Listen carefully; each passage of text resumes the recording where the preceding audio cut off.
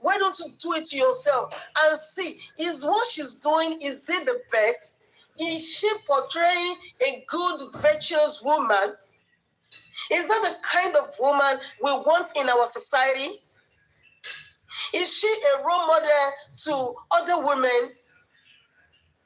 Those are the questions we need to ask ourselves.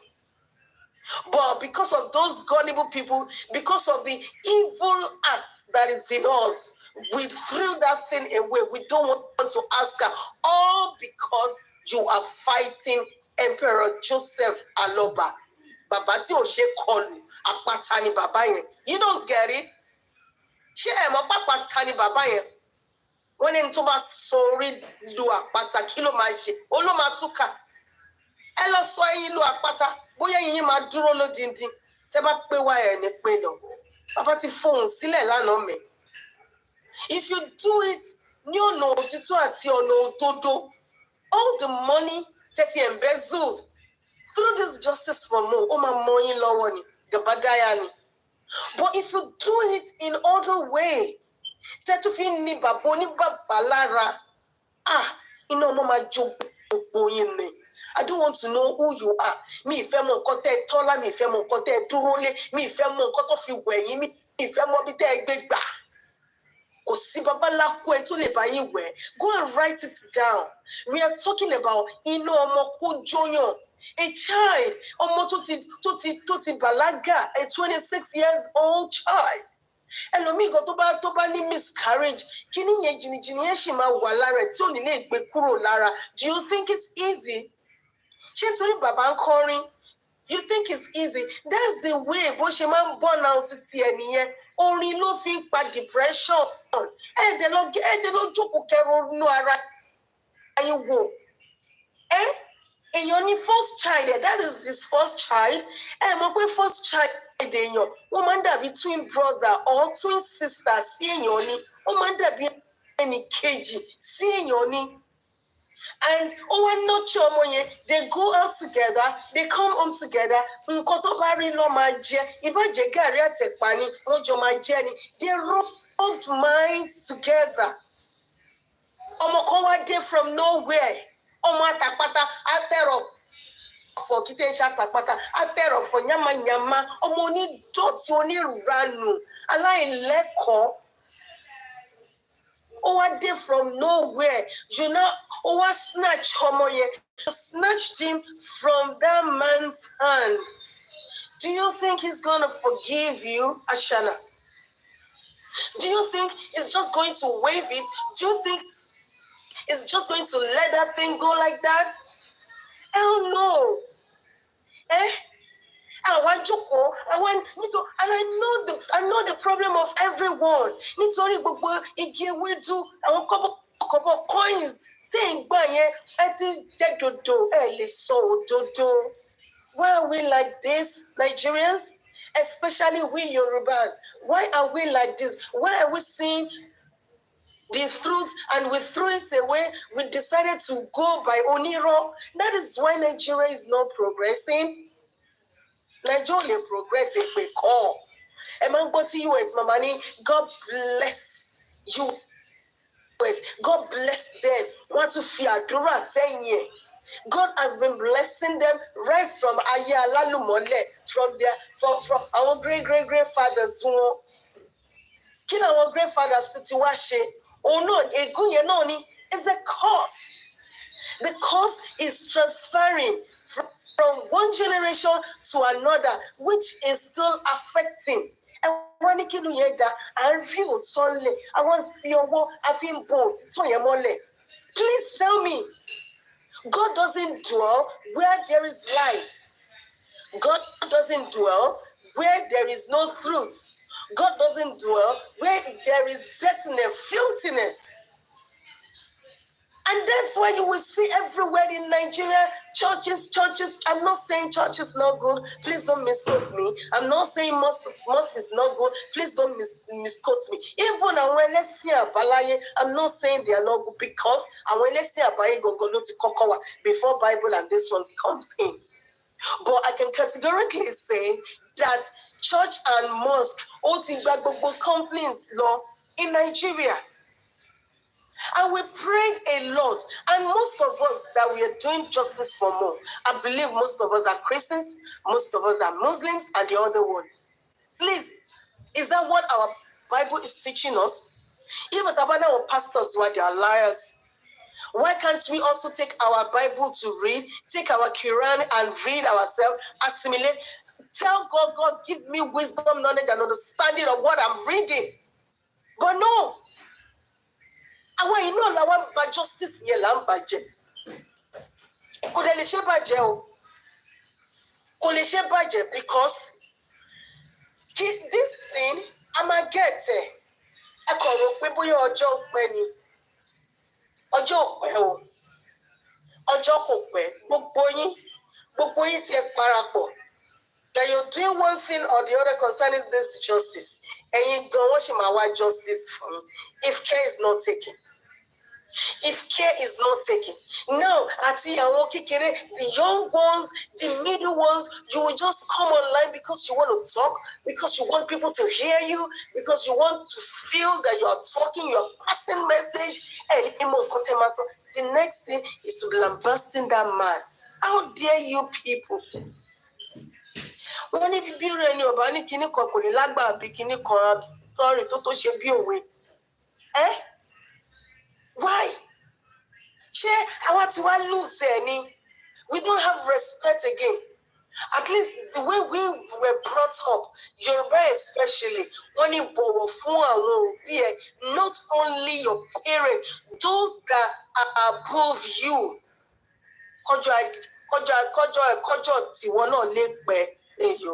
God Almighty. Now we don't throw that one in the bin. We'll not come.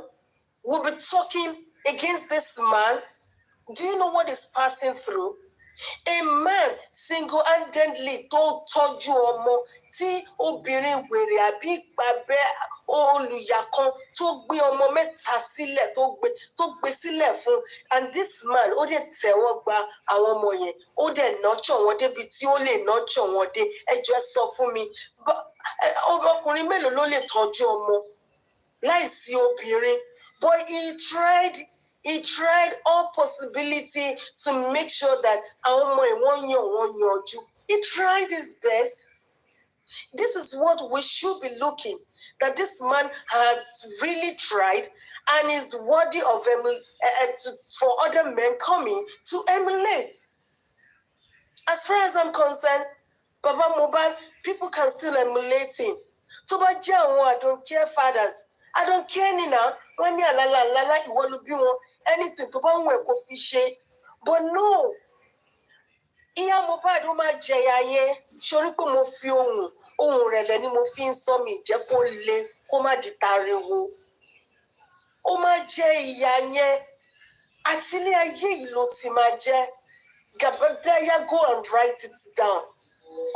I'm really cross with you, to be honest, because you're not making us proud.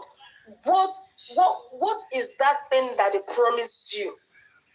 That you think if you liaise with Baba Mo to get justice for your son, you won't get it. What is that thing? I know it's laziness. You want easy money. So you are telling us now that you can trade your child because of money? Yes, that is what you're telling us. That I don't care. You should be ashamed of yourself. Covered your face. Wajeya. Shotibo. I'm on cook omato jino. Amato pari justice by God's grace. Oníkálùkù arele tọ́ba arele awa kú ìwọ àti ṣe ọwọ́ ẹ̀. Akùwà àti ṣe ọwọ́ ẹ̀. Àṣànà àbí kí ló ti ń pè? Sori, we won't leave you. Enjoy it while it lasts.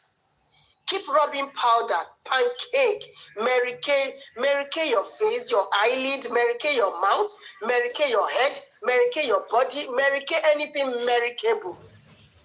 Enjoyed it while it lasts. Traveled. Eat whatever you want to eat. Enjoy yourself. Cruise. Shall not say loud. Shori, Odikoleni. Have you forgotten all the curses you rain on your son yourself? Ó wà lẹ̀ ó pọ̀ yẹ́nyẹ́nyẹ́. Abẹ́ gbé pamọ́. Because ìwọ náà ó ti kọ́kọ́ gbé ọmọ ẹ̀, ó ti gbé ṣépè, ó ti gbé ré. Ó wà lẹ̀.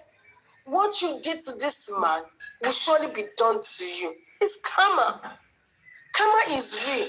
Whatever we do in life, we should all put it at the back of our mind that kò lè lọ lásán. Ó ṣe bí wàá gba ibi. Ó ṣeré wàá gba ire. Lórí justice for more, whatever everybody does, you will reap it one after the other.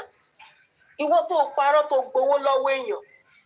Tó sọ wípé kinní kan a máa fowó ṣe kinní kan a máa fowó ṣe kinní kan tó gbowó ẹ wo ẹ lọ kọ sílẹ̀ o. Mo is not ordinary. The Baba himself, God, is not ordinary. Gbogbo yín tẹ̀lé ń tẹ̀lé kiri ẹ wo ẹ máa pàdé tó máa jẹ yín. Ó ṣúọ́jù. Gbogbo yín tẹ̀lé bàbá yẹn ẹ máa pàdé nǹkan tó máa jẹ yín. Because this man has not asked too much questions. He only asked 2 questions, which abiyamọ tó lè béèrè. The child in question, is he my grandson? DNA is sacrosanct, is important, is needed. He hasn't asked too much questions. And I don't think those 2 questions, di ká máa fara wa ní tọ́ya, ká máa gbéra wa ṣékìm, ká máa sọ̀rọ̀ síra wa. It's so simple. You, Ashena, if you know, if you're very sure, if you're very convinced in your heart that truly Mohbad owns this child, what stops you from submitting this child for DNA? What stops you? Wọ́n lẹ́ni tí ò bá jẹ gbì kò lè kú gbì. That means ó ti jẹ gbì ló ṣe fẹ́ kú gbì. Ló ṣe ń sáré kìtìkìtì katakata kìtìkìtì everywhere. If you know you are very pure, if you know you don't have any shady things in your heart, if you know you don't have any skeleton in your cupboard, come out. Ọmọ mi lélẹ̀ ó yẹ lọ ṣe nǹkan tẹ́ bá fẹ́ ṣe wọ́n gan òun dójú ti àwọn jẹ́nsìn ẹgbẹ́ ẹ̀. Ashana, like I said, ó di kan lẹ́nu. Ṣó ti gbọ́? Ọ̀nà tó róró yẹn, ọwọ́ ò tiẹ̀ wá gbọ́ ọ̀nà tó róró, ọ̀nà gbòòrò ló fẹ́ gbà. Ṣó dẹ̀ mọ̀ pé ọ̀nà gbòòrò, ọ̀nà parun ni. Ó yẹ fún ẹni tó máa gba ọ̀nà tó róró lọ sọ́nà yìí. Ọ̀nà gbòòrò lọ́nà ẹ̀. Then please, everyone, mi tó láti pàṣẹ o, ẹ má bínú. Those that are listening and those that are still going to listen to us, like me, I don't go everywhere. Mi feketi mi gbogbo kórìrì, kójú mi rírì kórì. I don't want it. I only stick to my true justice seeker. Mo dúró sí orí platform wọn ni. If we too can do the same, please, why don't we do the same? Ká fún wọn lè kọ́ máa ṣe shenanigans wọn, kọ́ máa ṣèrànú wọn. Ètò wọn ní etí tí ò bá gbọ́ nǹkan, ọkàn ò ní bàjẹ́. That is it. And I pray that God will continue to give every one of us strength. Tamafide, Ibitafede Lori, justice for more. Thank you for everyone that has been standing, that has not relent, that has not back out, that has not compromised, that are still on the same roof with Emperor Joseph Valoba. Ọlọ́run àṣẹnu ṣe wa o. And if you really gbà it is well with everybody. And I covered everybody with the blood of Jesus. Thank you again. Once again, I love you all. I've missed everybody. This is Princess Lois. Thank you once again. Though I've changed my name also to Your Highness. Thank you once again. God bless you all. Eshe Goni. God bless us, Sister Toyin.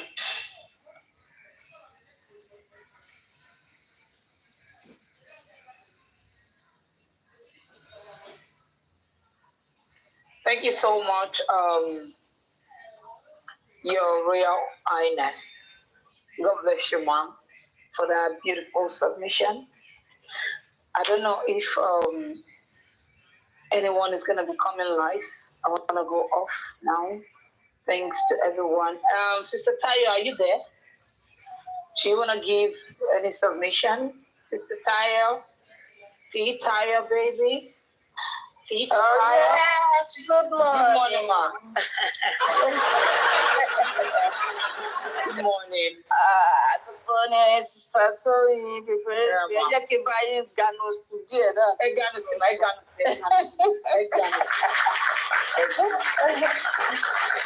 Good morning, everybody. General Vengeance, Mommy Bosumbola, Mommy Rianu. My old patient tó máa ti dé labour room tó máa sọ̀rọ̀ ó máa wọ́n àgbà ṣé pain yẹn náà ló máa jẹ́ kí àwọn tó bá fẹ́ bímọ yẹn wọ́n máa sọ̀rọ̀. The pain no be here o. Èmi máa bú ọkọ ẹ̀. Ọkọ mi kò tiẹ̀ súnmọ́ tòsí torí. Èmi máa bú ọkọ ẹ̀ bá ti wá bímọ ẹ̀ tó kà kí ló ṣẹlẹ̀ gangan kí ló dé tẹ wá ń bú ọkọ yín kí ló dé tí gbogbo ọ̀rọ̀ tẹ wá ń sọ pẹ̀ ìgbà tẹ̀ ṣe é fún wọn. Ṣẹ́wọ̀n bọ̀ ìgbà tí mo wá èkémi náà wá ní express ẹ̀ ní lọ́dún yẹn náà mo ní òkè so oríṣi táwọn èèyàn fẹ́ tó pọ̀ tẹ̀. Àwọn èèyàn délé sọ. So when okay, all right, we understand. We kàn jẹ́ kí n rántí àwọn ọdún yẹn gbà yẹn. It has been a very great morning. Mo kàn dé láti fi iṣẹ́ ni mo wá rí pé Sister Toyin ti wà ó jẹ́ kémi náà kí n ganu sí díẹ̀. Sherry, thank you so much for all you do in this justice for Mohbad. Thank you for staying with Baba. Thank you so much. May God bless you. May God continue to renew your strength. And gbogbo ìsítàsí Ọlọ́run á pín wa lérè. Ṣé rí eléyìí tèmi kàn tiẹ̀ fẹ́ ibi tí mo ti fẹ́ bẹ̀rẹ̀ díẹ̀ láàárọ̀ yìí kó tó di pé I go off. Gbogbo submission Wùnmí ọgbà lọ́mọ yẹn o. Kò síbi tí Wùnmí ti mention pé òun àti Mohbad jà. Kò sọ pé àwọn tiẹ̀ ní pé àwọn máa ní misunderstanding at all. Gbogbo every left and right tí everybody ti sọ̀rọ̀ nípa wọn ń jà wọ́n ní problem nílé wọ́n ṣe ọmọ yìí ò máa tiẹ̀ kò fìgbà kan sọ pé àwọn máa ń jà nǹkan kan bẹ́ẹ̀ kò tiẹ̀ wá sọ pé àwọn jà di ìgbà sílẹ̀ mọ́ Bàṣá tó fẹ́ sọ ó lóun gbé inú bí òun pẹ̀lú bí Mohbad àti Primeboy wọ́n ṣe ń jà nínú mọ́tò ni ìjà ẹ̀ fi wá di pé ó bẹ̀rẹ̀ sí faṣọ ya mọ́ Mohbad lára nínú mọ́tò. Irú ìbínú wo ló bá bí? Mohbad pẹ̀lú ọ̀rẹ́ ẹ̀ ń jà. And then you started fighting your husband to the extent of tearing his clothes. But you never even mentioned that. So ibi tí ọmọ yẹn tí ẹ̀ ti máa mọ̀ pé èṣù bèlè kí lọmọ yẹn. She's so dangerous. I saw this video with Iyabo Ojo recently where Iyabo Ojo was saying, mommy, Ìyàwó Mohbad. And she said, oh, yes, that is it. Wow, if we allow her to go or to move freely like that, she's going to go off and kill another person. Iyabo is going to send her to go and kill somebody else. Ọmọ tí ọkọ ẹ̀ wà tó sọ pé husband of your youth ó sì wà nínú mọ́ṣúárì ojú ẹ̀ dá ọkàn ẹ̀ balẹ̀ ẹni tó fi Wùnmí lọ́kàn balẹ̀ like this ṣe bàbá Liam tó fi lọ́kàn balẹ̀ ó sì máa padà lẹ́yìn ẹ̀ because our make sure pé a ṣe Wùnmí dénú inú ìyàrá ẹ̀ ní Kirikiri. If possible, we are going to take her to somewhere in the north. Because me ti rí irú ọmọ èṣù bẹ́yẹn rí. As for Mama Mohbad, she's just a bad mother. She's just an evil from the pit of hell. ìyá báwo yẹn gbogbo àwọn èèyàn ti sọ̀rọ̀ látàárọ̀ even my own gangan mo lè fi for example when my mom was alive I was going to secondary school ọdún náà long and mom didn't have nothing much wọ́n mú mi lọ sí ṣọ́ọ̀bù ní provision my mom I didn't know that my mom didn't have no money on her. And we went to that shop, that woman. Just take whatever you like. Take anything that you like. Anything. I was going far from our town. And I brought down everything that I was so excited. Only for us to say, okay, calculate it. And that old woman, my mom said, yeah, I came here, I didn't have nothing. I was like, what? You don't have nothing? Yes, my mom said that, but you are going. You are going to go, and I'm not going to let you go hungry. You are not going to go hungry. Not in my life. Every time, every weekend, my mom is there. With whatever she has done, she trained me, she trained us. She never said anything bad about that. She died young, she died early. But my dad received the best treatment in life. Even when he died, I gave him a befitting burial, the burial that I thought he deserved. So what happened to Mama Mohbad? Mama Mohbad was so bitter towards Mama Mohbad. Despite the fact that she offended Baba Mohbad. She went to sleep with somebody else in the compound. Ó dẹ̀ sì gbin oró yẹn sínú pẹ̀lú ọmọ tó bí nínú. Oní Mohbad fi ẹ́ kọrin, ó fi ẹ́ gbowó. So because of that, Mohbad deserve to buy. And you went and pitched tent with somebody that everybody is saying pé ó mọ̀ nípa ikú tó pa ọmọ ẹ̀. Ìwọ náà dẹ̀ mọ̀ pé ikú ó mọ̀ pé kíní ò sẹ́yìn ọmọ ẹ̀. Mo fi pé ó fẹ́ gba ògo Mohbad kó gbé fún imbecile àdúrà. Kò dẹ̀ possible torí olúkálùkù orí ògo olúkálùkù yàtọ̀ síra wọn. Ọmọ Mohbad mọ̀ a lot nípa ikú tó pa ọmọ ẹ̀. And ó dẹ̀ ń disrupt justice. Ó ń block ẹ̀ àdúrà mọ̀. Àbúrò ẹ̀ náà kí ló jẹ́ Darosa mọ̀. Àmọ́ Mohbad dẹ̀ ó dẹ̀ ṣetán ó ti lọ gbàjẹ́ kódà tí ò bá lájẹ́ tẹ́lẹ̀. Mama Mohbad ti gba àjẹ́ oníbínú, àjẹ́ olóró. Ó ní Mama Mohbad gbà lórí ikú ọmọ tó fi inú ara ẹ̀ bí.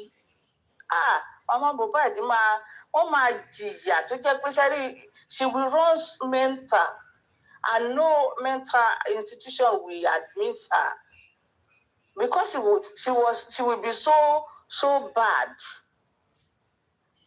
She will be so bad that nobody will be able to help Mama Mohbad. As for Iyabo Ojo, where they might say Iyabo Ojo is not one of the family, or she wasn't in the house when the incident happened. But the way she has involved herself in the whole situation, I think she can be called to this corona inquest because she put her chest out to say that the guy pie in the house. She has been the mouthpiece for Wunmi. She has put herself out. I think it's about time for her to go and come and tell us what she knows about mobile pie. Because it's so much òun nìkan ló ń gbé Liam káàkiri òun nìkan ló ń block everything boyfriend ẹ̀ tó ó ń gbé Mohbad wá sí London and a rí ibi tó ti fún ọmọ yẹn lówó wọn fún wa a rí receipt ibi tó ti fún ọmọ yẹn lówó so she might be blocking everywhere so it's about time kí Ìyábọ̀ kàn pé kó wá sọ tẹnu ẹ̀. As for Aunty Lati ojú wọn ti bó o because this is the Aunty Lati that was singing pé Wùmí Olóbò power bank tó ń bá prime boy kọ orin gbà yẹn so what has suddenly changed it was because of owó wọn bá change igi ewédú tí wọ́n ń gbà dẹ̀ fẹ́ kí bàbá kọrin ẹ sọ pé bàbá ń kọrin ibu yín ń kọrin ọ̀tẹ̀ bọ̀ gbogbo nǹkan ìwà tẹ̀hù pátápátá ó ju tọ̀tẹ̀ lọ gan. In fact, what you have done can kill that man, if not because of the grace of God, and pẹ̀lú gbogbo ẹ̀yin tí Ọlọ́run rán. Wọ́n sọ pé wọ́n pa bàbá yìí sẹ́. But what she has done, I don't even know. He's only asking what by his son and the paternity of this boy, so that he could know bóyá tí Alọ́ba ni àbí tí Alọ́ba kọ́. I don't think he's asking for too much. So gbogbo yín ẹ̀dẹ̀ lọ pàdé àpòpọ̀. Mostly the Yorùbás. Kí ló dé tá burú tó yìí? Yomi, Travagas Square láti máa lọ pàdé. Then àdè máa kọ maybe ká competition sí gbogbo àwọn airport wa. So that tó má ti bá wa rí ẹni tó bá ń wà because òun náà ti lọ sí gbogbo airport fún Yomi fún Wùmí náà so àwa náà tá a bá ṣerú ẹ̀ fún ní bíbá ẹ̀ náà kò sí kankan tó burú bẹ́ẹ̀ because so that lè fẹ́ yín náà ní breaking news gbogbo àṣírí wọn ló máa padà tú pátápátá nítorí gbogbo nǹkan tán gbé dání kò ju irọ́ lọ ẹni tó bá dẹ̀ ti parọ́ ó máa jà lórí wọn ti jalè sá pátápátá all of them but ẹ̀tẹ́ ni wọ́n máa gbà wọ́n bẹ̀ and by the special grace of God justice is for Mohbad justice is for Baba Mohbad and we will all give him to God. Ẹ ṣé gan ni, God bless you. Have a good day. Thank you.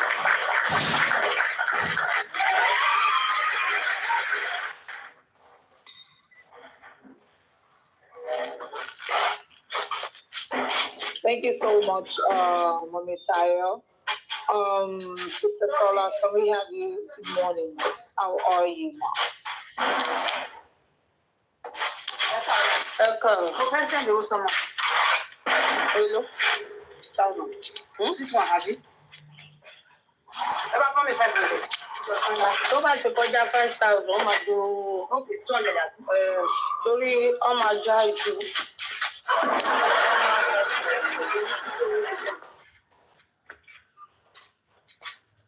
Nọ́mbà tó pè mí sí. Wọ́n bẹ̀rẹ̀ náà ń lò. Ọmọ fi wẹ̀ sí.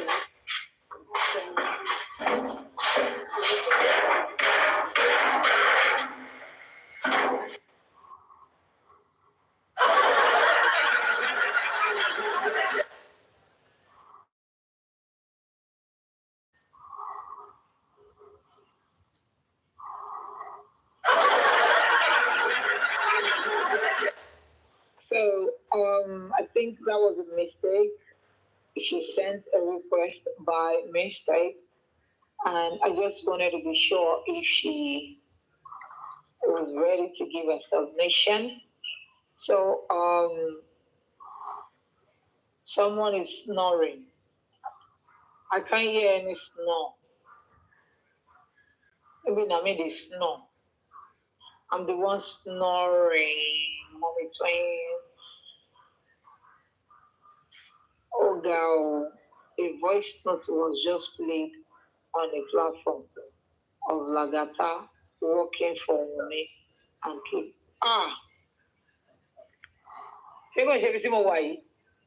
I just played and I feel like I said, then please play everything you are taking me out. It means you two, you are just threatening them. You don't want, if you want to, hey, shut up, please. It's okay. If you want to play, Shout out to me. Only sort up. Me, I don't like this kind of thing. Is anyone recording? You know something. Now, okay, telling Yes. go to his own platform to be another fire platform. I was on the platform, but I reduced it. I would have. I missed it. You understand? They are the one that called for the battle. Celeste, shut up. You talk too much, idiot. We all gang up to empower somebody to come against you. Just like you grab. It's all about him. It's always about him. I don't know why people are like this. To bully me till the end of my life. No. You will not be relevant in this society because you're not real. Bring up my shit too. You understand? So I have shown the whole world who you are. Defend it. That is it. I've mentioned names. I said Aris, Wendigo, Samijojo, Lagata, Lapsne, Bossman. You're saying that all those people are working together. Despite that they're fighting themselves online. Thank God. Despite that they're fighting not mention our name. you're telling us that they're all working together. They are fighting themselves online when we want to get justice, but when it's time to contribute money to defraud the public, they are always united. No fight. But when to get CCTV, they will fight. When to get home forensic, they will fight. To get red autopsy, they will fight. They won't agree. To get toxicology, they won't agree. But to gather money, don't worry, they agree. You wanted to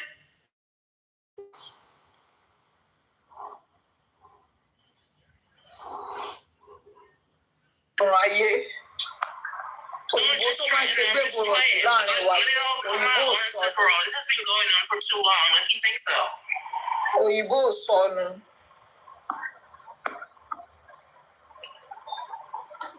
That's so simple. Yeah. Continue. I'll play the relevant ones. You know, there are some things if you release it, it doesn't have it. You just go on that. I told you these videos that I played that Ajuke is talking about. I have posted it since the 30th of April. Imagine for a whole 1 month, nothing was done about it. This is June. So yeah, let's look for another one. All their secrets is here. They know it. They just don't know to which extent. That is it. And I'm happy if you come after me, you say I defraud a woman for 50 million.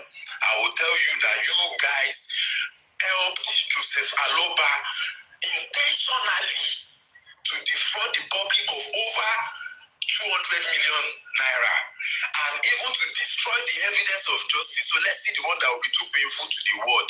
If it is my own private life or the justice So who told this fool that these people are with us? They are not with us, so I don't know why. All of you, if you don't chop this punishment, your children will die like Mohbad, and nobody will look at them like anything to fight for. Even you say buying like they buying Mohbad, and nobody will fight for you. Evil people, they will be blaming police with police. So you guys can use police on each other now, but you are blaming the police that they are putting petition under the carpet. Really? So, but the petition that wants to, since both casted you that you are working with King White, that you're working for me. So, not the kids, please. You can go at them, not the kids, please. Well, the kids, you can't. They're not responsible for their parents' You see, one thing about kids of an evil person is that even if you don't cause them, whatsoever their parent is cooking now, they are going to eat out of it. So that is not a cause. You understand? It's not a curse. It's a normal thing. The karma, when they are doing their karma, there's no how. The food that is cooking in the house, the parents will eat, and the children will eat. So it's not really that I'm cursing their children. That is not cursing your children. Don't worry. Because for you people that obstruct this DNA, that obstruct this justice, don't worry. And so shall it be in Jesus' name. Just canceled out the curse when you said in Jesus' name.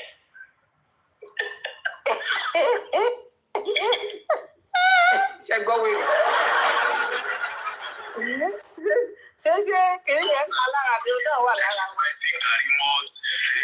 All those things are lies. I beg to be corrected. If they think say now, they should do their full forensic now. Everybody should do the forensic of themselves. No, they can't do all these things. They will continue to protect themselves. That is the fact. Because what? They know what they are doing. Yomi, the only reason Yomi is drifting away from these people is because he can see clearly the game that they played with Joseph Aloba to destroy that man. Yomi is making sure that this thing doesn't happen to him again. Hence, the only way is to make sure. And immediately your problem is you cannot speak for yourself. You like speaking for people. No, wait. You don't know your Who told you? Who told you that I'm defending Yomi? Who told you I'm defending Yomi? No, but yeah, you said he's trying to make sure. Yomi even busted. Justice. Yomi is part of them. The only reason Yomi is moving himself to do the right thing at this time. Okay, what he's doing, does that mean it's also the right thing? Do you know that maybe he's running away from there and go and make another people another victim again? Do you know that? Wait. Analyze. Because he knows that just talk for yourself. Let's analyze. I know you will understand it now. Okay, Yomi, look at Yomi. Yomi came out to say Supreme works.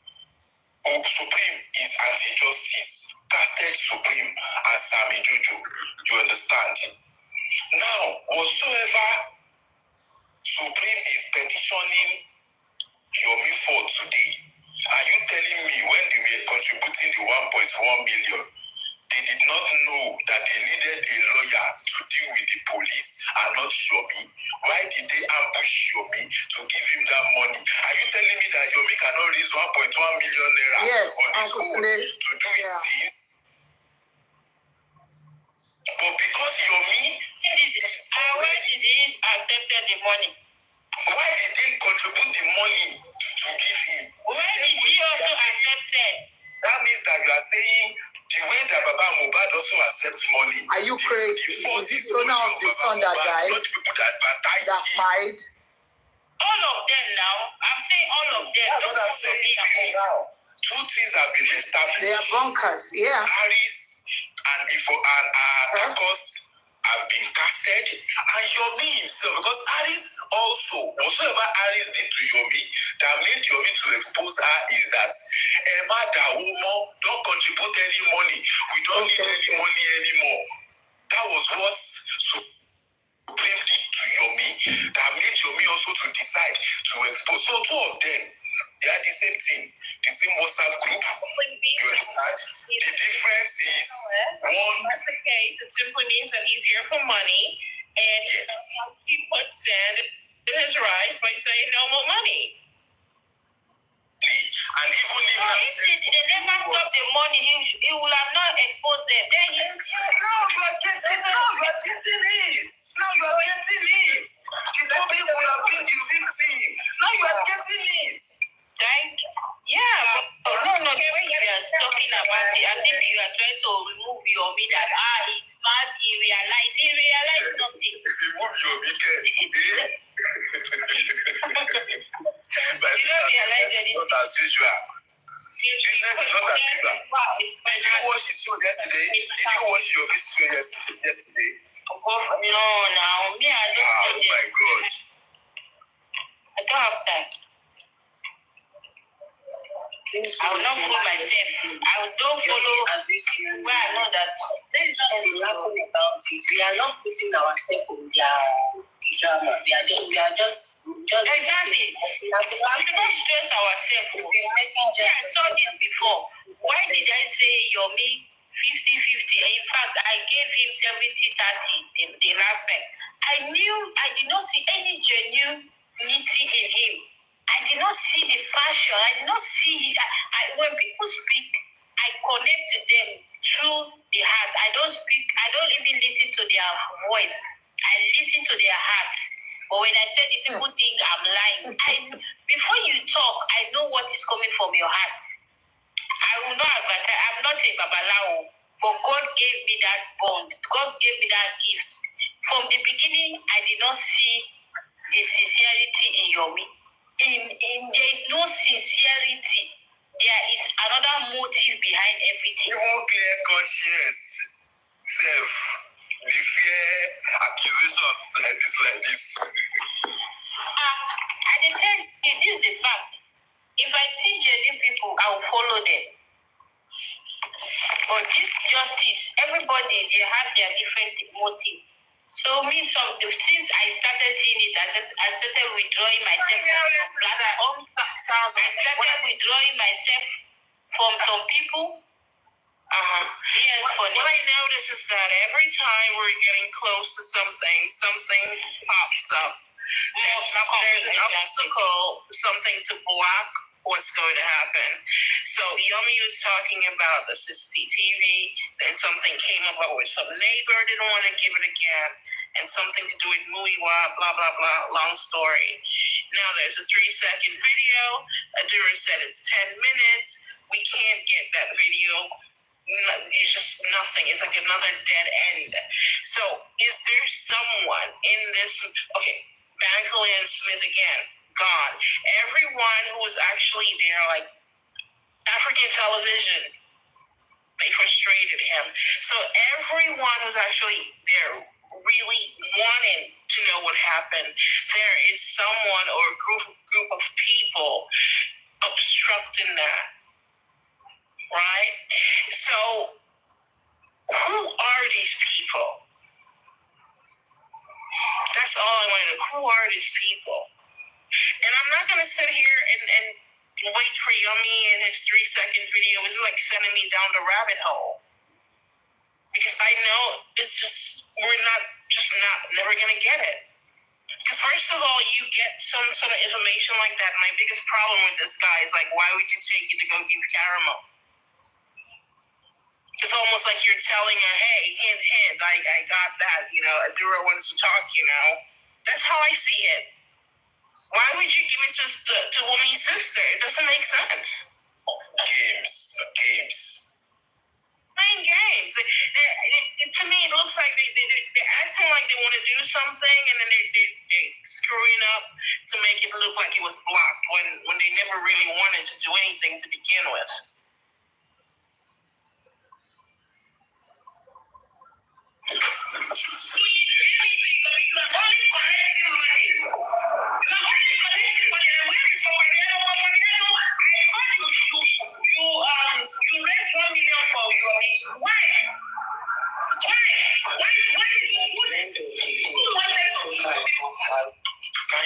Can you see? That is supreme. Yomi also went ballistic immediately, and he said they are working. Those people are Sammy. Anyone that is even with Sammy Jojo is anti-justice. I did not see where Sam Jojo was baptized by John the Baptist. For him to have changed his life or changed his ways, I've not seen it.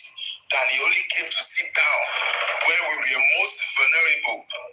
When Kurexi and others actually slapped us by the face, and the door was open for thieves, for double agents to change their clothes. And this is where we are. Sele, why is Yomi going merry-go-round? Let's start from where Yomi started. From which platform till where he is today? He went to, now I even feel sorry for that music pivot guy. He went there, they supported him. He left them like nobody's business. He went to which platform again? It's not like that. He also is really up for, I don't understand. If they sent him to, why are you feeling sorry or what? Gaza, don't feel sorry for this guy. Why are you feeling sorry for this guy? No, not. I don't want to No, hear not for his you. name because but you said music pivot or whatever. Because of this guy, people were in my DM calling me camera down. Not genuine, after God for me. Not genuine, sorry. No, because of the same music guy. People were in my DM calling me camera down. Yeah, because of me up with somebody else. Even me, he insulted my father. Well, I didn't know him. I don't know that face. You know that it's a woman that insulted my father. Yeah, I remember her, very big lady. I remember when she used to come in Paparigano. And she didn't have that name Phoenix. One day I got so mad, like I almost wanted to go there and tell her to change her damn name. Because I'm not going to change mine. I know when she used to be coming up Papariano, and she didn't have that name Phoenix. She had people coming in my inbox calling me camera down. And this is the first time I'm hearing camera down in this movement. And even when I had that name, trust me, I never thought it was him because I know. I said, it's like never.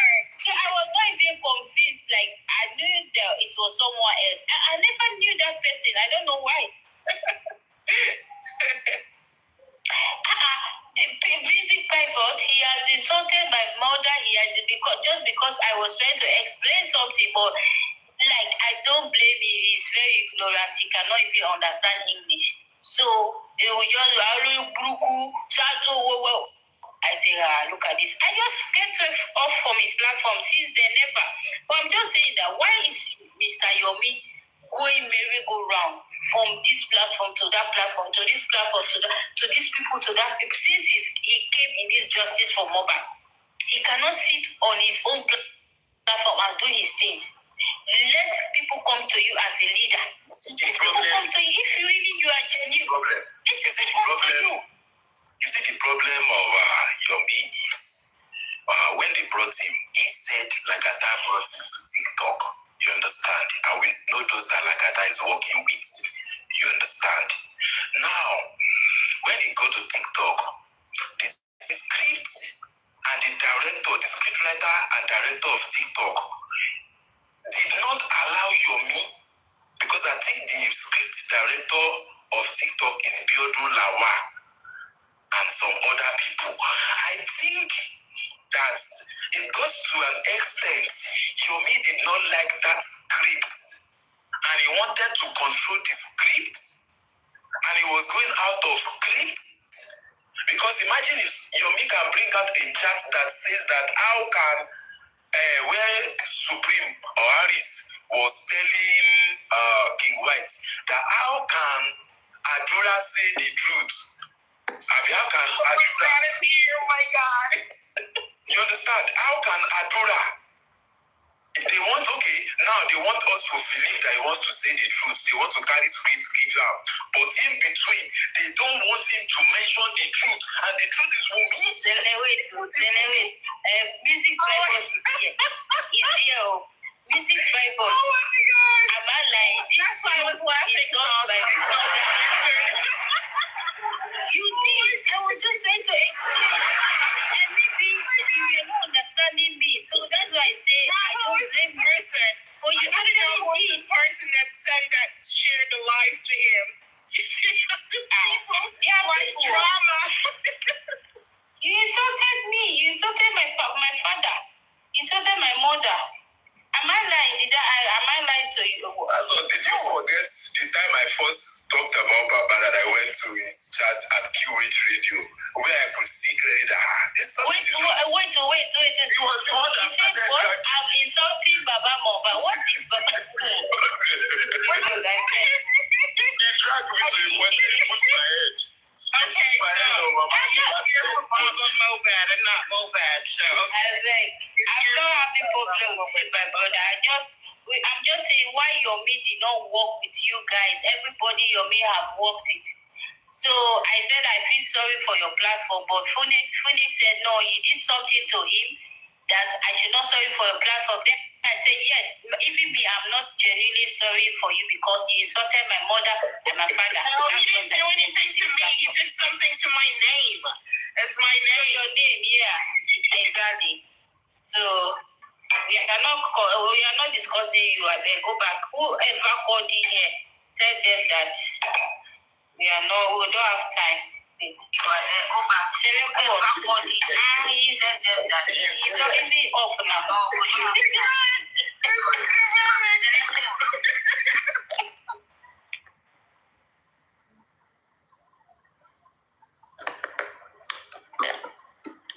Kò ní kú sọ̀rọ̀. No problem. We are fine now, sir. We are fine now. No problem. Like, really? Oh, very big soon. You actually came here to fight Salsa? Yes, no. Only I can't talk about you. And you think that I for one will allow it? Never. No. Okay. About you.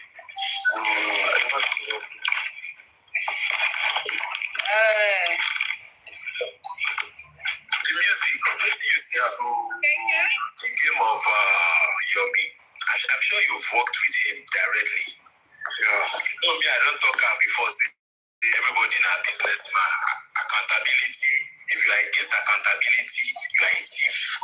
In this case, so you understand. So what can you say about Yomi?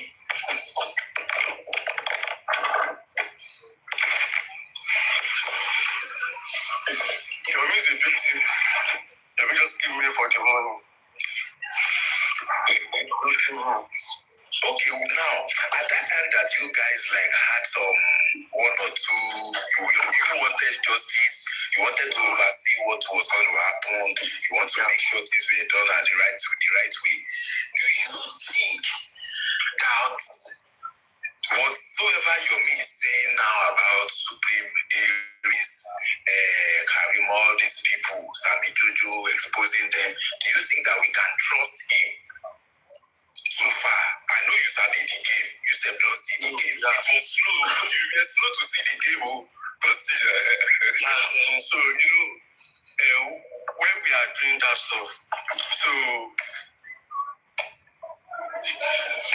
your family came to me and said that Karimo is bringing in Bossman and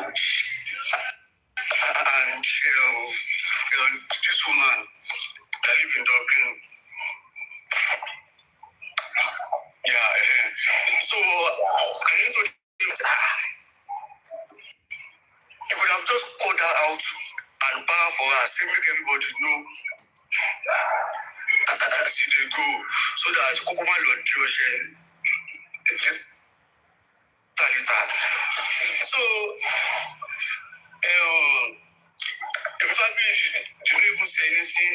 It was quiet about it. So we now came out and called Karimo out and said, Karimo, why are you bringing in Bossman and this woman to our stuff? Karimo said, no, never, this thing. Could you believe that when we now added 3 ways calls, the family denied. He said, no, I never tell you that to this and that. So after that, Abdullah now messaged him. Okay, you claim that you have an NGO. When Abdullah messaged you, when will you send that information to Karimo?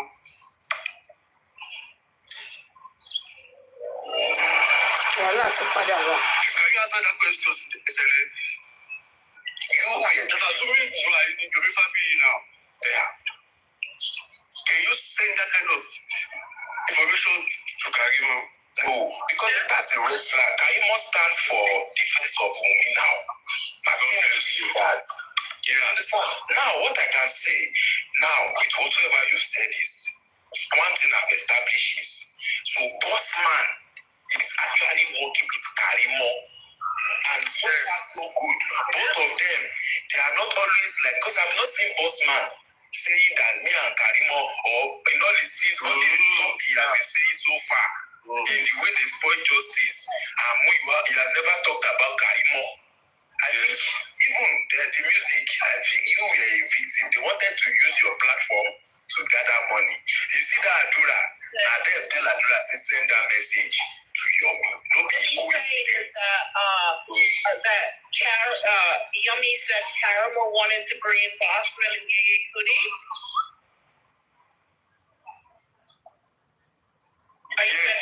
Yes. This is the first time I'm hearing that part of it. Yes. Me too. I kept quiet about it. Wow. So, I was the one that challenged Karimo that why do you want to build these people in? So, and during those period, Yomi have told me and Karimo that we should forget about this CCTV. That he has not seen any video, that he's just making it up. He has seen us about CCTV. That's from one. Okay, please. Okay, hold on, please. Just ask your family that what did I did wrong? Did I try to spoil his work? That what have I done wrong? Just ask that simple question. I think it's because you were looking into this. But he wants to give you just a little to push you out. Something. Yes. You feel confident enough to say, what? I'm telling you.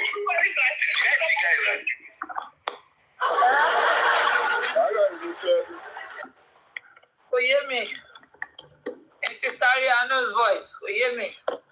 Well, you tell Yomi, thank God, God is dealing with him. God is dealing with him in the sense that his voice no longer has value. And I want to say, Yomi, I get that talent. Community justice of Ubadile could be justice Koko. It's not after, and thank God, even Sami Jojo, 5 and 6 can be exposing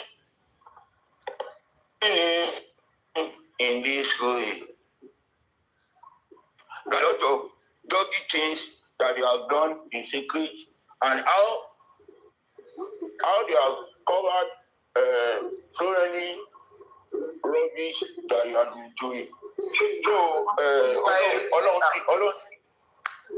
I'm going Ọlọ́run ti ń dì pẹ̀lú Yomi seriously. So, ó kàn lè máa pariwo kó máa ṣe kiri. Ó dàbí pé ó ti gbó kò sówó lọ́wọ́ ẹ̀. So, owó tí ò sí lọ́wọ́ ẹ̀ yẹn ló ti fẹ́ jáde pẹ̀lú kọ́ máa ti fi ṣẹ́. CCTV yẹn 3 seconds yẹn ó máa jáde. Ẹ má wọlé. A lè má play lórí social media. A lè má ṣe kiri kan but ó máa jáde. It will come with a price. Bẹ̀rẹ̀ to ṣe kiri kan, bẹ̀rẹ̀ to ṣe kiri kan. Ó ṣàn sọ fún yànwọ̀nyànwọ̀ ẹ̀ ní àná. And ṣe rí Yomi yẹn. Ó wọ̀n pé àwọn dìde tó kù lẹ́yìn mú tó ń kọ́ wọn kiri yẹn. Tóun wà kí n come to attack Baba Mohbad. Wọ́n ní rí bóun ṣiṣẹ́. But wọ́n ti bẹ̀rẹ̀ sọ fún wọn ni pé àṣẹ pé wọ́n pa àbúrò Yomi unjustly ní school. Ẹjọ́ as an activist ló pe rẹ̀, as a kíní kan tó pe rẹ̀. Lórí tí ò lè wà justice fún àbúrò rẹ̀ tó wá sọ pé bàbá Mohbad tó ń wá justice fún mọ tiẹ̀ pé kò wá dáadáa Yomi àbúrò ẹ̀ lọ́pàá sí school yẹn why not go there and go and seek for justice for your late brother who was killed mysteriously why then gbogbo yàwọn gbogbo ìṣì tó ń ṣe yẹn kò lè yọwọ́ àṣírí ẹ̀ ti ń tú you keep on casting yourself and I love for the first time I love what MFM did was it yesterday wọ́n ṣe ẹ̀ pẹ̀lú mi she analysed everything about Yomi his role in our Suez life his role in Baba Ìjẹ̀ṣà even to the extent pé ẹ̀rí ẹ̀wọ̀n níwájú Baba Ìjẹ̀ṣà ó sì ń fi Baba Ìjẹ̀ṣà gba owó oníkọ́mọ̀wọ́rí iṣẹ́ the same way you want to do for this justice you want to destroy this justice and telling people he's looking for justice and let me say this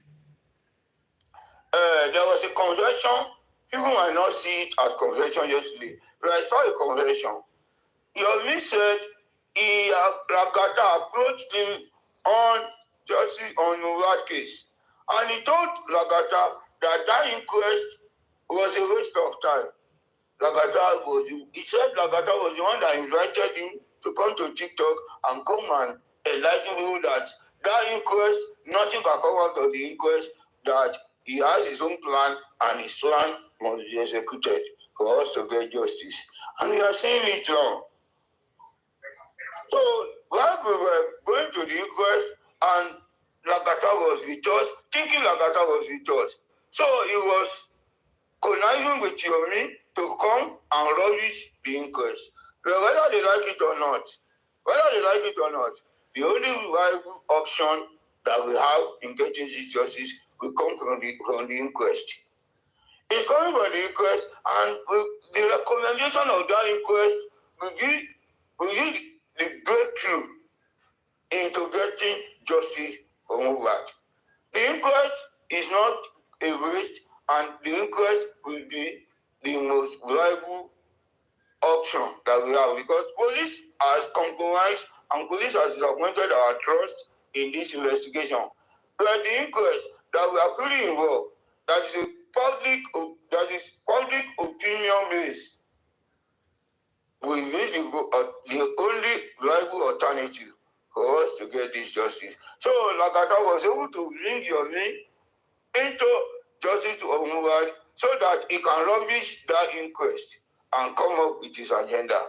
It's very sad when I heard that yesterday, and I think God will continue to expose those who are double-faced and who are not sincere with the cause that we are fighting.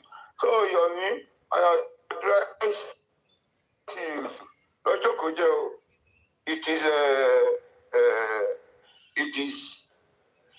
It is not like us. It is not like us. Yeah. From today, henceforth, Lagata is not he was never part of us.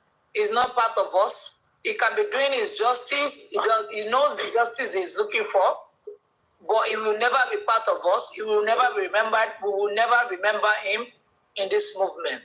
He was never with us. We don't know him. He is evil. Sister, evil. Can I say something to that? I remember when immediately Yomi came. Sorry, ma. Mo ṣáà rí pé ó ṣàfẹ́ kí mi àti láti parí ìjà. Ó ṣáà force mi ká parí. Ó fẹ́ mú wa pọ̀ mí ìgbà ni. Olórí ní kí àwọn stand ground there o. Ever no dey go, ma. Yeah, immediately Yomi came on board. Lagata went to hiding. Ọlọ́run ló mọ ibi tó hide sí. For some time, he wouldn't say anything, either right or wrong about Yomi. He just disappeared to the thing here. It pretended as if there was a fight between them. God bless you. God bless you. He disappeared, and that would make anyone to think that, maybe they are not in a good time, or you just want Yomi to do the job because Yomi keeps saying that he is the one who called him to come and join. He is the one who called him to come and join. Now, Lagata disappeared.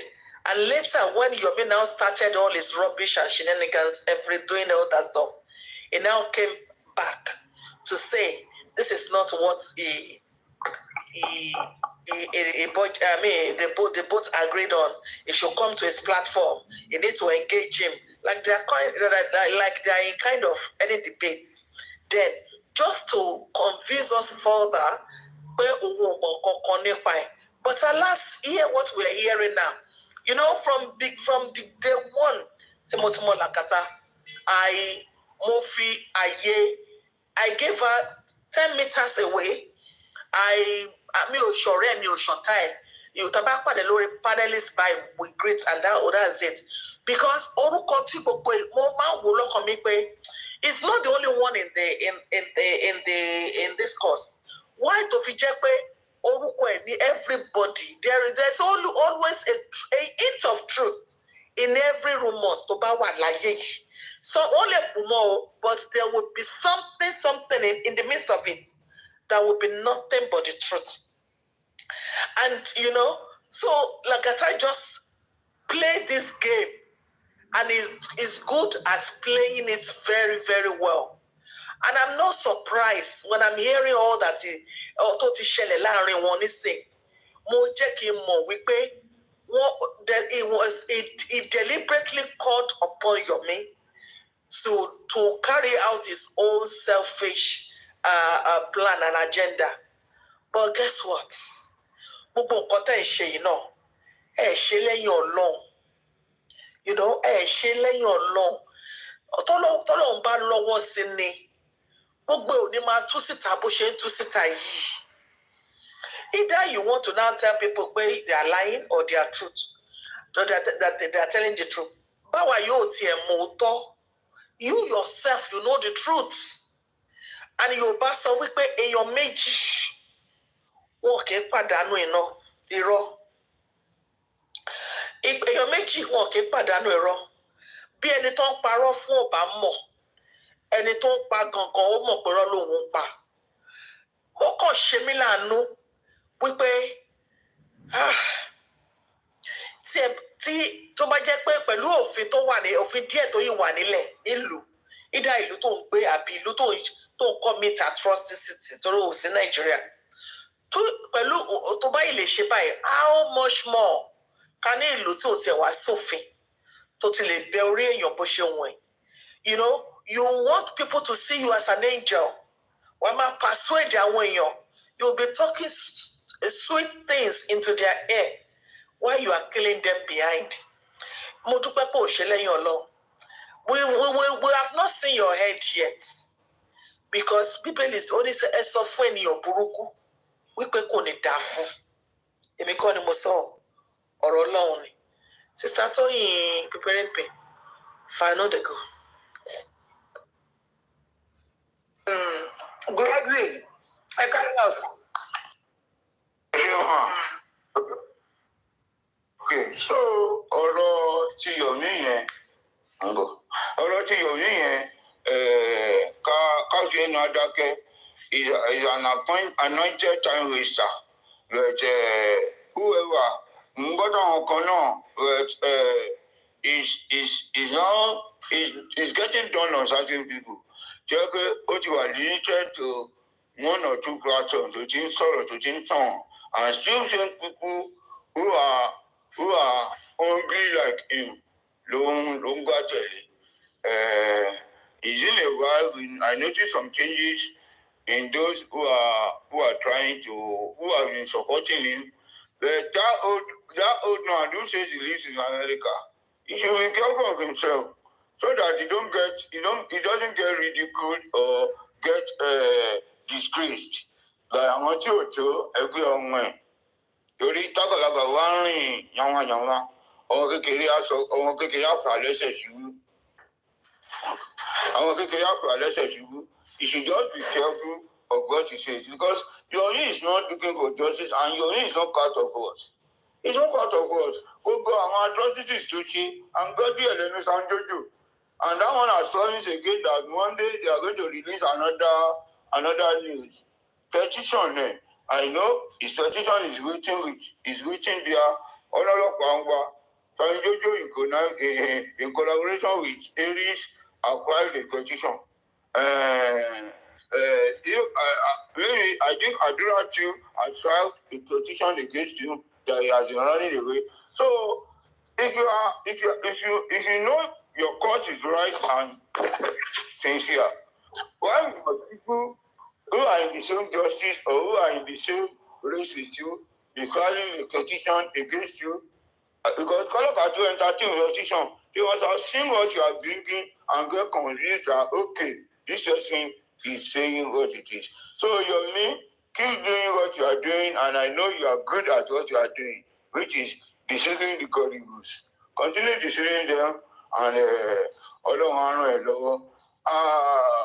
I want to say this on Lati. Well, I am very economical in attacking, addressing, or calling for Lati. But if care is not taken,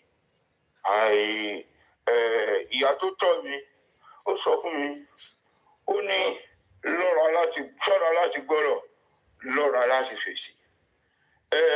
I've been trying to be very careful and reserved in what I say and what I do, so that mi fẹ́ jẹ̀bi Ọlọ́run, mi fẹ́ jẹ̀bi èèyàn, and what I do kò ń ṣe nǹkan tí to defend.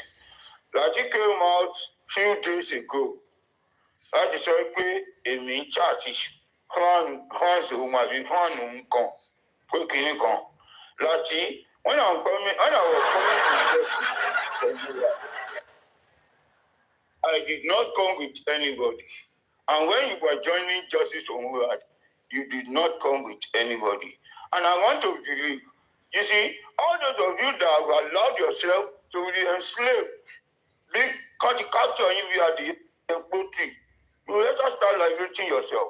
Because if you cannot liberate yourself, nobody will liberate you. Báwo lè yọ sí máa sọ pé èmi ni mo ní èèyàn? Are you God? You are not God. And this particular person you are talking about was the one that attracted me. Nítorí pé òun wà ní music òun wà into music. Ọ̀sán nípa àwọn Dango driver àbí kinní kan pé kinní kan. Ó dẹ̀ rí kó wà ní into music. And sorry, anything I say or I do regarding Baba Mohbad, me ò ṣe without his consent or without his knowledge. I will never. Kì í ṣe nítorí ara mi. I don't look for my personal gain in what I do for him, because mo ìlú ìpè tí mo wá ṣe nǹkan kan tí mi consider ẹlẹ́dàá ohun ẹ̀ tó ti ju gbogbo wa lọ á gbìyà jẹ mí. And ẹlẹ́dàá bàbá yẹn sórí àwọn méjì kan àwọn mẹ́ta ni wọ́n avoid láti ṣe. One, arúgbó tó wá ti dàgbà nítorí ìnìlẹ́kẹ́ kí ewu orí kó gègùn fún mi. Ẹnì kejì òun ni opó tó wá jẹ́ opó tòótọ́, not black widow, the real widow that lost her husband, tó lose essentially tí ò sọ ọwọ́ ẹ̀ mẹ́, tí ò sí ìwọ̀n ẹ̀ mẹ́, tó dẹ̀ dúró láti àwọn obìnrin jẹ́ pé yes wọ́n dúró sílé ọkọ wọn ṣòpó níyì ọjọ́ tí ó yẹ kán ti ṣe, and there is regard for the owners of ẹni tó kú. Àwọn gangan tó ń pè ní opó nílẹ̀ Yorùbá ní kì í ṣe wọn. And then ẹnì kẹta ni ẹni tó sọ ọmọ nù nítorí pé ègún tí wọ́n wá gbé tó wá tẹ̀wọ̀n especially tó wá tẹ̀wọ̀n lórí anything that has to do with that child, wọ́n wá fi ọmọ ṣépè fún yàn. So I consider all these things in what I do. Láti kí wọ́n wá sọ fún yàn pé iṣẹ́ bàbá yìí mi fẹ́ kó gún, iṣẹ́ bàbá yìí mi fẹ́ kẹ́yìn ajẹnipa kẹ́ ẹ pín èrè ẹ̀ sọ́wọ́. And I told the person that, look, do you know how they monetize YouTube? Nítorí gbogbo nǹkan tí bàbá yìí ń ṣe, ó kàn ṣàṣàfẹ́fẹ́ ni. He's not making is not getting reward for the hard work he's doing. Kì í ṣe owó orí kì í ṣe owó kì í ṣe gba 1,000 gba 2,000 òun ni bàbá yìí máa depend lé. He need to start doing what he knows best to do. And kọ́ lóun mọ̀ lọ́wọ́ kẹ́lẹ́dọ̀ ọmọ yẹn náà kó wà lẹ́yìn ẹ̀. And I tried to ask him, do you know how to monetize song lórí TikTok àbí lórí YouTube nítorí àwọn wáàd ó fẹ́ monetize àwọn orin tó ń kọ. So you are not taking it against the pé mo lọ wá fans ẹ̀. Ṣé wọ́n lè kó fans sẹ́yìn àbí àwọn tí wọ́n ń pè fans yẹn tó wá jẹ́ pé ṣé wọ́n ní wọ́n ìdára wọn ni? Are you God? Oh, inshallah now. Why will you say you want somebody? Anything what is God? Look, if it is because of my selfish interest, mi ò ní wáyàn kankan lórí TikTok sọ. Bẹ́ẹ̀ni mi ò ní nǹkan kan tí mò ń hide and you are not saying over kàn mí sọ̀rọ̀ ó ń ṣe kinní kan ó wá ń gbé chat mi àti ẹ̀ síta. Sórí ó kàn wá ń display lack of sense and lack of wisdom ni. Ó ń gbé chat mi síta he said this kinní kan. Like you, like your fans, no, because I chatted with somebody on a sincere mind. Òun ló pè mí, òun ló bèrè nọ́mbà mi. Chat wa lórí TikTok sí wà rẹ̀. Why he was begging that he had something to discuss with me. Òun ló bèrè náà. Òun ló bèrè. Ó wá ń gbé jáde. Like ìyẹn náà ó wá ń send chat mi àti ẹ̀sọ́ síwò. Like you, like your fans. How will somebody come out here and you can't see? You lose fans. A lot of our fans will be married. Simaru, you want inbox me? You be láti. I will continue more. Ipe kini yẹn ti wà messed up. Kini yẹn ti di yamayama. O ti gbé dọ́tí ẹ̀ ń bára wọn jà yìí. O ti ẹ̀ já wọn mọ́. Àwọn ò ní interest lórí justice for Mohbad mọ́. Ẹyẹ èèyàn mi ṣé mo sọ bí by last week àbí mi ò sọ? Ṣé mo sọ̀rọ̀ yìí ní last week àbí mi ò sọ pé àwọn kan inbox mi wọ́n ní. Láti tó wọn ẹ̀kú ló ń sọ̀rọ̀ yẹn. Tó wọn ẹ̀kú ló ń sọ̀rọ̀ yẹn. Àwọn fans àwọn fans. Ó dẹ̀ dábọ̀ ẹ̀ inú mi dẹ̀ dùn wípé wọ́n náà wọ́n rí pé mo ní sùúrù. Àwọn máa dá sí tí bá fẹ́ ṣe nǹkan àwọn máa dá sí gbígbé bẹ̀tà àwọn ò lè ṣe mọ́ àwọn ò lè lọ́ngà máa wo justice for Mohbad mọ́. Bí irun tí mo wá ṣe láàárọ̀ tí wọn ò ní láìkí ẹ̀ wọn ò ní láìkí ẹ̀.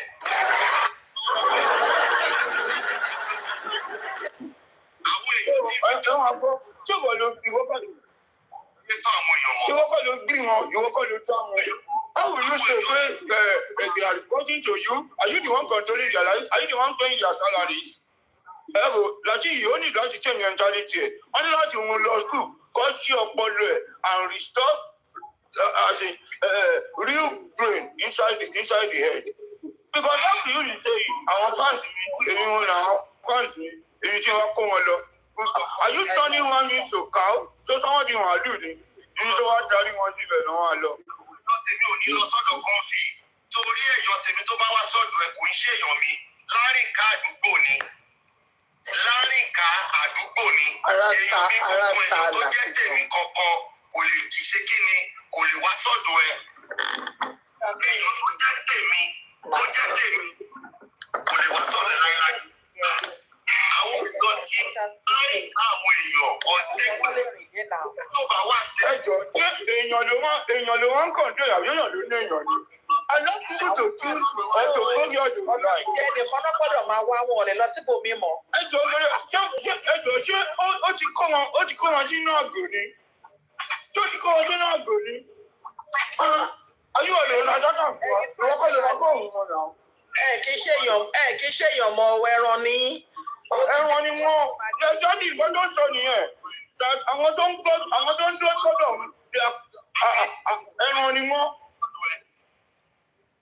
Dábì lóhùn tí mọ mẹ̀mẹ̀ nǹkan tó jẹ́ pé nǹkan yín ò tẹ́yín lọ́rùn náà nìyẹn bí bàbá yín ṣe ń ṣe náà nìyẹn nǹkan bàbá yín ò tẹ́yín lọ́rùn nǹkan bàbá yín kò tẹ́yín lọ́rùn nǹkan yín náà ò tẹ́yín lọ́rùn nǹkan ní nǹkan lè máa ranjú mọ́ nítẹ̀lọ́rùn ó fún yín. èyí wà lóyún ọ̀rọ̀ àti tó kú. Ìrọ̀ tí ikùn ìwádìí yẹn tó wà tẹ́wọ̀ lọ́rùn bí ọ̀rẹ́ ìdíje lọ́kọ̀ ọmọ ẹ̀kan. Lọ́kọ̀ ọmọ ẹ̀kan ó tẹ́ lọ́rùn. Adọ́wà justice rẹ̀. Àwọn èèyàn tèmi sì dúró. Tó wá pé JK ló ń sọ, JK ò kì í ṣèyàn mi. Kò í ṣèyàn mi.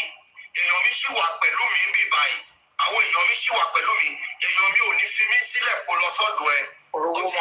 JK ń lọ káàkiri ni. Ó ń lọ káàkiri ni. She can go anywhere she wants. Torí owó ni bọ̀bọ̀ ìṣe báyìí o. Àǹtí ẹ máa fún coin gan. Torí ìyẹn ò wá sọ́dọ̀ ẹ̀ mọ́ lára ṣe ń tábà. True justice platform. Ọ̀rọ̀ tiẹ̀. Ọlọ́run bí èyí lè ṣe true justice platform. Ẹ̀yin nìkan ni true justice báyìí. Èyí tẹ́ ti báyé justice jẹ́. Tó yẹ pé ilẹ̀ ń báyé justice jẹ́ lọ́wọ́lọ́wọ́ yìí. Tó yẹ pé ilẹ̀ ń báyé justice jẹ́. Ẹ̀yin ni justice. Ẹ̀yin ni real justice.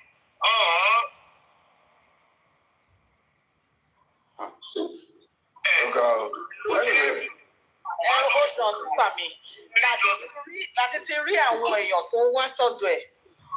Ó ti rí wọn, àwọn ni bread, àwọn ni butter ẹ̀.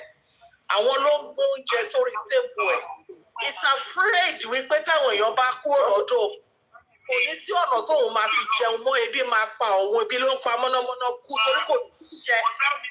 Ọ̀lẹ ayé àtọ̀run ni Láti ò lè ṣiṣẹ́. Ọ́fíìsì ẹ̀ ní TikTok ó wá resume sí bí 9 to 5 12 hours bó ṣe wá ṣe. Àwọn igi ewédú yẹn ló ń ṣàjọyọ̀.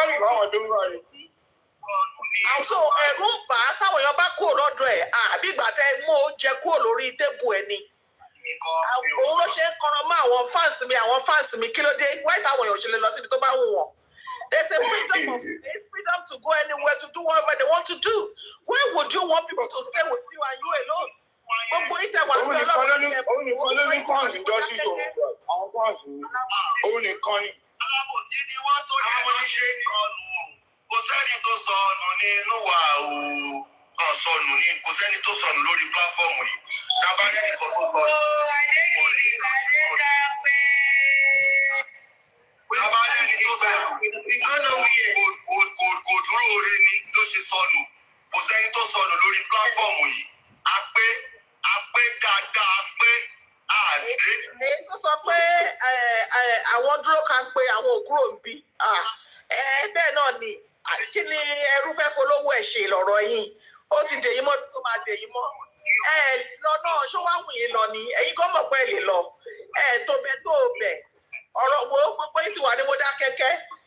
Fẹ́ẹ̀kì yín ló wà lórí bíbá. Ibẹ̀ ni kọ́lẹ́ gbọ́dọ̀ èèyàn kan wá sọ fún mi pé bíbá ni kí n máa wá lóko. Ó sún mi o. Ó bá sún mi bí yìí sì máa tún gbà máa lọ́gbà gbọ́dọ̀ kọ fí lọ. Àti kí n gbọ́dọ̀ vengeance lọ. Nobody can take me anywhere. For what purpose? Ó sún mi o because wọ́n kàn sílẹ̀ pé ẹjọ́ ṣé èèyàn a right thinking man ó máa sọ pé òun lòun ní àwọn kan pé lọ́dọ̀ ọ̀dọ̀ oníkan wà wá láti ti lùzẹ̀.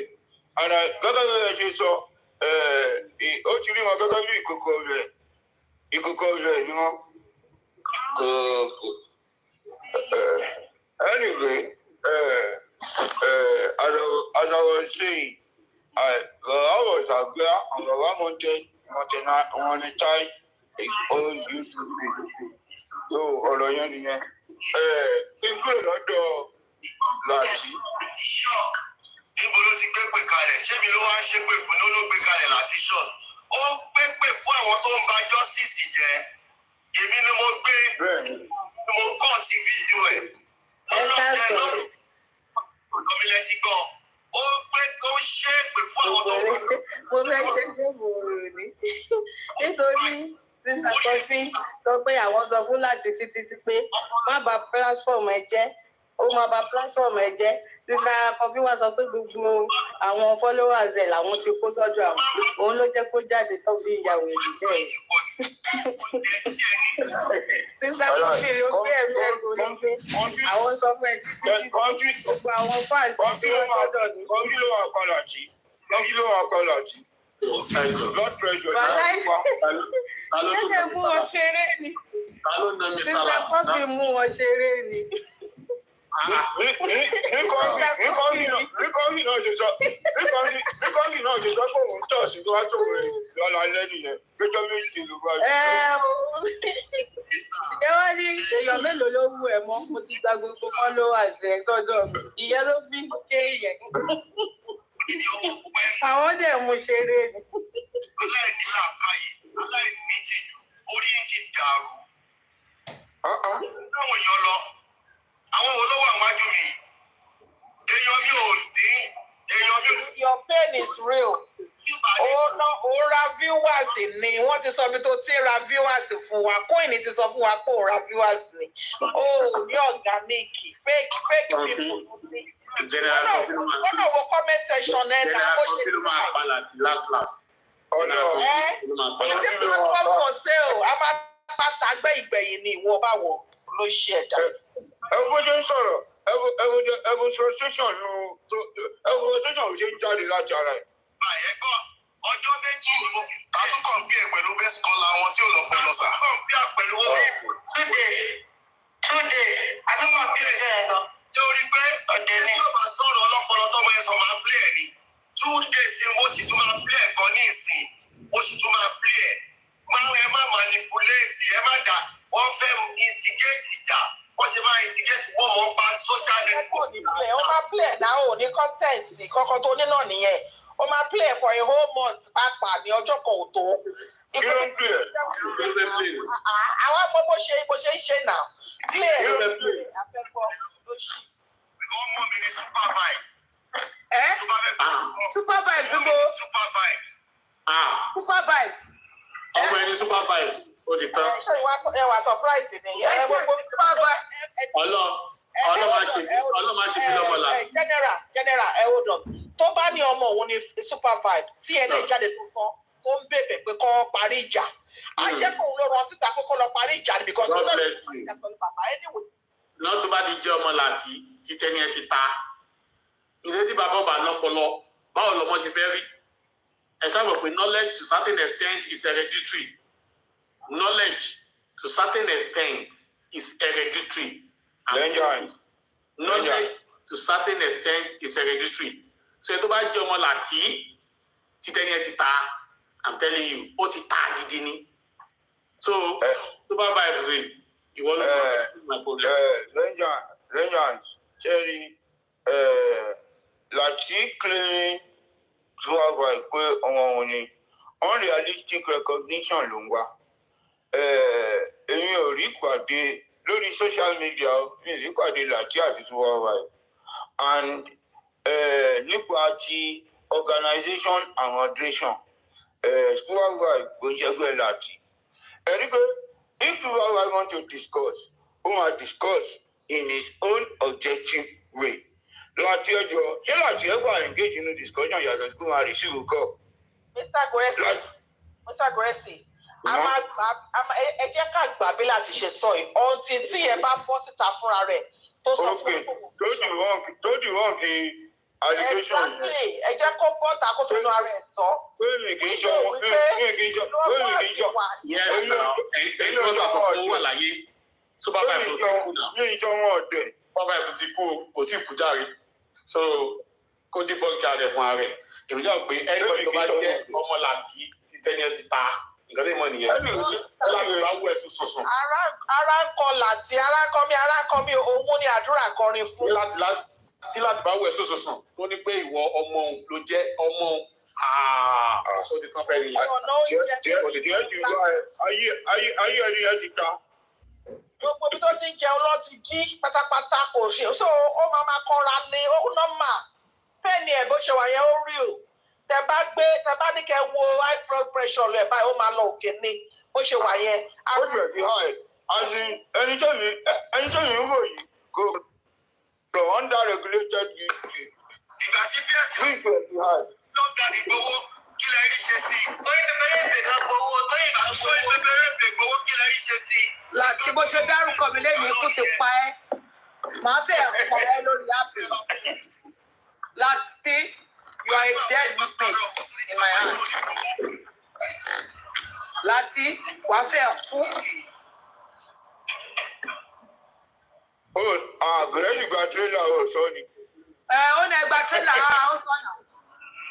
Àwọn tó ní wọ́n dàrú. Àwọn tó ní wọ́n dàrú. Gbogbo wọ́n sì wà. Láti ẹ̀jẹ̀ á gbẹ sí wa lọ́wọ́ lẹ́ni. Wàá gbẹ lórí ìjókòó yìí. Láti ẹni wàá gbẹ kú sórí ìjókòó yẹn. Mo bọ̀ fún ẹ. Mo bọ̀. Èmi ò ṣe lè bíbí tí wọ́n bá rọ́pò tún lè. Lórí ẹ̀ dàrú.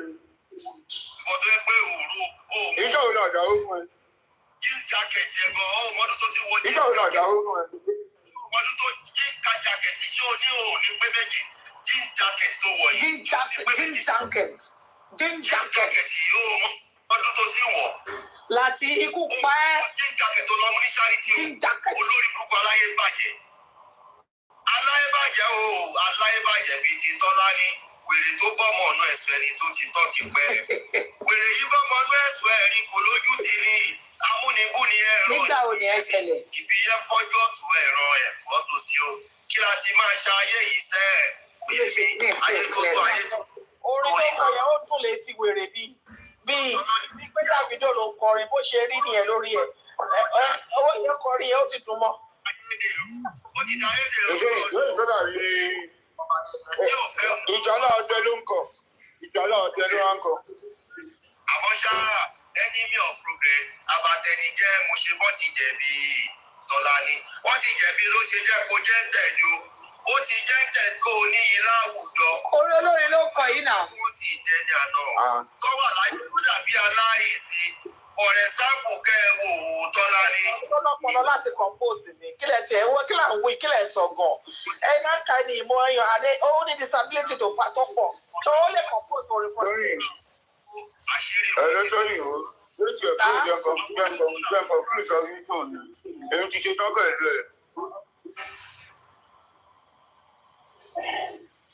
Hello, aṣọ́rọ̀ ṣéyìn, àìmúkùn láti mo lè gbé nǹkan kan fún yín kẹ́ gbọ́ kí n tó sọ̀rọ̀. Bẹ́ẹ̀ wá wò pé àwọn olórí wọ́n sì wà ní inú jíkọ̀ ẹ̀mí, Ọlọ́run wá wa dí pẹ̀lú wọn. Ẹ̀rọ dàn.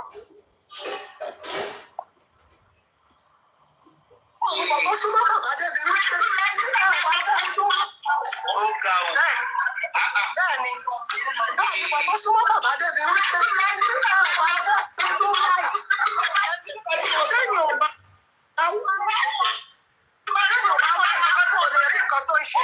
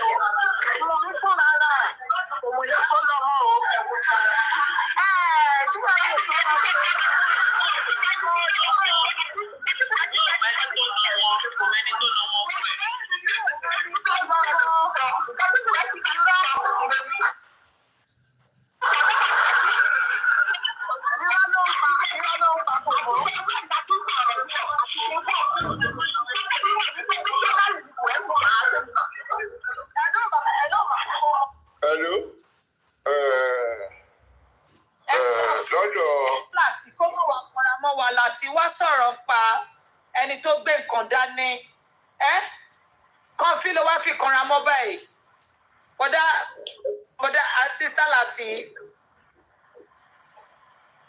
Mojọ́lá olúwa gan kò bá mọ́ mi Mojọ́lá wọn bí dá kó lọ bá wọn yẹn. Ó ń jọlá láàárọ̀ yìí sìn. Ó ń jọlá láàárọ̀ yìí sìn. Praise and worship ló wá kọ.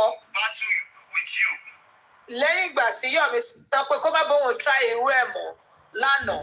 Ipe tí ọ̀dọ́là ṣe gbọ́ hold on náà. Yomi sọ fún Monjola lánàá pé tí kò bá ti lè fóun ní 100% of assurance wípé then àwọn ò lè jọ ṣe. Yomi sọ lánàá wípé èwo ìgbà ó béèrè lọ́wọ́ òun pé ṣó trust òun kíní kan ìgbà wo pé ó sọ pé yes I give Yomi 80%. Wípé rubbish wo nìyẹn kí mo mú kátùpàtì ẹnu ẹlú àwọn èèyàn gan mo bá tó yìí ó ṣe máa fún mi ní 80%. Tó bá ti lè fún mi 100 ẹni a lè ṣe pọ̀ ní ẹ̀ náà kí ni etí ẹ bẹ ṣe kí ló lẹ́nu trust mi nìyẹn mi. Mo ń jọlá láàárọ̀ yìí ó ní kó jẹ́ káwọn gbàdúrà ó mà ṣe. Fi kan fílẹ̀ wá sọ nǹkan tó ṣẹlẹ̀ 80%. Báwo ló ṣe trust ẹ bèrè lọ́wọ́ ta láti pé how many percent ló fi trust kìíní Yomi? Ẹ máa gbọ́ òun tẹ̀ máa ní 50%. Gbogbo ara máa ń jọ sí gbogbo àga nífẹ̀ẹ́ pátá àbí wọ́n pọ̀ ló máa pa wá lẹ́yìn. Orí àwọn eléyìí ti dàrú ẹ má sọ ọlọ́jà rẹ̀ Brexit ta ló bá yín wá justice lẹ́yìn àtàwọn wo lè jọ ń wa àwọn wo ni sẹ́ẹ̀tì yín. Brexit ẹ má sọ̀rọ̀ ọlọ́jà rẹ̀ Brexit. Really good, Jerry. She is not better. You can come back later. Anyway, wọ́n jó àbí kiri kan olúwa tó kéṣì kọ̀ wọ́n. Because ọjọ́ ẹ̀ ní obìnrin kan lọ tí wọ́n jọ rẹ́rìn ìyà. Ìyẹn náà olúwa fún mi lọ́lá àlàdé. Nígbà téèyàn ló ṣùṣù tí gbogbo wọn kórí gbígbẹjọ bíi kànlá ilé. Wọ́n wò wọ́n lánàá o kí ní tá a ṣe lánàá dùn wọ́n o. Bàbá o olúwa dá bàbá sí fún wa bàbá o olúwa dá bàbá Mohbad sí fún wa o má jẹ́ kí kankan ṣe wọ́n lórúkọ Jésù. Ẹ máa gbọ́ láti ní jájá o Brexit iṣẹ́ gbọ̀n.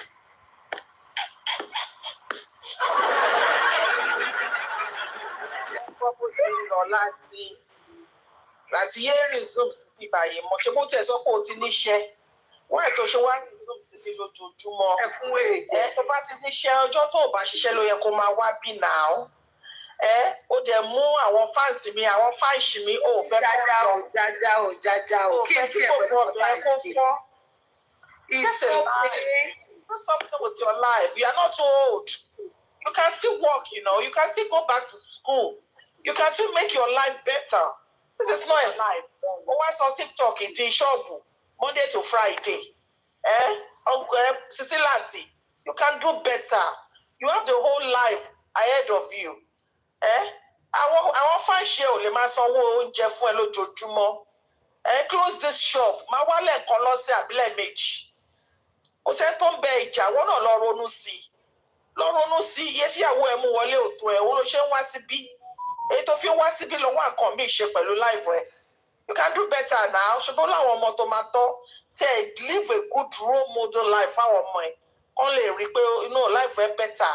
Stop being like this. Àwọn fáìsì mi wọ́n fẹ́ kọ́ àwọn fáìsì mi lọ àwọn fáìsì mi ò lè kúrò níbí báyìí kí ló dé. It's a free world. Wọ́n ṣe wá sórí platform ẹ̀ wọ́n lè lọ síbòmí tó bá wù wọ́n. You are not even making sense on your platform. Tó máa fi dé àwọn èèyàn mú pé kọ́ máa lọ. Abeg, get a life. It's about time. Do something positive. Please. Abeg you. Àbí tó bá dẹ̀ fẹ́ ta platform yẹn jẹ́ ká mọ̀. Abẹ́ raise owó gidi wọ́n abẹ́ ta. Kó kàn tiẹ̀ lọ fowó yẹn ṣe kan re kó fi jẹ́kùnrin inú kò fún ìyàwó ẹ̀ kó fi jẹ́ bàbá fáwọn ọmọ ẹ̀. Kó yẹ máa ṣòṣì káàkiri. Orí ọ̀hún ò rí kọ́. Ìwọ tó lè dáwọn obìnrin lóhùn lórí Facebook. Ó wá débi ó ṣe apá bíi apá yan ó sọ pé ó fẹ́ bá àwọn èèyàn jà.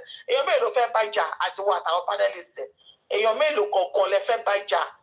Èèyàn mélòó ẹ lọ get life please. It's about time. Get something doing. Get busy. Get a life. Ẹ jẹ́ ká gbọ́ àwọn fáìsì mi.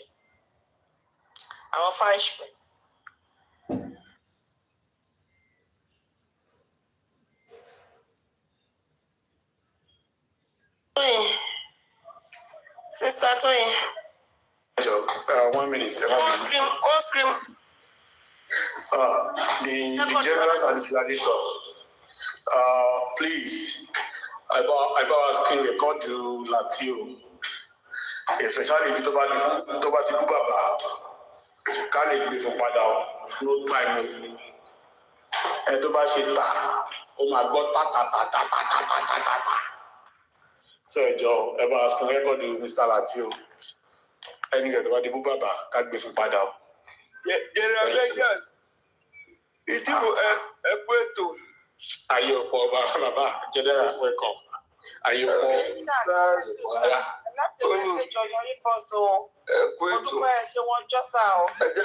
Come back. Urgent call to Wally.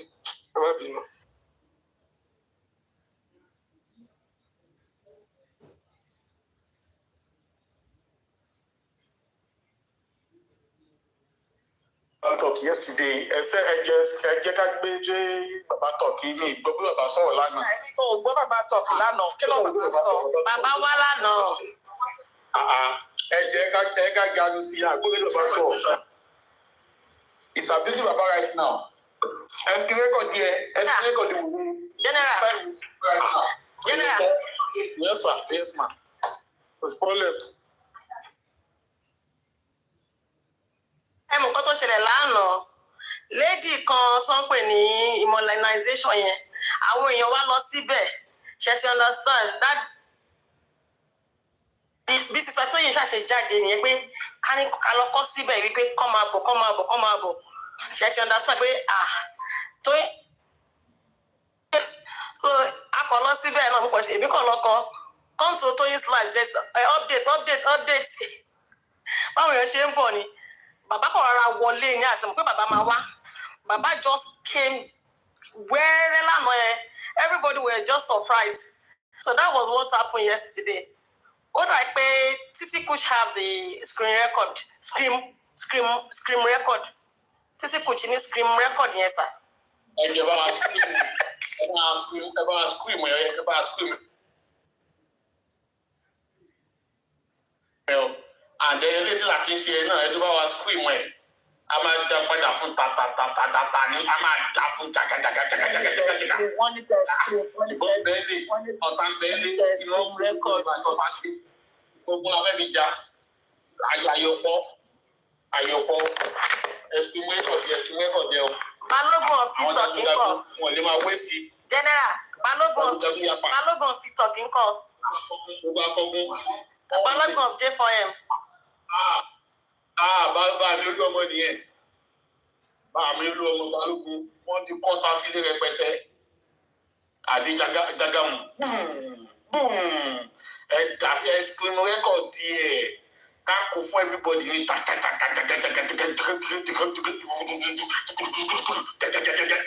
ọmọ àwọn ọmọ mi ni o.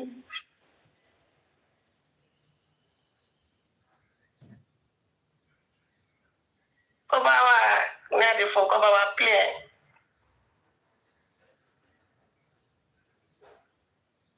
Kọ́ bá wa scream ẹ̀ o, kẹ́ bá wa scream ẹ̀. Elétí láti dẹ́ ìṣe ẹ̀ náà kẹ́ bá wa scream rẹ́kọ̀dì ẹ̀. Agbèsì ìsọ̀rọ̀ ní gbèsè.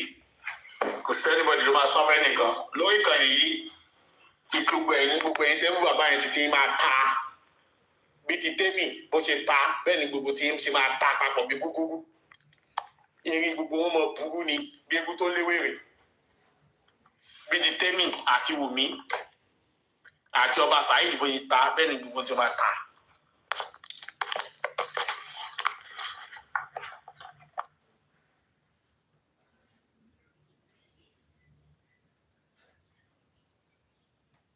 Pàtó ní kẹ́ screen record ibo lẹ tún gbà lọ. Pàtó ní kẹ́ screen record kí ibo lẹ tún gbà lọ. Ẹ jẹ́ bá wa ẹ wá sókè kẹ́ wọ́n play yẹn kẹ́ mọ screen record yẹn o. Screen record yẹn o. No time o. Wọ́n máa kí yín bẹ́ẹ̀ engineers Mr. Ẹ̀sán Olúwaṣẹ́gun. Ọkùnrin lẹ́yìn ké sí. ọkùnrin lè gbé sí. àti ní kò lórí pílátífọ́ọ̀mù wa wọ̀ ẹni àlébọ́ lẹ́yìn tó tún lé ara wájú. ọkùnrin wà ọkùnrin wò ọkùnrin wà wà wò. ọkùnrin wà wà wò. àti rí nǹkan lórí pílátífọ́ọ̀mù wa wọ̀. ẹni tó kù lé tó tún kù sílé. yálé yájú ọkùnrin ogun. bẹ́ẹ̀ni o. àwọn ọmọdé rìn mí gìnì wọ́n ní kẹ́ kíra yín ni o. wọ́n ní kẹ́ kíra yín ni o. èmi Olúṣẹ́gun Ẹ̀san Ayọ̀ ajé lọ́túndínlẹ́gbò ti di Òbídé yìí Ọlájùmọ̀kẹ́. odindi MC Ọba Ẹlẹ́gùṣì. MC of Ikateland, undisputed MC of Ikateland. Undisputed. àfikọjá bíríìjì tó pọ̀ nínú. méjì. náà ń ṣàánú wọn. ọkùnrin mẹ́ta nínú ẹnìkan 3-in-1 láìsí Holy Trinity. ẹjọ ibo ni Tóyìn gbà lọ. láìsí Holy Trinity. títí wọ́n ti ta. tí wọ́n ta àwọn èèyàn ní láti ń sunkún ṣojú ẹ ṣó ti ń sun ẹ̀jẹ̀. ẹ gbé báskẹ̀tì fún. ojú ẹ̀ ti yọ̀bọ olórí gbígbẹ ó máa gbẹ́kú ni. no time ẹ gbé báskẹ̀tì fún. no time. láti ìwò cry tire we no get time. ó dùn mí ní ìwọ̀nba tí mo mísì bàbá Mohbad tó wá o. èmi jẹ́ mo mísì wọn lánàá mi àákọ̀. ok mo busy gbà yẹn ok ó dẹ̀ pé ìgbà tẹ̀ mo busy. ọ̀gá.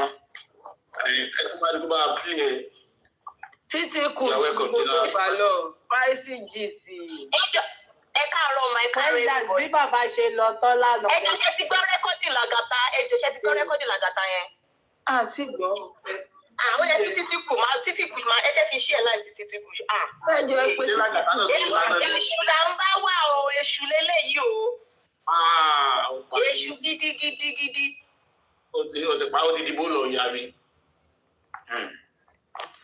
ó ti di ogun Àgbẹ̀kọ̀yà ó ti di bóòlù ìyá mi. ọlọ́mọ ìpàlọ́ I'm telling you bóòlù ìyá mi ni o.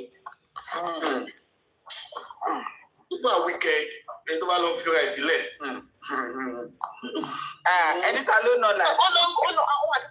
àwọn tẹ́mì dídì dúpẹ́ lọ́wọ́ ẹ̀ pé wọ́n bá wọn kọ̀ndẹ́mù voice note Mohbad tí wọ́n gbé jáde.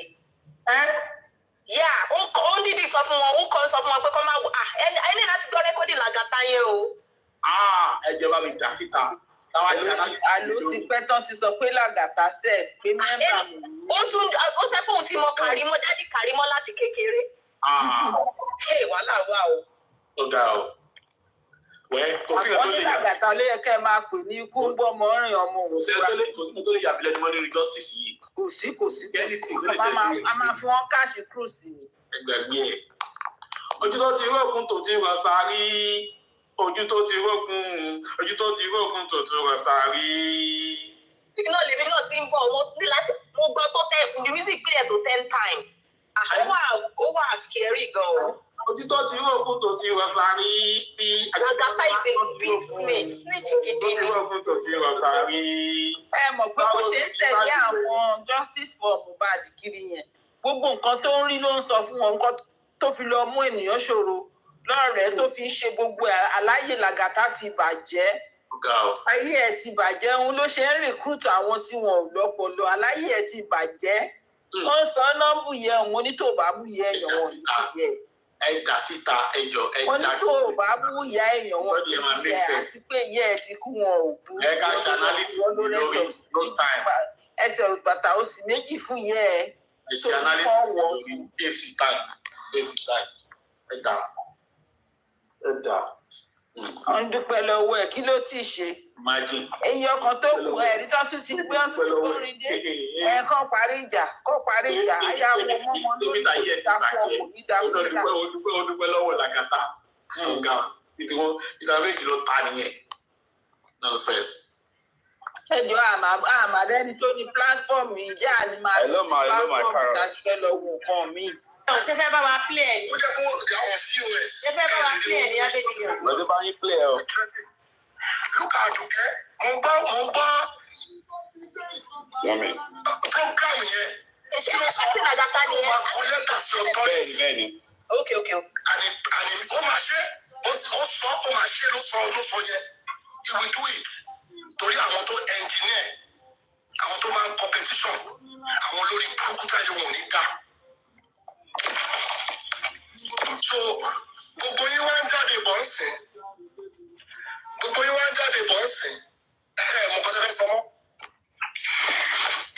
Hello, good evening. I just want to say quickly, the Bellend idiot that just came up to say, is it Camera Down that killed Mohbad? Did anyone talk about Camera Down here? No. I just want to highlight one thing. There is like 4 to 5 voice notes being played around that is actually Lagata's voice speaking there. To quickly touch on the My C's one, Lagata was heard saying, if My C's girlfriend was the one that released that one voice note that we have, where Mohbad was saying, if you kill me, you can't kill my family and all those things. Why did Lagata say, if this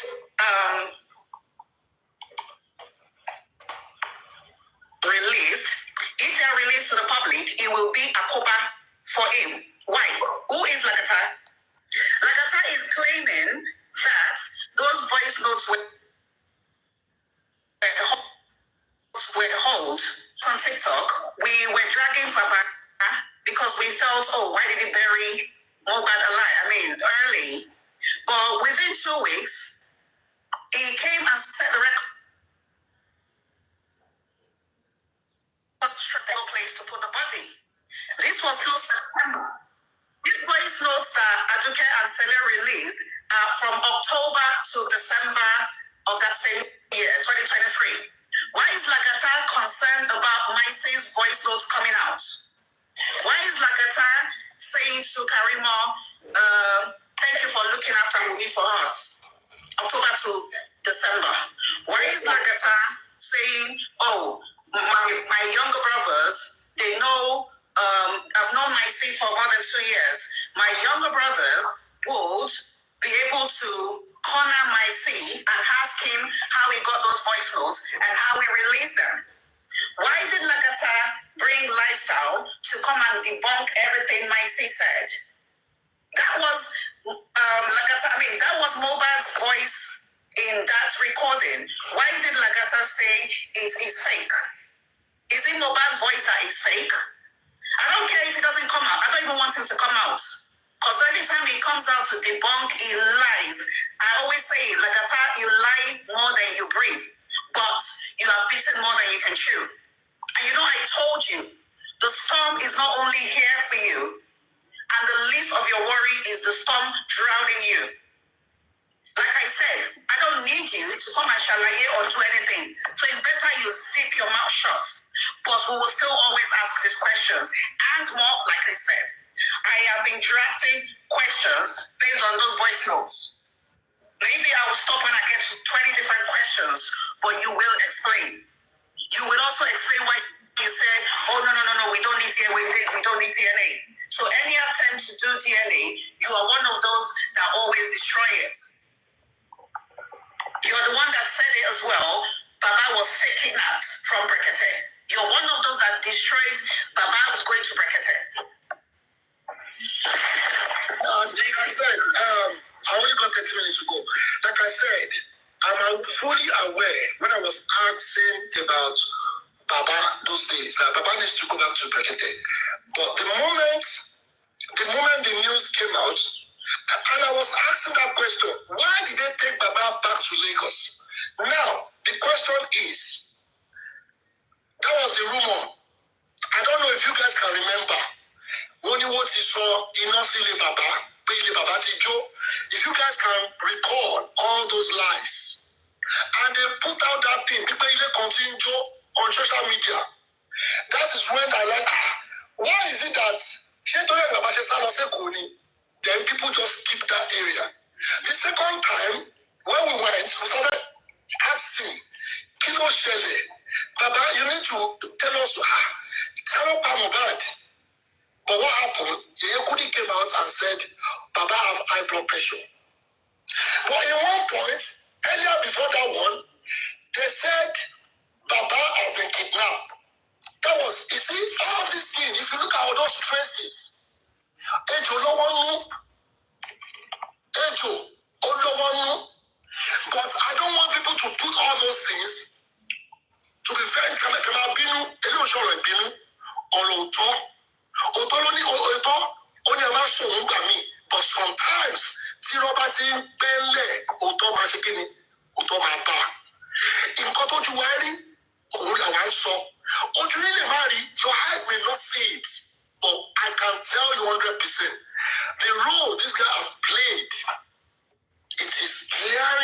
this guy know everything. Oh, but because he liked to play the victim, and the time he played the victim, you guys will why is he Lagata? But that justice is a must. Sometimes we say DNA. Some people can choose DNA and be running whatever they want to run. Some people can choose justice. Like we said those days, DNA can actually give us an insight of who bad or bad. But at the end of the day, are we actually focusing in that area? No. But this guy will just be there. Oh, okay, tell me. 1 minute is doing adult class. But if you know you want to do adult class, go and do it. Don't be doing adult class and be distracting people. Please, let me tell you, no matter how you people want to set the record straight, if I'm you will not take people serious.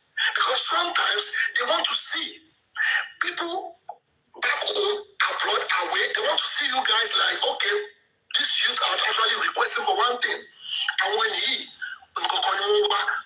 justice, the one expects a meeting over in charge, but okay, the policeman that is in charge of your file, let us saw all your atrocity online. They will not take you guys serious for one thing.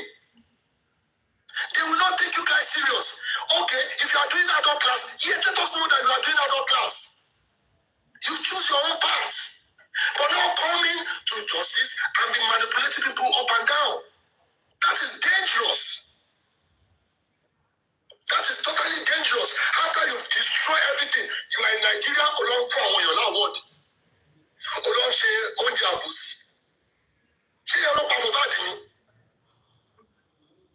That the meaning is you people have finished your job. Ẹ ti parí iṣẹ́. Ẹ wá pé award. Those days, ẹ tún fúnra yín award.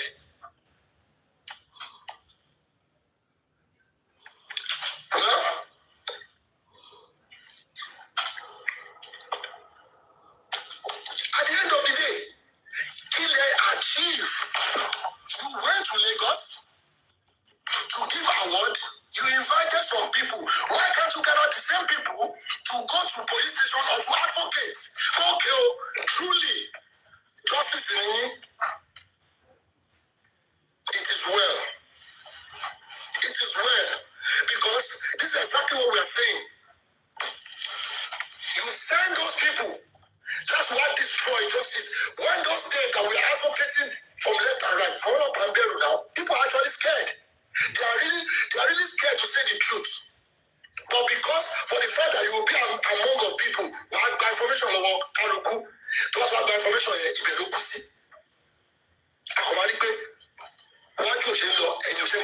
Not knowing that you are working underground and you are not going to go underground. Underground is a weather. Look at that person over online. Thinking people are only say camera down. Say camera down won't solve it by. People need to learn. We are all Nigerians. We need to learn. If we can't achieve this one, Nigeria for these people to listen to you, that means people are not serious. Go to Syria, get on Baba way, but they will get that just to pay my bed. Anyhow. Then you people will just be there, you people just be manipulating, what guy is left, and I was left, what guy is right. It's already okay. People can go and say you can have a gain in bed. Like I said, this man, very dark man, volunteered himself in public. Open my seat that day.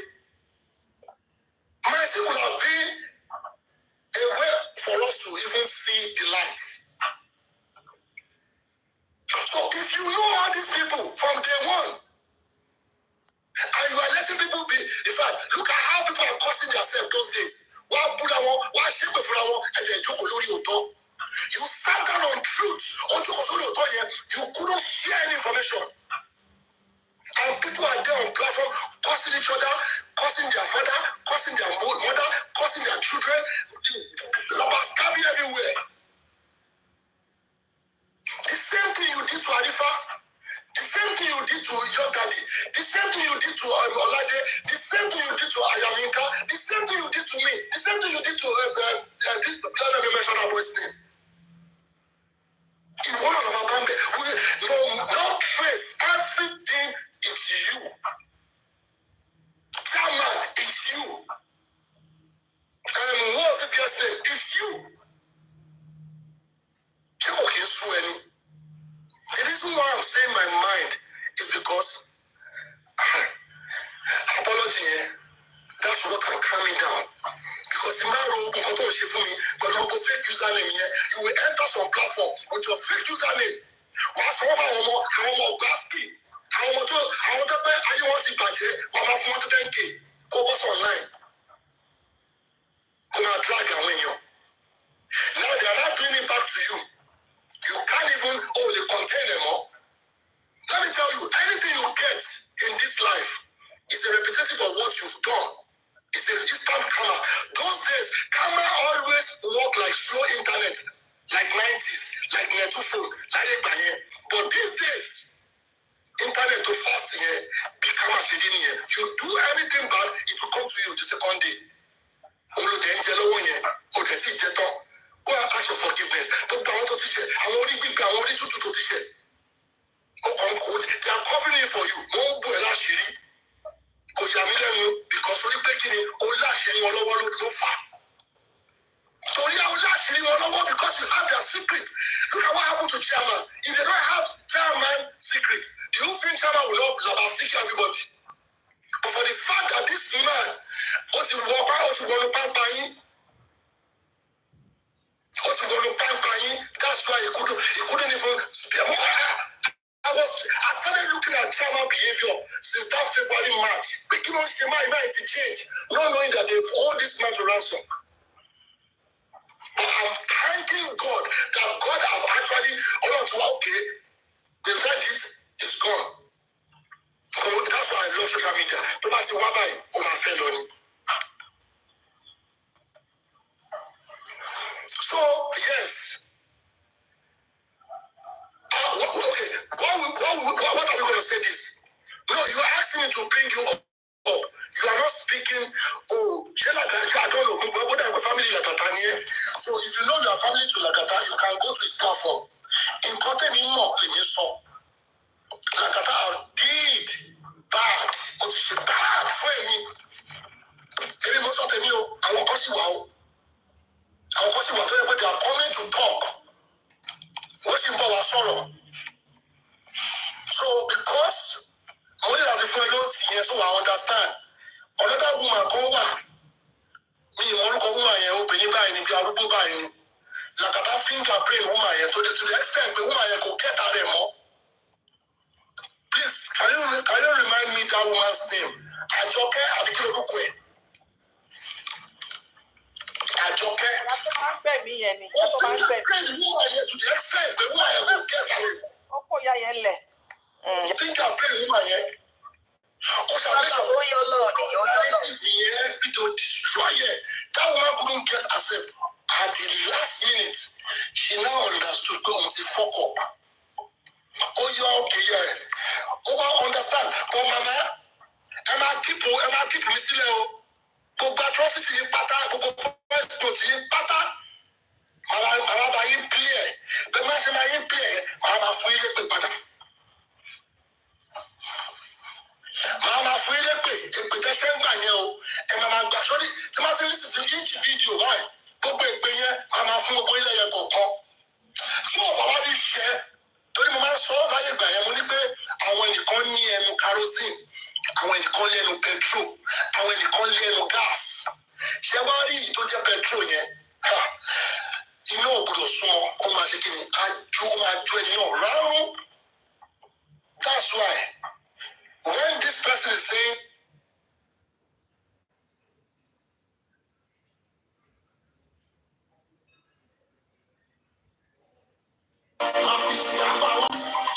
one-on-one,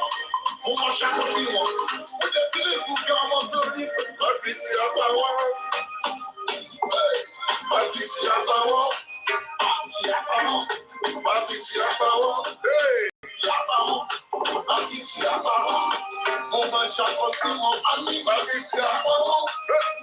Jẹ́ kọ́ wọn, máa fi sí apá wọn. Jẹ́ kọ́ wọn náà, máa fi sí apá wọn. Máa fi sí apá wọn. Jẹ́ kọ́ wọn, jẹ́ kọ́ wọn, jẹ́ kọ́ wọn, jẹ́ kọ́ wọn.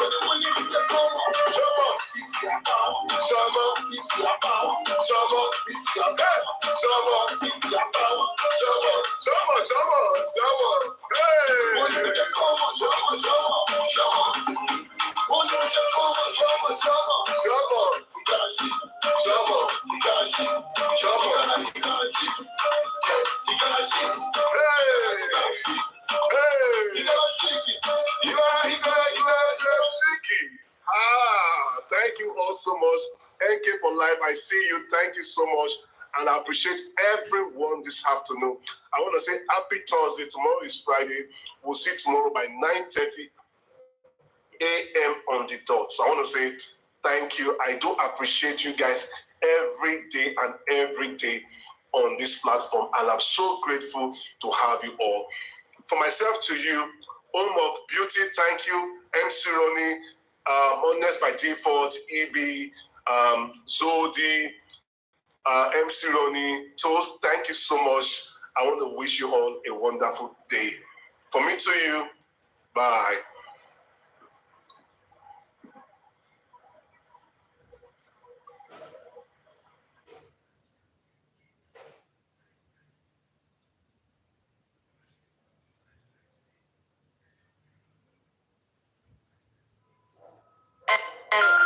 It's like friendship classy.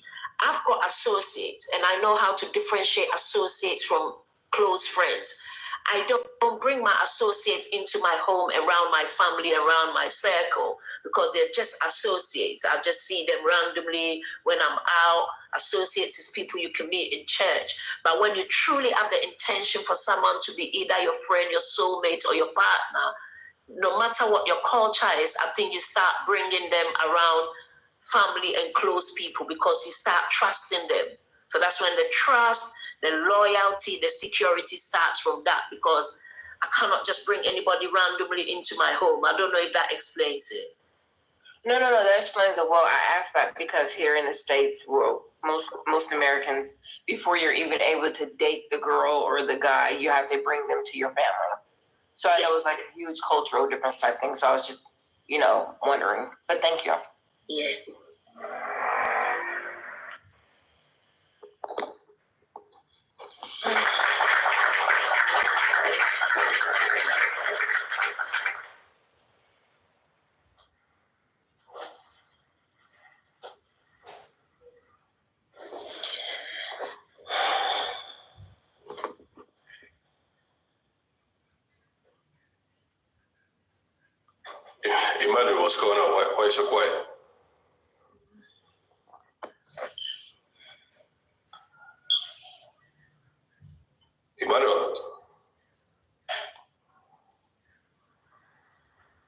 Emmanuel is meditating. I think he was frozen. Reading the comments so we can help. I started to think that maybe I'm not here myself. No. It was from the phone, right? Okay. No problem. Please, who is the next speaker, please? Okay, tell me, you want to go next? I'm enjoying everyone. I'm Okay, Gifty, let's have you, Gifty. Over to you. I'll be right back, Emmanuel. I'm going to drop for a couple of minutes. Okay, no problem. Or you can Let's have you, it Gifty. doesn't matter. Yeah. Gifty, are you there?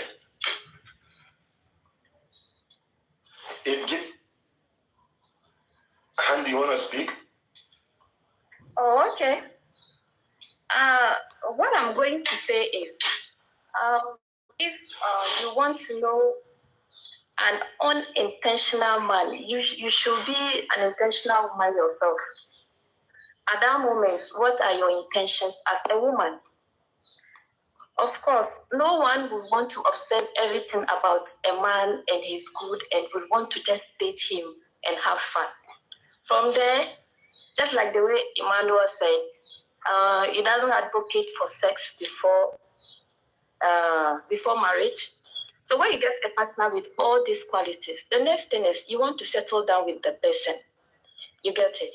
So at that moment, you, the lady, you have to check yourself. Are you ready to get married? You see? And another thing is now men are so shameless, some of them, including their parents. For you to meet a man who is shameless, which means there's 80% that his mother or the parents are shameless, because I know of men who bring women and introduce them to their families, and later on they find out that there are about 3 or 4 of them who have been introduced to the family. And some of them are even married with kids. Yet they bring other ladies to introduce to the family as this is the woman I want to get married to, and the family too are. So I would say you should be careful. You know, if a man introduces you to his family, does not 100% mean that you are the one he wants to get married to. You get it? Because it's normal in some family houses, in some family settings, you know. They accept the fact that their men can walk in with any man, any woman, and they feel comfortable. So you all need to be careful. And you should also look at the type of men you want to, because if a man is even good and is not there to take you serious or make you a wife in the next 1 year or 2, then you're wasting your time. So you should also check the age, get to know the priorities, and get to know the man himself, what he's about, and where he's going. Then you can add the other things to it. I think that will also help. Thank you. All right. Sorry, Emmanuel, if it's okay, I can respond to what you just said. My sister, the fact is, I believe every good woman or every woman who knows what she wants will at one point in time know a man, whether he's serious or not, or whether he's ready or not. You know, a man started using that tactics or that method sometimes when some ladies who probably have nothing to offer are proving hard to get. They are proving hard to get. Some men will use that tactics to get what they want from her. Oh, you want that introduction? I will give you. You want that? In fact, some men will even go as far as putting a ring in that lady's hand. But that does not mean they have good intention about that lady. But it now depends on you as a woman.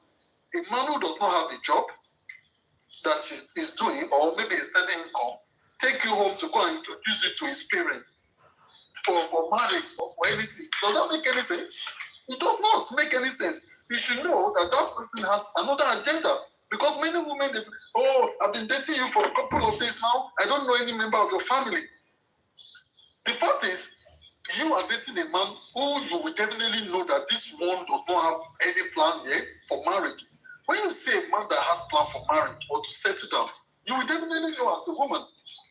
So men are now using these tactics, and I agree with you that the fact that a man introduces you to his family does not mean he's going to marry you. And I agree to that. So, but it's not less for you as a woman to know if this man is even ready for marriage in the first place. But if you see a man that is genuinely ready, and you see his ways, he's very diligent in his work, he will be having plan with you. The man will be putting you in his plan. He'll be putting you in his plan. Definitely, when you see a man that started putting you in his plan, and eventually take you to his family to introduce you, trust me, that man is ready for marriage. Of course, things may happen along the way. Maybe he discovers something about you that is not happy with, or he does not like, or he doesn't want. Yeah, in a situation like that, they may fall out.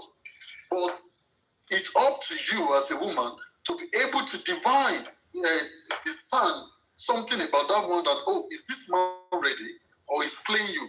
Especially if a such man does not have a steady job, he does not really put you in his plan, or is not having you in his plan, then you should be able to know that, no, this man does not have good intention. He just wants to have his way.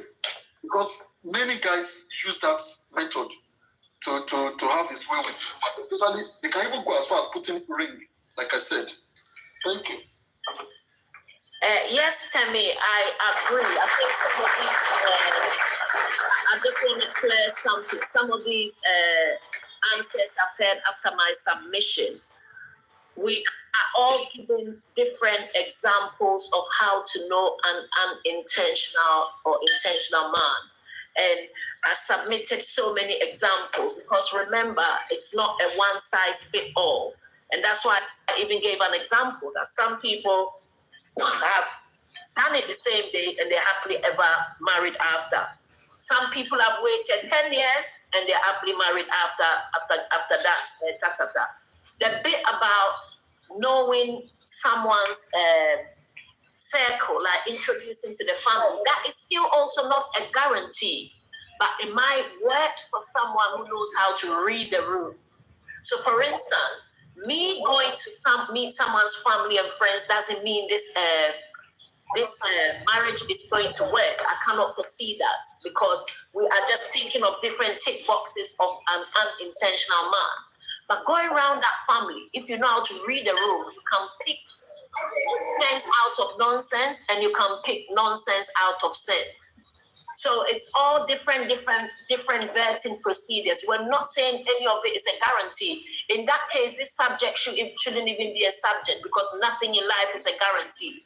We could tick all the boxes and it still don't work, but we are all given different opinions on how to read the sign. So we are learning from each other. So basically, I do agree that, yeah, meeting the family, you've got some very dysfunctional family. If their son can bring 20 different women and they're like, you got so many women. But when you go into that family and you are reading the signs, you will see certain little things as well. So sometimes all of these examples we're given can be useful. We know in the long run, none of it is a guarantee. Thank you.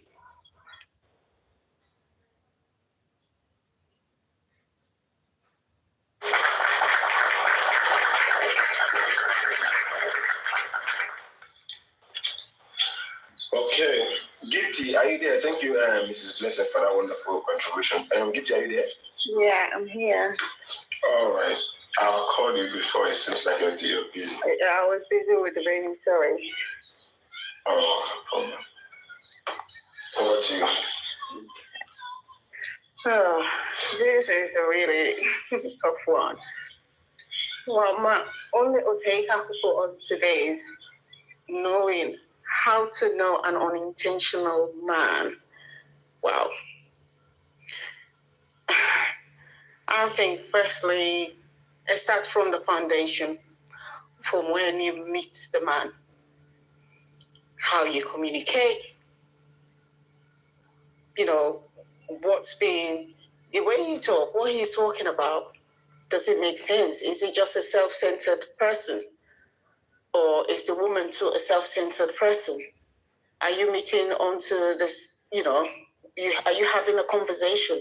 Are you clicking? Sometimes someone will be talking something different and another person is not really interested in that, is there any common conversation that you both enjoy doing? If the man is just one-sided all the time, all he's probably thinking about, bed and all that, come on, you don't even know the person yet. It's a red flag. So you will have to maintain a friendship first to get to know that individual really well. But if that friendship, you cannot learn from the friendship to know who you get yourself into, then I think, I don't know what you could get out of that relationship. If it's going to be a relationship. However, there are some other people, it depends on the individual, how they communicate as well in terms of a relationship. So some people are not a good talker. Some people are very laid back. They hide their feelings, which make it difficult for the other party to get to know what is this person's intention. So the other person might not be that patient, thinking, I don't think this person is interested in me or whatsoever. He's not bringing anything on the table or so. So it's both ways, I would say. But I think with patience and good communication, you will get to know each and every one, and then you get to understand the person, what their intention is, or what they, or are they serious or not. But,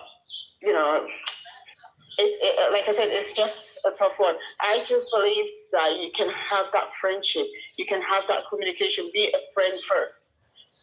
Get to know the person well. Don't just jump into something. Some people behave differently. Some people are quiet. Some people take time to take up something. Some people just want to do something. However, there are some people right there and then you can click and then you talk about things. There's so many productive things. You can get a lot of,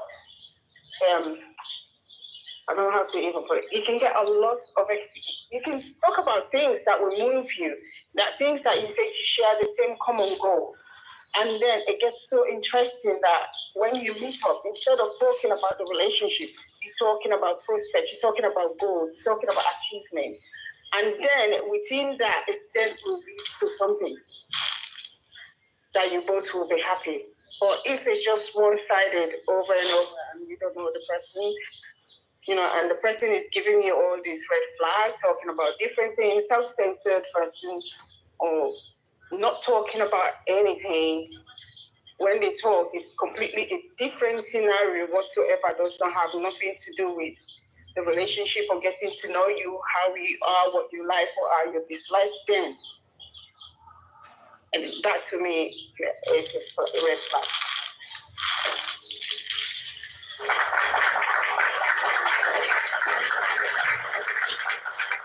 All right, thank you for that wonderful submission. I appreciate that. Any question for her before we go to the next speaker?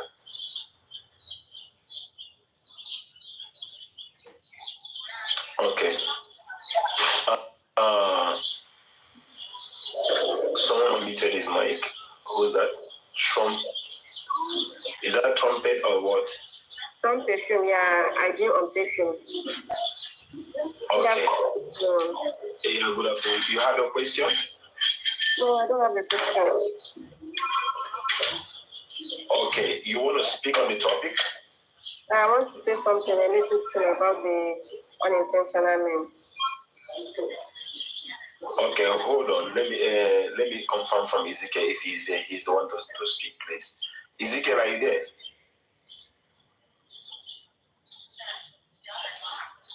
Ezekiel, are you there? Okay, you can go ahead. Unmute yourself. My sister, unmute yourself. Yes, please, I'm here. Unmute yourself. Okay, are you back? Okay. Okay, back. Yeah, let us speak. Just give her the minute. Let us speak. After she finishes, I can come up, please. All right. Trump perfume. Unmute yourself. Okay, fine.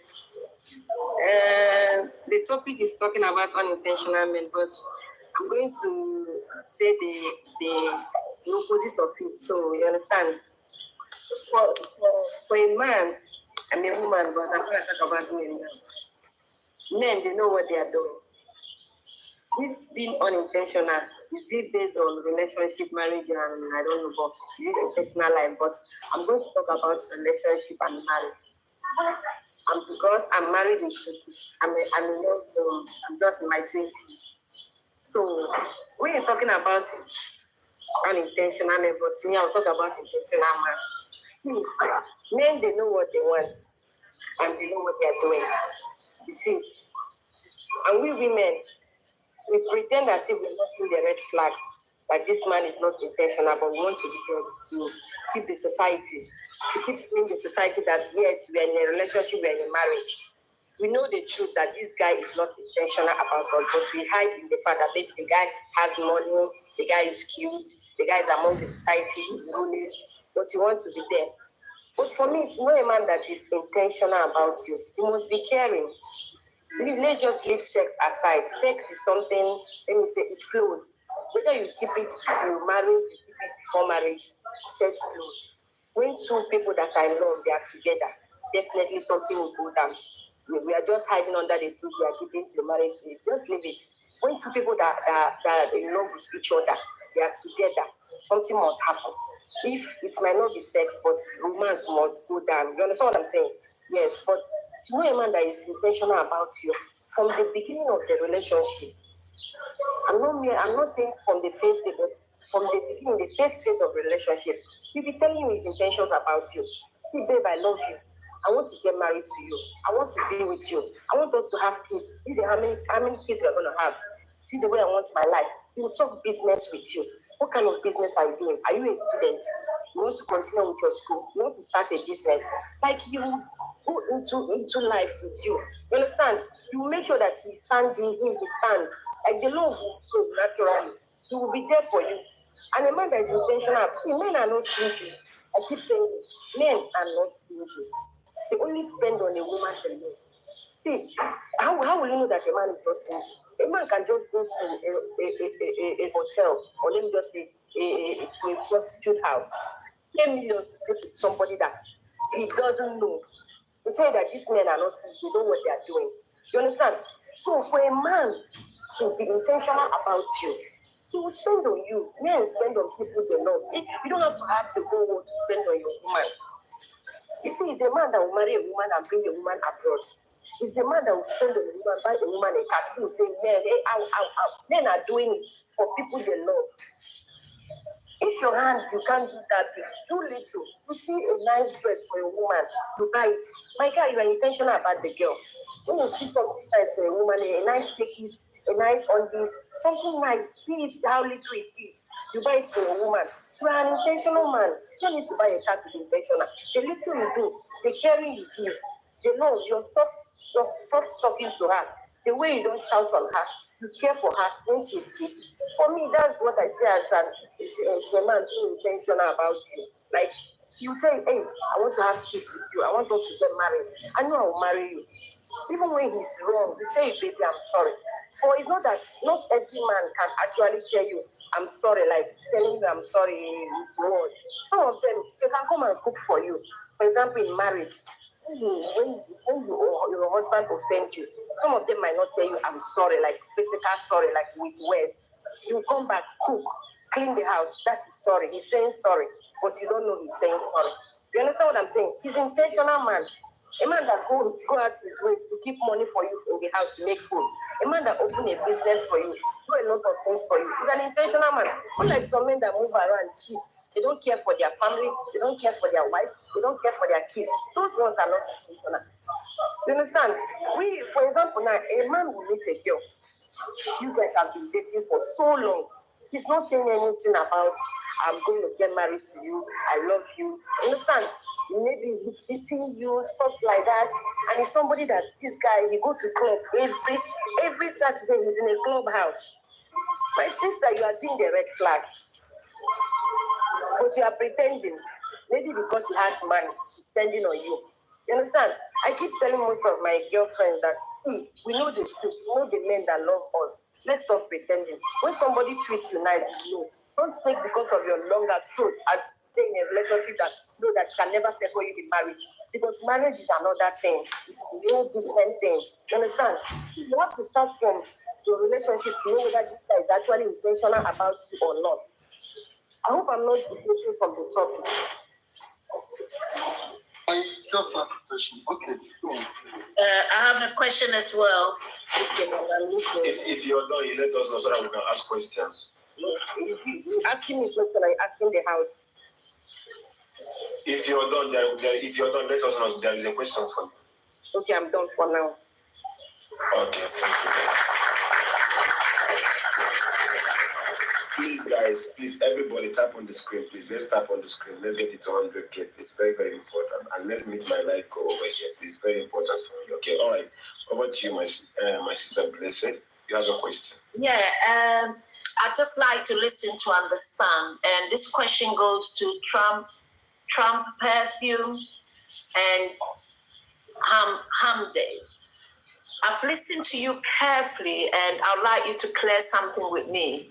In a lot of your submissions, you said if a man is intentional, some of the proof he has to prove, he can buy car. I think Hamindi said he can buy credit.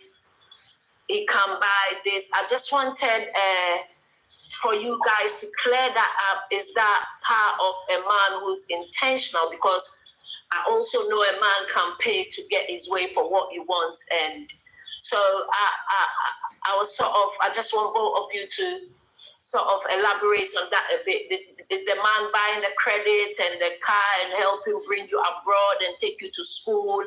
Is that part of an intentional man? Because I have a different perspective on, like in my submission, a provider doesn't even have to give me anything. He just has to show me he's got a provider mindset and yeah. So that's the thing I wanted to sort of see if that's part of your category of an intentional man. Yes. Let me tell you. An intentional man, according to me, I said according to me. Maybe has to spend money, okay. Yes, according to me. You understand? Now, all these things, maybe you guys are talking about intentional based on sex. A man can get sex anywhere. Oh, no. There's so many different submissions. I just want us to concentrate on the materialistic aspect of a man being intentional. So since as you both submitted, I just want you to elaborate. So maybe we're all here to learn, and I want to learn on that part because maybe I'm not asking for these things, and that could be some of the intentions I'm not getting across. So I just want you to elaborate on that. Don't worry about all the other submissions. There's so many things we've said here about an intentional man. Even my main intention was an intentional man who bring me in the circle of friends and family so I can get to foresee other things. My only thing I want you both to elaborate on is, so an intentional man is the materialistic aspect of it. I want to learn a bit more about that because maybe that's something I could be doing wrong. I'm not asking to go to school or for them to give me money or for them to buy me credit. It's not just about the materialistic. I'm not saying that men, you have to be materialistic. I'm just saying that a man that is intentional about you, bring him to his world. Bring him into his world. He will be with you. He will spend on you. You can have, you as a man have the whole money in the world. But if your man is not spending on you, see, you understand what I'm saying? You can have as a woman, you can have the whole money in the world. But once your man is not spending the kobo on you, you will feel it. He's spending it on someone else. Men are meant to be like that. Okay, so Trump, should this I have a question, Madam Blessing, before you ask your question, please. Before you give your submission, my question is, my sister, are you saying that a man who does not spend on you is not intentional about you? Thanks, Temi. I'll let you take over from a man's point of view. Because I wanted to ask you the spending start at the dating stage to know if they're intentional or when we're actually married and serious. But as a man, I'll let you take this over. Thank you. All right, thank you very much. Because me as a person, I don't like spending on women. Okay? So, as a person, as a man, are you saying any man who does not spend on you is not intentional or does not want to keep you? Wait. You don't like spending on your woman? I don't like spending on women, yeah? Love is giving. Let's not hide the fact. No. Giving what? Love is giving. Giving what? Can I come in? Giving your time, giving. You don't Exactly. have to have the whole world to give. I'm telling you the fact. Exactly. You don't have the whole world to give your love. What are you saying? Okay, now. Even me as a woman, I'm telling you that I sold a nice dresses for my husband from Nigeria. I send it. It's a surprise. It's part of love. Love is giving. You guys should understand it. Don't be. It's not because you don't give your love. Let her finish. Love is giving. A woman gives you give the woman. Love keep going. It's giving. It's not just about your time. You appreciate your loved ones. You appreciate them. You surprise them. It's part of life. Okay, can I add something? No, let me just let me finish. I want to add on something quickly. Yes. Okay, now I appreciate you said love is given. Yeah. Love is given. In fact, Bible said, for God so loved the world that he gave his only begotten son. Hold on. Bible gave, God gave something, right? He gave his only begotten son. My concern is, there are a lot of things you can do or gain from a man aside spending. The person I have, I don't like spending money on showering money on person, but I can establish a woman. I put you in my plan. I can establish you on something. But me buying you that does not mean I love you. Allow him to finish. And allow him to finish, please. Does not mean I love you or I'm intentional about you. I may be doing all of those things to get what I want from you. Once I get in between your two laps, maybe I'm done with you. But I will tell you today that as a man that is intentional is a man that will correct you. Any man who want to keep you will correct you for every little things you do, because he want to keep you, and that is why he's correcting you. I'm not saying it's wrong to spend. To take care or to give. Yeah, I don't like spending. Does not mean I don't like giving. The relationship is all about correction. There's no time for fun, for surprises. Listen, we're talking about an intentional man who wants to keep you. We're not talking about relationship for correction. A man who wants to keep you. There are a lot of women out there. Why you depend on your woman? Let's tell ourselves the fact. Even if a woman has your own word. Okay.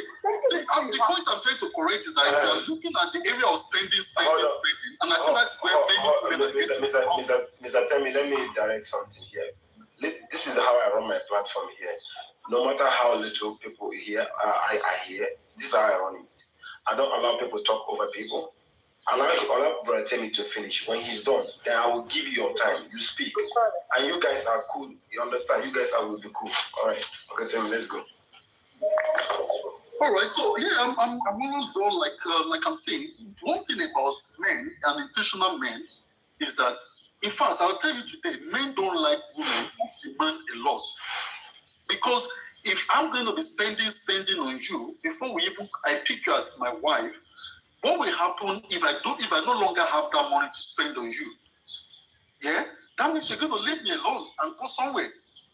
So what men want is a woman that will listen to them, a woman they can give something to, and they will multiply it. I watched a video some weeks ago. The man asked his woman, if I give you 2 million, what will you do with this money? Oh, the next thing the lady started doing, you see that Brazilian here, I will buy that one. It's about 1.5 million. You see this, I will buy this, it's about 200,000. Within 2 minutes, that woman finished 2 million. Within 2 minutes, he finished 2 million. And that man said, oh, really? And before you know, he said, okay. And that was the end of the relationship. It's all about spending. Like I said, the type of man I am, I love to establish somebody. Like my woman, if you, okay, babe, I want to do a business of 20 million. I gave you, we established that 20 million. I'm not interested in come and be spending 1 million to 2 million on you every day. And any woman that a man wants to keep must be ready to be corrected. And that is why when you see a relationship, when a man tries to correct a woman, the woman gets upset and they leave that relationship. A man that corrects you is intentional about you before we bring you to his house. So, but if you're looking at the area of spending, my dear, that is where many women are getting into. Giving is good. You give me, I give you. And if I started giving to a woman, if you don't give me in return, trust me, you get nothing back again. And that is the way men work. Thank you. All right.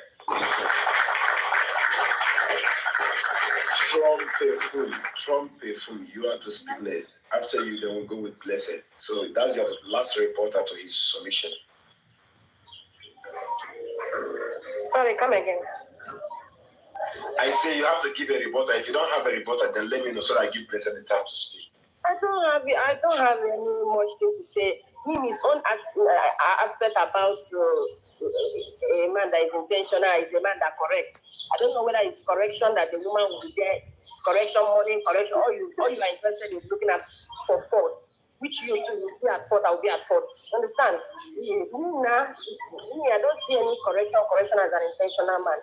Understand? Because the man will also go at fault. I will go at fault. I don't know if I'm right, but I'm talking about my own understanding of the man being intentional. That's me. Okay. He's saying that let's leave it. Let's leave it here, right? Let's leave it here so that we'll go to Blessed, because I also have a question for you about a man. I also have a question for you about a man who spends for his girlfriend or for his fiancée being intentional, as you said. So I want to come from that perspective, but before I go, then I have to hear Blessed speak. Unmute your mic, Mrs. Blessed. Yes, I'll sort of let Temi step in to ask his questions. First, I'd like to I'm always on the platform. We're all here to learn. We're going to have our own meanings, interpretations, labels, and we're all learning from it, because even today I'm learning from Trump, I'm learning from the other lady. Now, just a quick one so other people can give their submission. In Trump's perfumes, we're here to learn. We're never too old to learn. I'm 55 and I'm still learning. And we have to let everyone learn from everyone's mistakes and everyone's positivities. Now, Trump said something very interesting in a previous submission, what led to my questions. When she said something men should give, then she went on another part to say some of these men, they'll even go and pay ₦1 million for an escort or a working girl. So if money is what she says is part of showing love, Trump, I'd like to ask you that question. When the man went and gave that woman that ₦1 million, was it from love? Hello, Trump Perfumes. Which 1 million are you talking about? In your submission earlier, I was listening to you very carefully because I like to listen to understand so I can learn. We're all learning here. This is not an argument. We're giving each other's opinion. In some of your submissions, you said women need money and not... I don't want to repeat all the things you said, but part of this. Hold on, let me finish. Hold on. On this platform, like Emmanuel said, we listen to each other and then we answer. Okay, let me make the question very simple, because in your submission, you said these men can even run and they'll go and give a woman ₦1 million to a prostitute and pay her, so they should give money. So do you think when that man went and gave the woman the ₦1 million or $1 million as a prostitute, did that man love that woman? Hey, you misunderstood me. I said that. I want you to clear it, yeah. I said that men, they know what they are doing. I'm not talking about money here. I'm telling you that no matter how little a man has, part of being intentional about your woman is giving. You don't need to have the whole world to give your woman. Even if it's a little you have, you buy a gift, you buy on this, you buy something nice, she buy for you. It's being an intentional about somebody. So that will show the man loved the woman. Trump, I'm just trying to understand you. So the same way the man was giving the undies and the perfume and the phone, car, send it to school, that's showing his love. I'm only asking a question because I'm here learning. Is it the same way? Did the man give, when the man gave the other prostitute the money, do you think that man loved her? That's all I'm asking. Is he there? Yes. No, I use the prostitute as an instance that men, they know what they are doing. If you're, for example, I'm just using the prostitute as an example. It's not that a man giving a prostitute $1 million means that I never mention any amount of money. You understand? I mean that a man giving a prostitute money. You understand? Those men, they know what they do. A man spend on what he wants. You understand what I'm saying? Okay. So this maybe, for example, maybe you have a lot of money. Okay, I'm asking you. Ask me now. Let me ask you something. Okay, Trump. You still haven't answered my question. I asked a simple question. I said no. All right, hold on. I want a yes or no. So that no. Man giving the prostitute money doesn't mean you love prostitutes. Okay, thank you. You've answered my question. Thanks very much. You can ask me any questions if you want to. Okay, let me ask you this question. You are, I don't know if you're married or in a relationship, but let me just assume you're in a relationship with this guy, for example. You are rich, you as a lady, you are doing well for yourself, you have a moving business. You're not lacking anything as a woman. But your man, it's not that he's able to, you are higher than him. But as a woman, you dated this guy for maybe 2 years, going to 3 years. This guy has never bought something for you. How do you feel about him? Even if it's a watch, and on this appreciation for loving you, how do you feel about it? Absolutely. Every woman, now let me answer you carefully without any interruptions. Every woman, every man, every human being, even animal, loves surprises. So I see some people give their cat a treat and the cat is so happy, much less human being. But what we were talking about here is how for us to identify an unintentional or intentional man.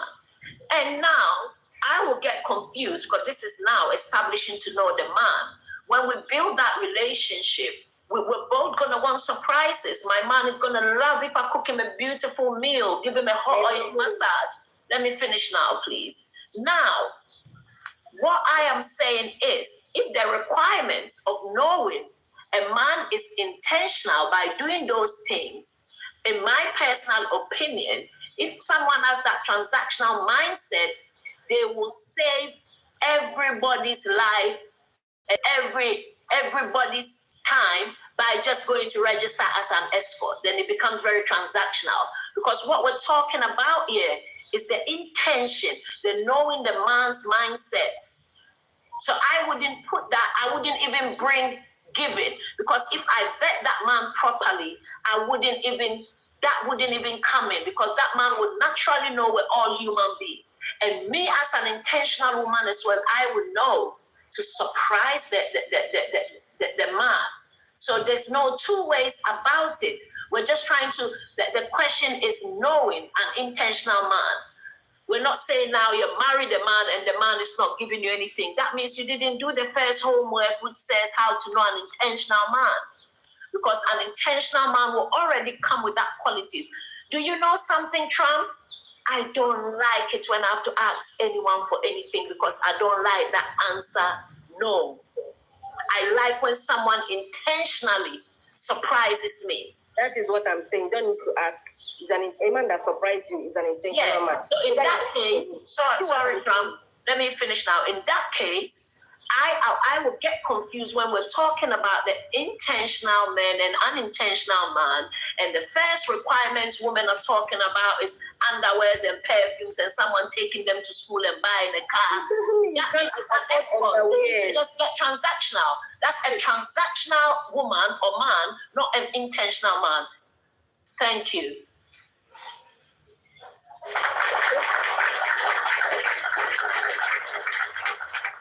That's a nice one. That's a nice back and forth, guys. I love that. I have a question for you, Trump. My question says, do you think in the dating pool, a man that spends for a woman is guaranteed for him to be an intentional man? Now, don't you think that there are men in the dating pool who spends for women, buying car, buying houses, just for them to do what? To get their under their panties at the end of the day, they leave these women. And these women are screaming in the street that after all I done for you, you use me and you don't me. Don't you think that those kind of men exist in the dating pool, spending for women? My second question to you, don't you think that a man that spends for you all the time in the dating pool, and you as a lady and you're receiving all the time in the dating pool, you make that relationship transactional? don't you think it's a transactional relationship? Then I have the top question for you. Don't you think a lady who always receives in a relationship in the dating pool is going to be emotional, coming with her feelings, and infatuation comes in and she makes mistake? That's my third question. All these things you're asking me, you're saying dating. When I started my own conversation, I said marriage and relationship. You understand? I said marriage and relationship. Okay, sorry for interrupting you, please. Sorry for interrupting you. The topic here is how to know an unintentional man before marriage. That is our topic. I told how to know an unintentional man. And I said when it comes to marriage and relationship, I never said a man is somebody you just met today or somebody you just know him or you are talking stage. I said somebody that is married or in a relationship. So all these things you people are saying, everybody is under me. Men are saying they cannot. So you mean intentional? They give. All of them are giving their wife and their girlfriend. Let us not be deceived. Even the one that say you open a business is still giving. You cook a food, is still giving. You understand? Anything you do, no matter how little you do, it is giving. It's being intentional about this person. Your wife is in a labor, you are in the hospital with your wife, you in the theater with your wife. It's still being intentional. No one should interrupt that, please. For me, it's still being intentional. You understand? If I say it's not you guys only listening to the spending side, which all of us we spend on our loved ones. You spend on your wife spend on you. You spend on your girlfriend spend on you. You are intentional about her. She comes back to her house, you bought a bouquet for her. Are you not intentional? For me, everybody have their own perspective about life. For me, I see it as being intentional about it. It's not about correcting me, doing this, doing that. When my man surprised me, I surprise him. Hey, he's surprised that I can't bring something like this for him. I'm intentional about it. For me, that's what I'm saying. For any other person. Some perfume. Yeah. Do you listen to my question? Your question is about somebody you just met. I'm talking about when I started. I said my own about relationship and marriage. So I didn't see. Okay now. Hold on. Maybe I made mistakes in that aspect. Hold on, please, ma'am. Let's flip the corner around. Let's bring it back to the dating pool. Now, answer the question correctly so that we can go on, please. GP, I will bring you up.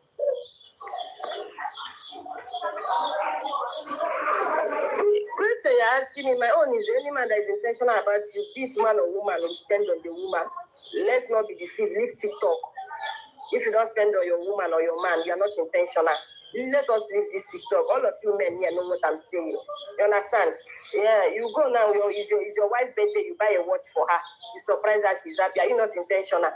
Let us make it look as if Trump is the only one talking about giving. Love is giving. You have to give your loved ones they give you. That is for me, that is the way I see it as intentional. I'm not looking out for fault in my loved ones. Everything is not about looking out for fault, correcting them. You open a business for somebody, it's intentional for me. Love is giving. Anybody can attack me about that, but I still stand on my word that love is giving. You are intentional about it, give me, I give you. So if maybe it's not about relationship or it's outside relationship, somebody you met today, you understand? You can't meet somebody today and you will start talking about giving. You have to know each other, you understand? And you can't know the person in a day. You guys have to spend time, conversation, know each other, that's your time you are calling the person on phone. It's still you being intentional about the person. How are you doing? How is work going? For me, it's also an intentional, it's caring. I don't know the way people see things. I see my own in another different way. We are human beings, we are different faces. So the way we understand things are different. Intentional man is what I just said now. Please, everybody mute, please. If you are the boss, please, if you're not talking, mute.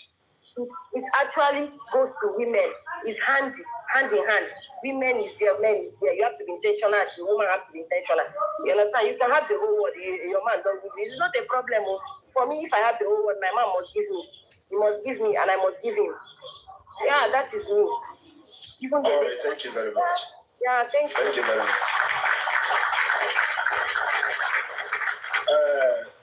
Mrs. Blessed, you see, when I speak on my platform here, I told you that women know what they're doing, right? So when women come up here and cry all the day, all the time, I know what I'm saying. Women You see this set of women of this Gen Z of these days, there's still a problem of what is happening in the dating pool. They will come up here and blame men. I don't see the reason why you as a lady, you make your relationship transactional, because that man is going to leave anytime because he is getting that thing for money. He's paying for it. You already make it transactional. I agree. We all know love is given. So let me clear that part. Like I said, you even give your cat a treat, and that's not. Love is all about giving, but give with the right intention. We got young ladies out in this world who are being manipulated by money and gifts, and it is causing a huge problem in the world. So sometimes we must be careful of what we say. It's not what you say, it's how you say it. We know love is given. Love given is a blessing. You even give strangers. You even give charities. You give, so of course, if you have the intention to date someone, even bringing a woman on a date is you're spending money. But you've got to be very clear. Is it transactional? Am I going to vet you upon your giving or other great qualities? So no one is knocking anyone for giving, or a man opening a business for a woman, or a man building a woman an empire. We're just saying, is it coming from, do you know, I've had experiences that people give me and I do not take it because I can foresee the intention behind the giving. I always take something from someone I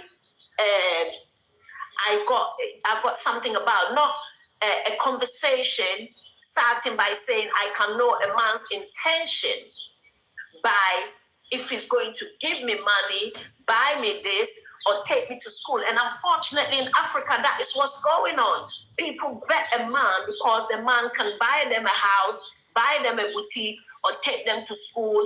So sometimes those intentions attached to a relationship can make it very, very transactional.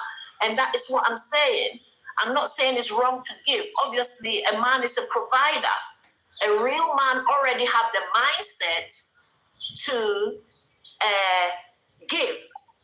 And I'm giving examples of some people who depend. Not everyone, some people have their parents to take them to school. But there are other women out there who have the intention that, oh, as soon as this man say hello to me, my bank account is meant to be up, and this. That now is transactional. And hence why I said let's differentiate transactional mindsets from intentional provider mindset. A man already knows. A man who is intentional already knows, okay, get ready, Jules. I'm going to bring you for a beautiful date. They can come with surprises. So we need to clear that, because sometimes that message of telling woman to know a man is unintentional is by the money he gives can go the wrong way. Somebody will translate it the wrong way. So that's what I was trying to get to, and I still appreciate. I'm still learning. All right. Thank you very much. This is the thing, right? What we are preaching here in this platform is quite different, right? There is something we represent here in this platform. We are trying to make the young generation that are coming up to understand something. You see, this dating pool, is as dangerous as anything you can know on this earth.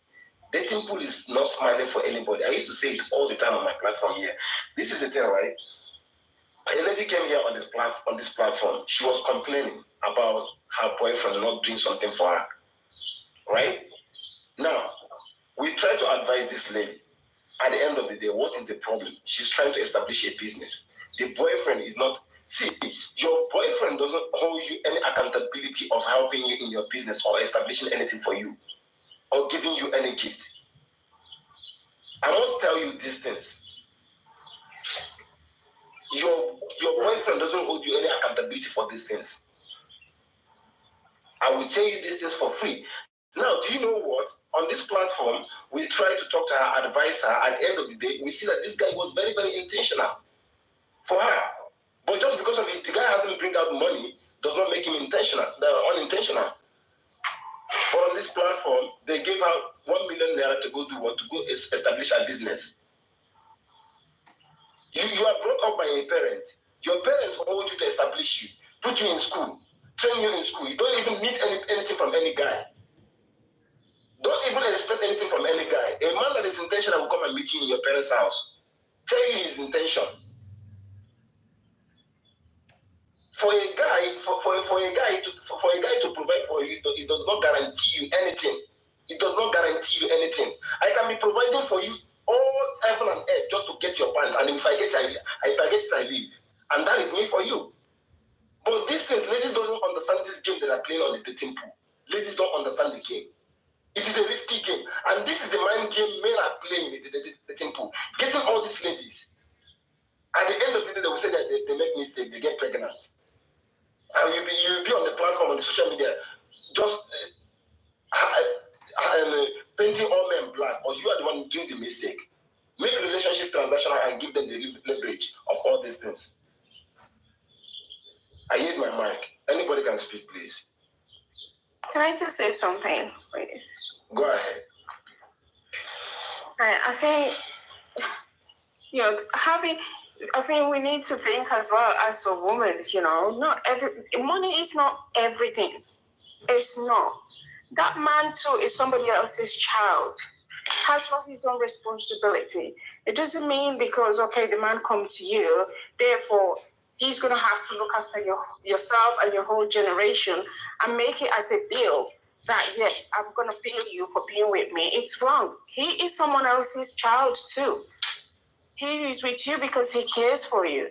Sometimes if you unintentional, sometimes maybe, that's why I said relationship, you've got to be friends first.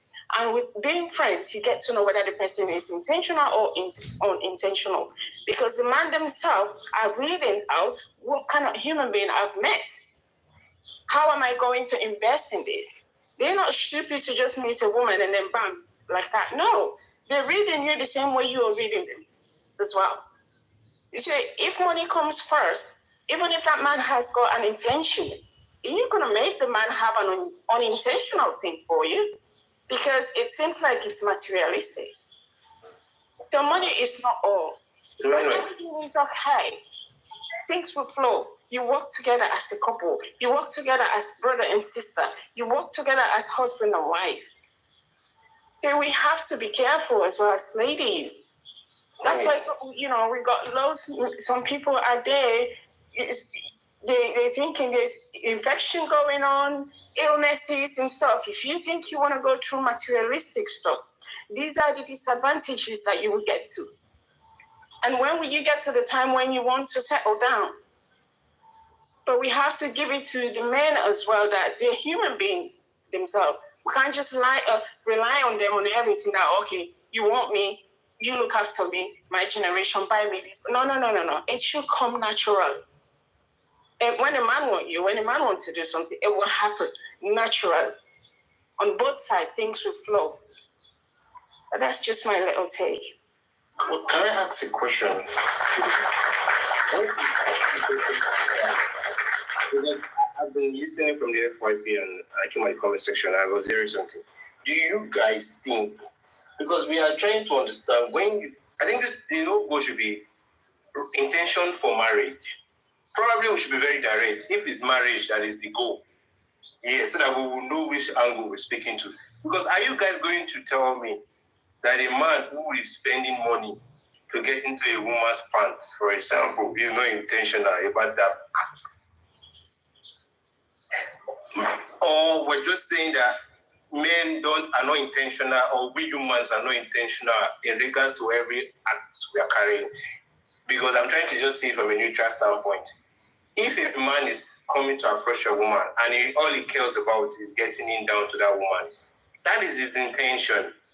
He comes there, brings the woman's money. He first of all knows what the woman wants and gets all those money for the woman. And the woman accepts it and gets what he wants and he moves on. That is his intention.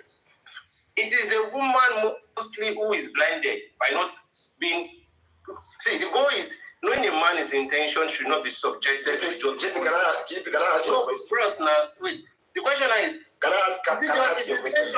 question should be, is the intention of a man subjected to just him spending money on you only? Okay, can I ask you a question? Or is it possible for a man to be in love with somebody, all of you men that are married, that before you come married to your woman, you never did spend on her? It's not like she's asking you, but you just did it yourself. That's the question. Let's hear from people before you ask me my own. Yes, your question will be addressed. Since you can want to speak, your question will be addressed, right? So I want to ask you a question now. Yes. You answer your question, right?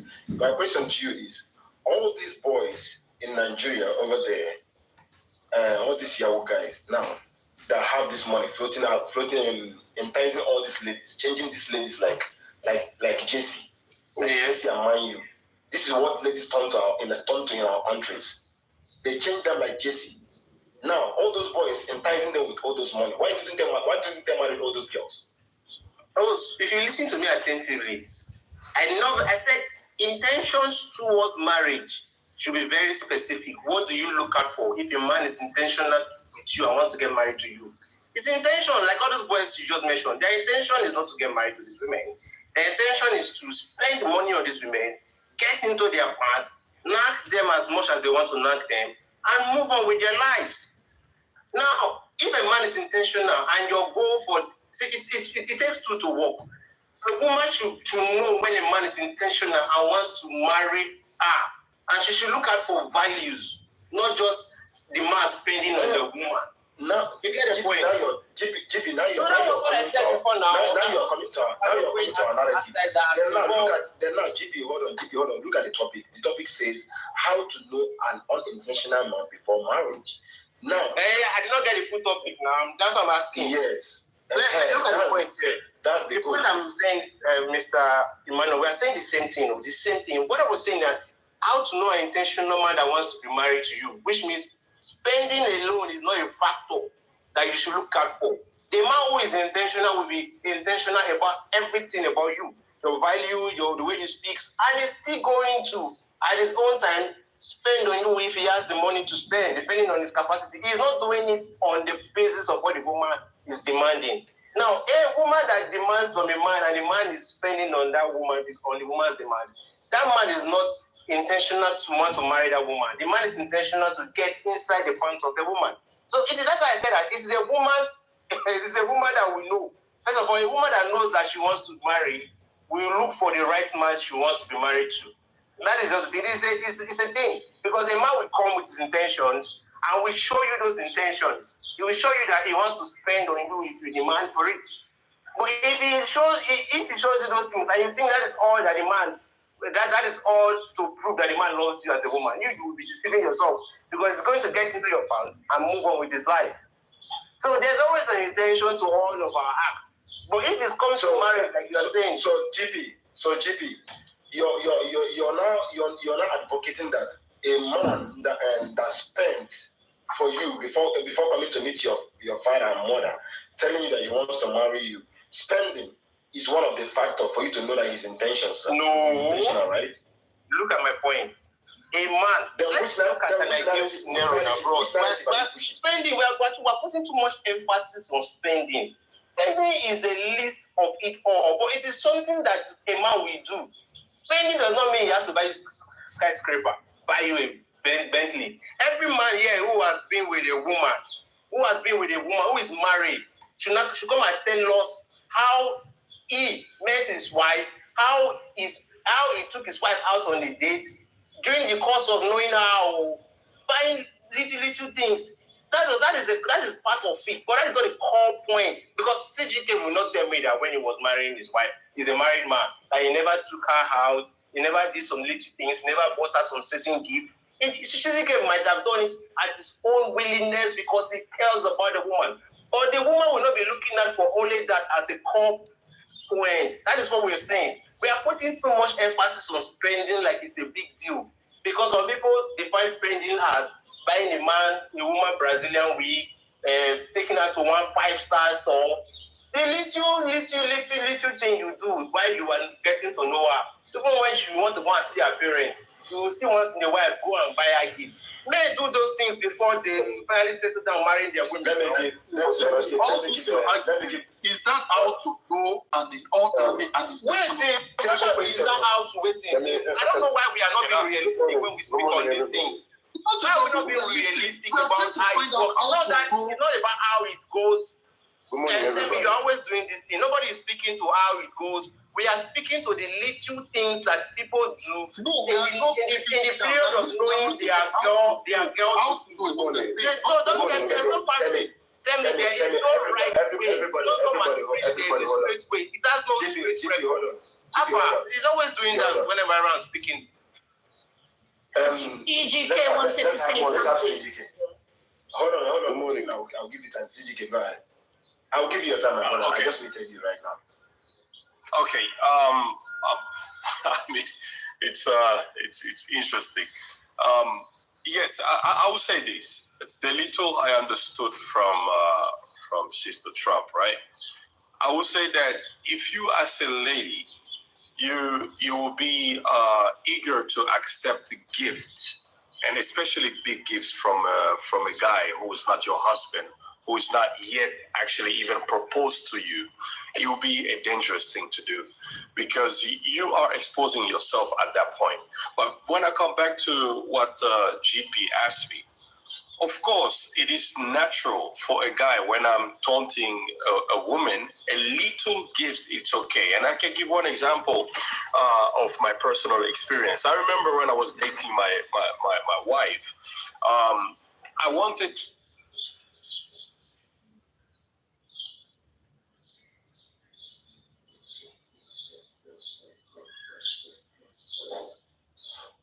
What happened?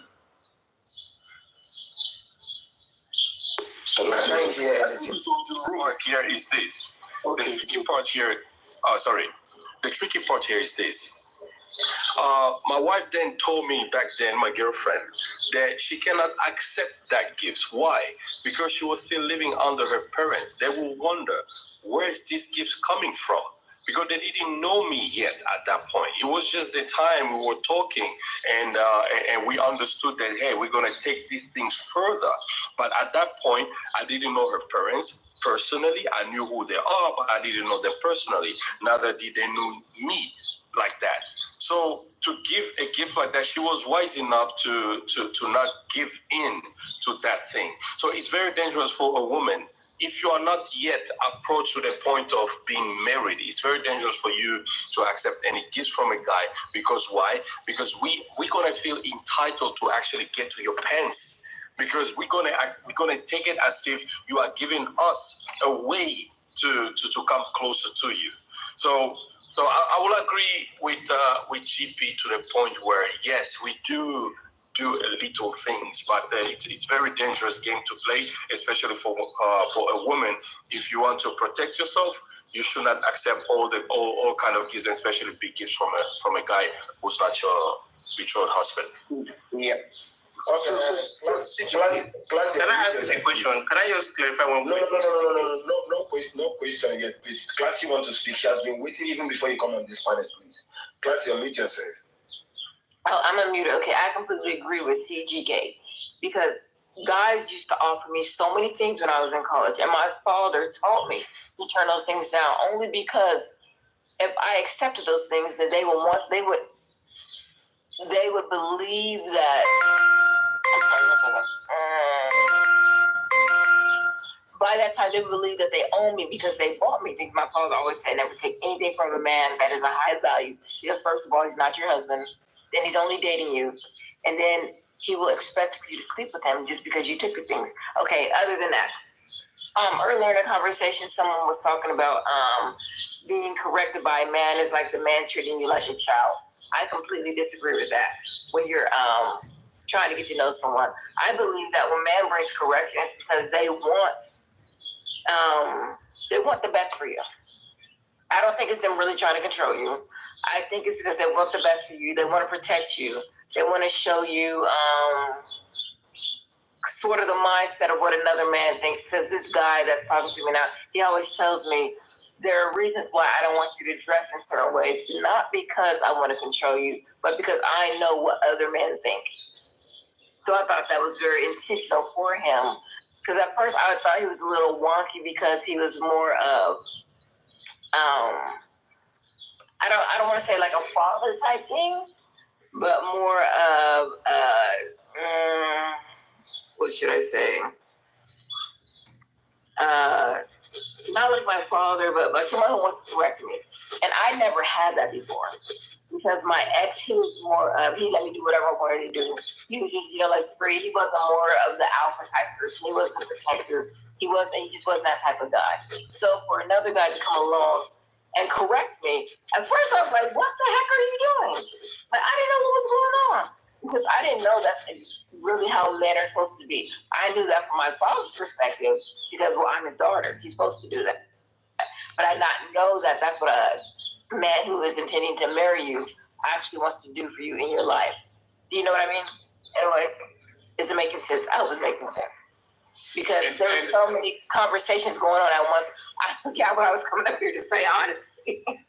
No worries. So and Emmanuel, you remember the story that you wanted to tell here. I think you help some people and bring a perspective to this conversation that we have. Like Emmanuel said, there was a lady who came here, and I think GP were there too. She gave a story, and then she was explaining to us how she did not take this man seriously, and the reason is this.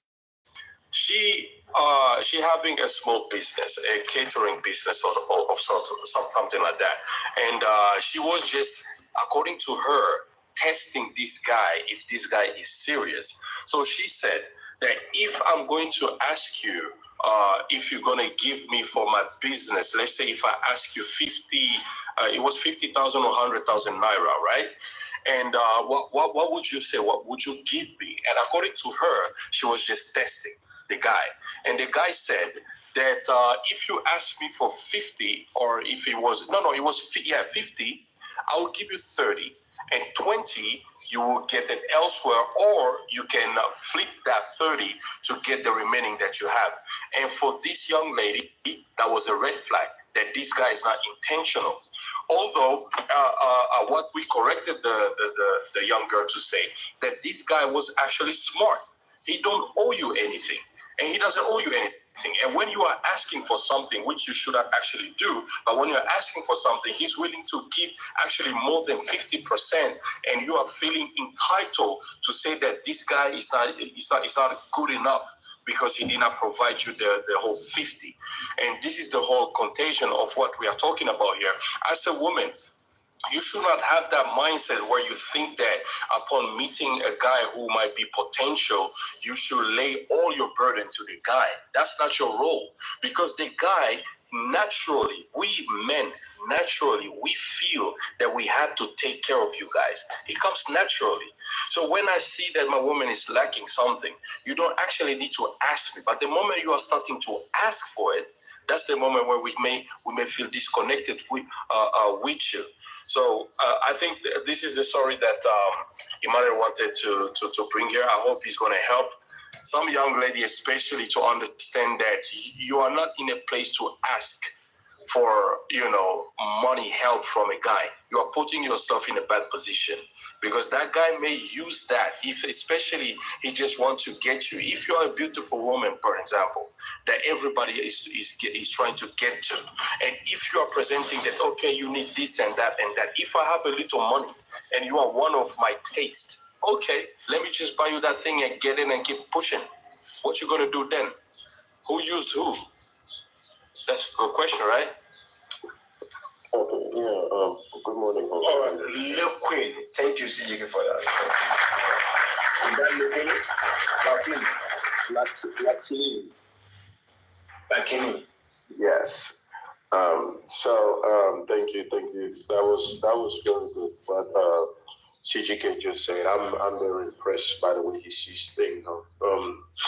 What I'd say is, he mentioned something that most women don't get. When you're with your man and he's doing something for you, when it becomes a time where you start asking, there's a disconnect. He's absolutely right about that. I feel like some or many women, I'm not going to say all, but I'm going to say many women feel entitled. They feel like because they were born, excuse me, I'm going to have to use the language. They feel like because they were born with a vagina, it means that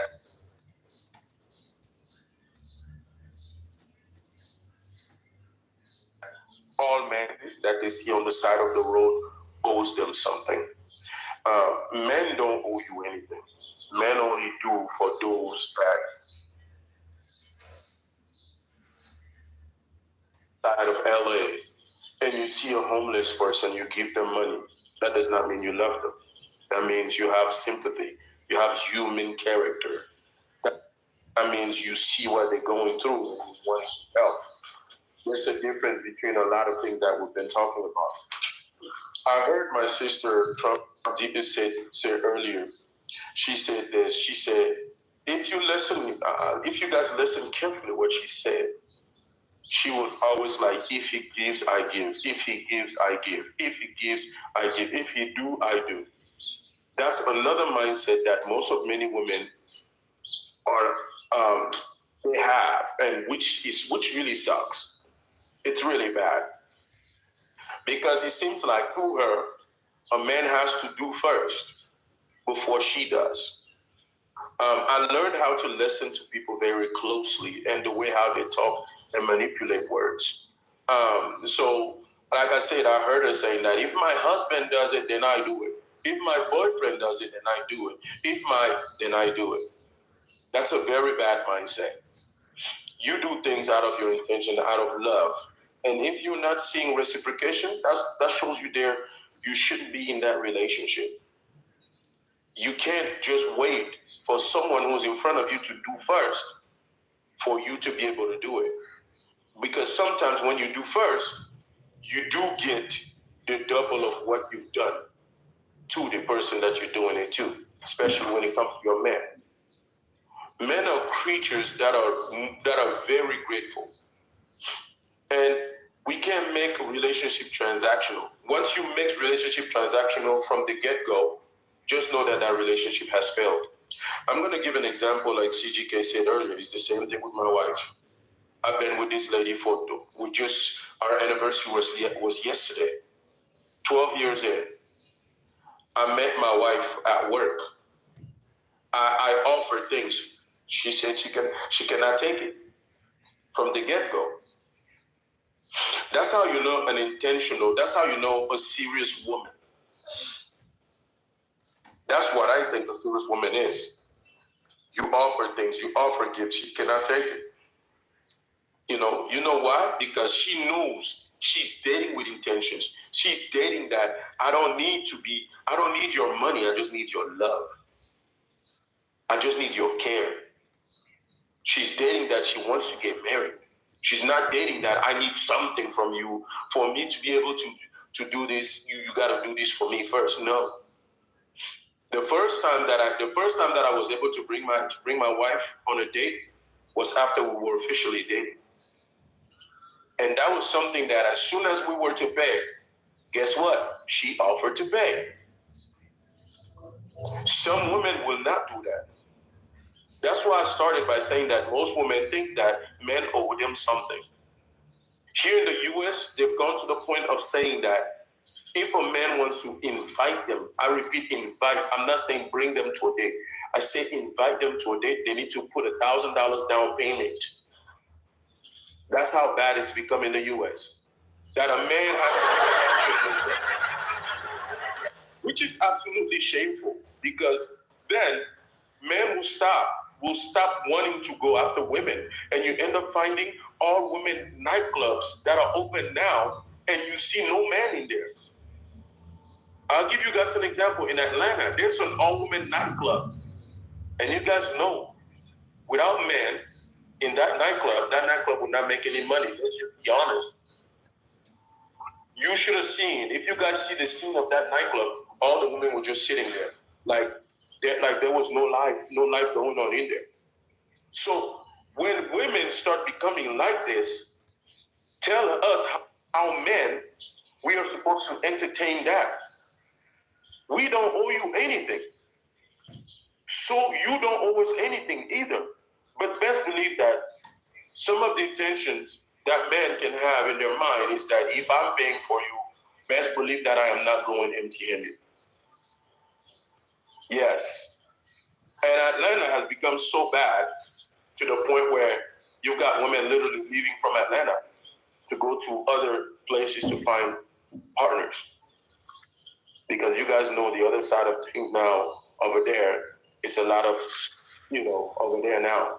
Even men are becoming two ways. So anyways, like I said, a man doesn't owe you anything. He's not obligated to do anything for you.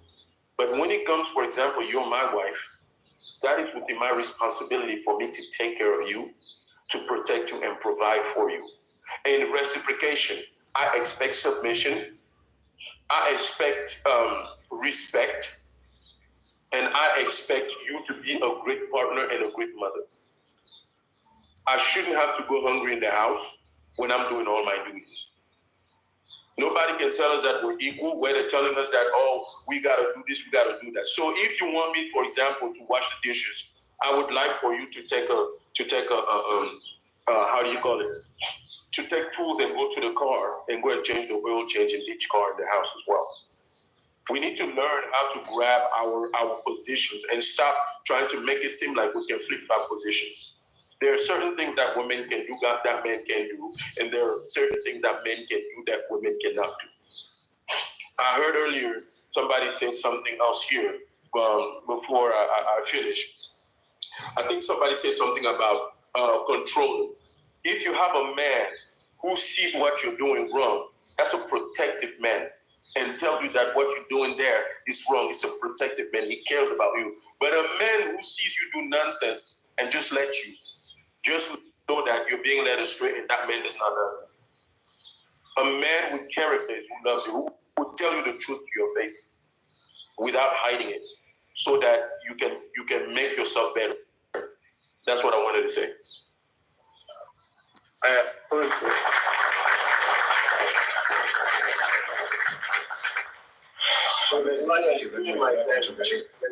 me drop my points out. Go ahead. Yeah. So let's get something right here. I think everybody wants to be correct with what they say, and the fact that somebody says that nobody is not like everything we do is not intentional. That one is a very big lie. Because if you look at what the word intentional means, let's start from there. It means done on purpose. Done on purpose, right? Intended, what you intend to. Now, first of all, if you're giving somebody, a poor person or beggar on the street, there's a reason why you were giving that money. That alone is your intention. Why are you giving out that money? If you were giving your parents money, you were giving them as a result of probably appreciation. There's always an intent towards the acts that we carry in our lives. As all of us are here speaking on this box, right? There's an intent. We want to speak to be heard. We want to speak to be correct. We want people to hear what we want to say. The thoughts, the purpose, the intention of what you are doing is an intent already. So that one is settled. Now, if we are speaking to marriage, like Boss is saying, how to know an unintentional man? A man whose intention on you is not to be married to you. That one is an unintentional man. Because the intent of that man is not to be married to you. His intention might just be, I want to sleep with you. His intention might just be, I want to buy you gifts and sleep with you. So, like what the last speaker says, a man who is intentional about you and wants to spend his life with you will not just carry out the act of giving alone money. Because everything we do in a relationship is giving. You're giving your time. You're giving wisdom. You're speaking truth. You care about this person. You are giving all, not just money. Money is the least. People put emphasis on money. That is why we are missing the point. A lady comes to you for an advice. You are giving wisdom. You're correcting. You're giving something. Giving is what makes it work. But emphasis on money is that money alone is not the core thing you look at for. But a man who counts on you will give, like CGK gave. CGK said he gave the girl willingly, but she declined. But are we going to say CGK was giving to get to her parents, or CGK was giving to his wife because he cares and wants to spend the rest of his life with him? That is what it is. That is what an intentional man does. He gives willingly, and his giving is not subjected to money alone. He wants to know your day-to-day life. He corrects you when he notices you are going haywire, if you're going out of line, like the last speaker said. But we are just putting emphasis on money as a big deal, and that is why we are trying to say that a man who is intentional with you for marriage, he will give you if he has. If he does not have, he does not have. Now, if you as a woman, you are not the one putting pressure, feeling entitled, it's going to cut off from you. It's going to cut off from you over time because you are becoming a burden on him. You're not entitled. So that's why I said another thing that makes it work is appreciation. And it goes both ways. This is how you know people who are intentional. You don't force a man to spend if he loves you. He will still do it. That is where we want to deceive ourselves. Even in our forefathers' era, that we want to use as an example.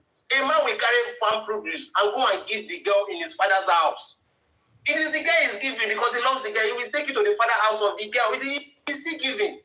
He will carry what he has invested over years from his farm and take it to the girl's home to give the girl in his father's house. So let us come and be deceiving ourselves that giving is a bad thing. It's because some men live with just giving alone. Some men don't know how to lead as men. They don't know how to act as men. They feel without money they cannot do anything. And that is where we are missing it now, to this reality. And this intention, I'm coming, Gina, let me run over my time. Okay. And this intention goes both ways. If you as a woman, you are dumb not to know that this man is just here for your pants, you are the one missing it. Because a man who is not intentional to marry you will see display the act. He will not even care about you. He will not look out for you. He will only call you whenever he needs you. And that is needing you is his selfish interest. That selfish interest is his intention towards you. He just wants to sleep with you and move away to the next person. Until he finds a different woman with a different mindset, he's going to take that woman serious. And he's going to be very intentional with that money, with that woman towards marriage. These are the way you look at it. A man who is intentional will care more, will not just care because he's giving you. He will care deeply about every single thing you do. When you wake up, when you sleep, because he's in love. That is how men act. If you don't have these things around you and they just spend money on you alone and you think he's in love with you as a woman, you are missing it. And that is what we should be telling the women, how to know these men, not just because of money, but because of their attitude, their values, their words, and their mindset towards you. The way they see you. And if you can detect these things as a woman, then you will know a man who's intentional with you. But sometimes one thing we are missing is that these women are not even ready to be married. So they can be playing the game along with you because they just want to collect your money too. So that is just what I was. So I just had a question for the one that ran away. I had a question for the one that ran away, but I'll just give that out to whoever on the panel. Who ran away? Just for my information. Trumper, because she spoke of car. Yeah, she spoke of car credit, etc. My husband, 15 years. Before we were married, he gave me a brand new Mitsubishi Eclipse for Valentine's Day. We married. Do you know that gift meant nothing? It was an agenda that gift came with. 5 years into my marriage, I found out my husband was not legal, although he lived in the United States, lived the life that I was living, doing everything I did as an American citizen. I found out 5 years in because he told me to stay away from a certain family member because that family member's intention was to take women. But his motive behind that was actually he didn't want me to speak to that family member because that family member would let me know on what that agenda he had for me. But as his wife, I did what I needed to do because I wanted my marriage, because I was actually there for the right intentions. So just because a man gives you something and even marries you doesn't mean that his intentions are there. You need to understand what are the agendas behind that intention. And because a man gives you a car, gives you credit, sets you up a bank account, doesn't mean that he loves you. So these women that are being materialistic, you need to get educated on what it means for a man to be intentional. I can be a dancer. That man has intentions by giving me money because he enjoys what I do. It's a transaction. If I go lay with him in that bed, I will gain much more as a dancer. It doesn't mean he loves me. It's just a payment of appreciation for what I had just done for him. So don't sell yourself short as a woman.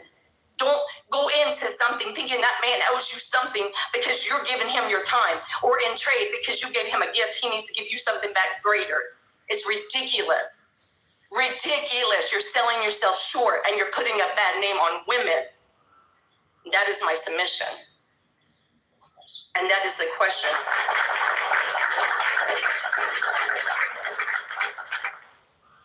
All right, any question for the last speaker before we move to the next person, please? Minister Emmanuel, one last thing I want to drop because I want to go to work. When I was even speaking, giving is not emphasized on money alone, because Femi was trying to clarify that point for me. Your time is, you're giving time, you're giving your brain, you're giving advice, you're giving a lot. Emphasis on money is where we are having issues on. And even we're not going to emphasize on money, just like CJK said, he had something and went to give his woman. If a man cares, the little he has, he will still spend it. The little, he will give it. It is his own willingness because he cares. He's not doing it because he was forced to. Like I said, even in the village lifestyle, in our traditional lifestyle, I use the word village a lot, that Emmanuel was describing, a man will still go to harvest from the farm and take it to the family of the girl he cares about.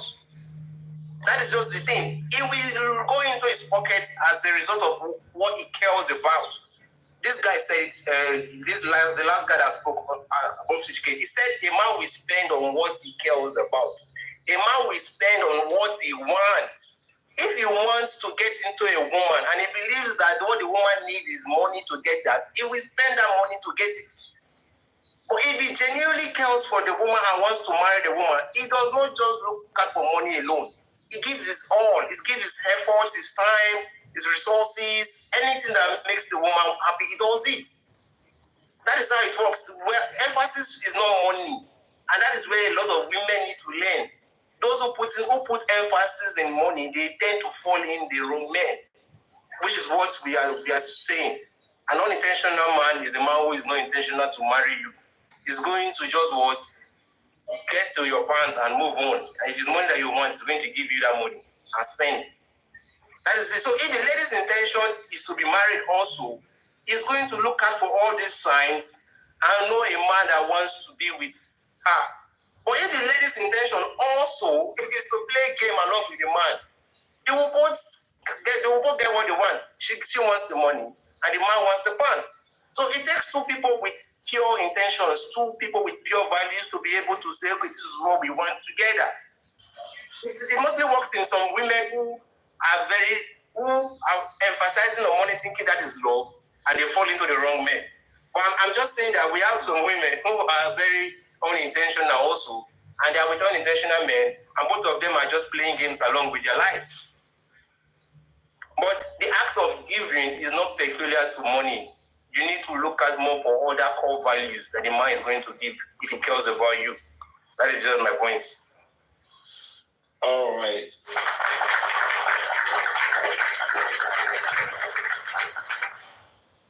Thank you, GP. That's a wonderful solution. Okay. All right. Vivi, let's have it. Vivi. Well said, GP.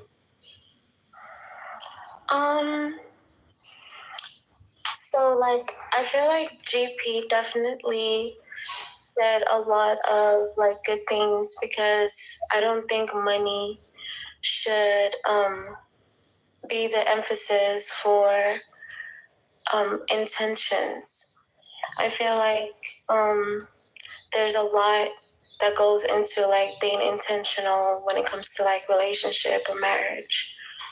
Not just money. And I feel like people should understand that everybody's different and not everybody wants your money. So if you're gonna talk to a woman, or a woman's gonna talk to a man, there's always something behind it, of course. But it's not everybody that wants some money. And I don't think money is the ultimate for you to go into a relationship. Yeah, there are a lot of women who want a man like that has money and stuff, but that's their intentions, right? And like there are men who come to women and they're like, okay, she wants my money, or all women wants money, and then that's their intentions, and that's what they know. Because of they have had experiences with other women who just want them for money, but there are women who don't really care about your money. They have their own money, they got their own shit together, so they don't really care. They want love, and they want, respect, and they want, something else other than money. And so if you come to a woman who's not looking for money, and you come with intentions like, oh, she must want money, then you're not gonna be for that woman, and you're gonna lose a good woman just because you have that kind of mindset. And like, if your intentions is to just give and give and give, and not actually love, and not actually show affection, not actually show that you want something more, then you're not intentional, in that woman's eyes. So I just feel like people should stop like looking at everybody the same, because not a lot of people care about money, and not a lot of people care about the gifts and all of that.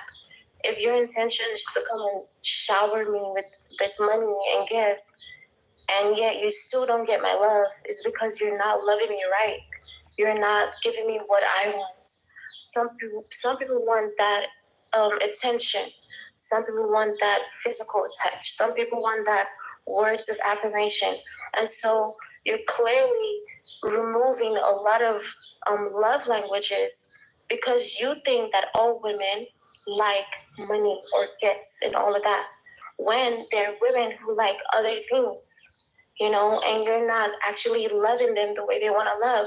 And so you lose a good woman because of your mind is like changed. But yeah, if you want to be intentional, don't always think about money. Don't always think about money. Like, literally, there are women out there who don't want your money. They got their own shit. They got their own business. They got their own, job. They're working 9 to 5. They're paying their bills. And so they don't need you for that. All that stuff, all that gifts and all that money is an add-on for them. Someone said all women like money. Not all women like money. Like, they literally, women treat their men. Some women treat their men and like give them gifts, give them money. You understand? So you haven't, just because you've met like 1 or 2 or 3 women that like money doesn't mean that everybody is the same. So yeah, that's what I wanted to say. I have a question for you. My question to you is, what woman doesn't like money? What man doesn't like money? Everybody wants to make money. Wait. I think you guys just saw, that's the problem that we have in society. I have to talk about that one. No, but it's true though. What happened? You guys just saw what happened. You said what women doesn't like money? What men doesn't like money? Everybody likes money. Okay, hold on, Vivi. You guys just saw what happened. Ladies, if you guys pay close attention, this is what most of us men complain about. I'm not your husband, I'm not your boyfriend, I just ask you a simple question. What woman doesn't like money? The same thing, your replication was what? Combativeness. And that's where most of our young ladies are going bad. It was a simple question. What woman doesn't like money? And you came back in a defensive manner. So I'm just saying, if you ask me a question, what woman doesn't like Let me finish money? and then I'm going to let you talk. That's one of the issues that we are having in our society, especially us black people.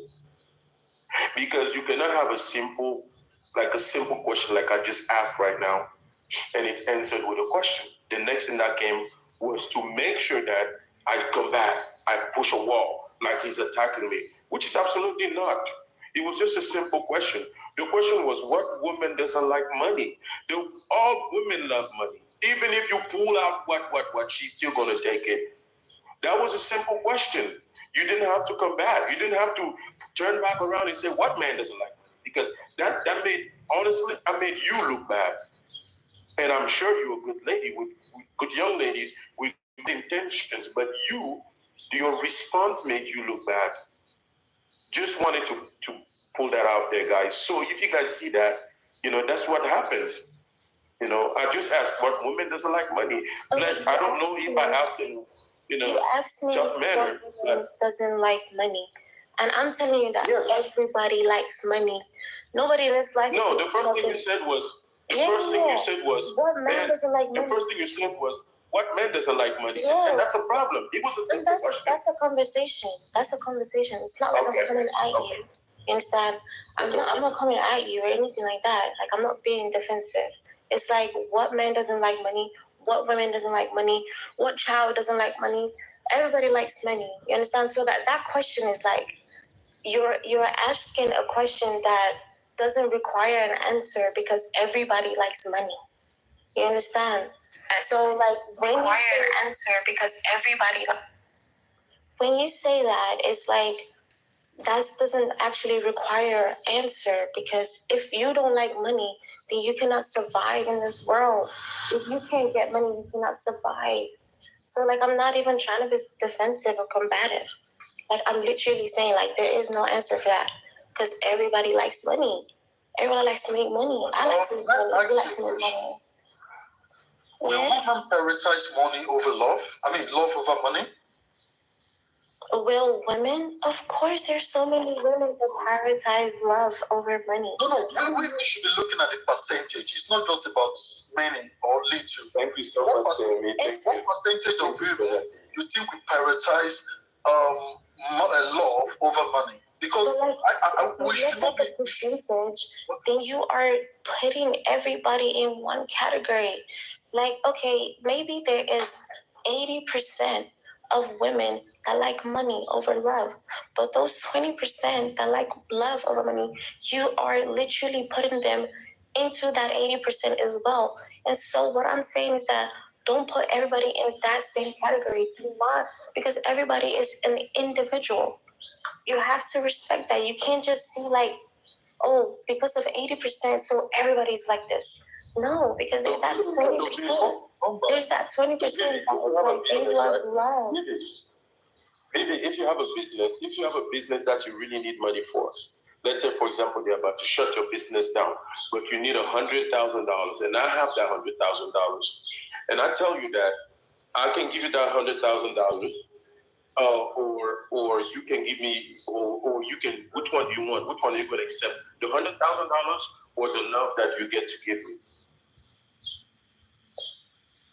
The $100,000 or the love I get to me. I'm all about love.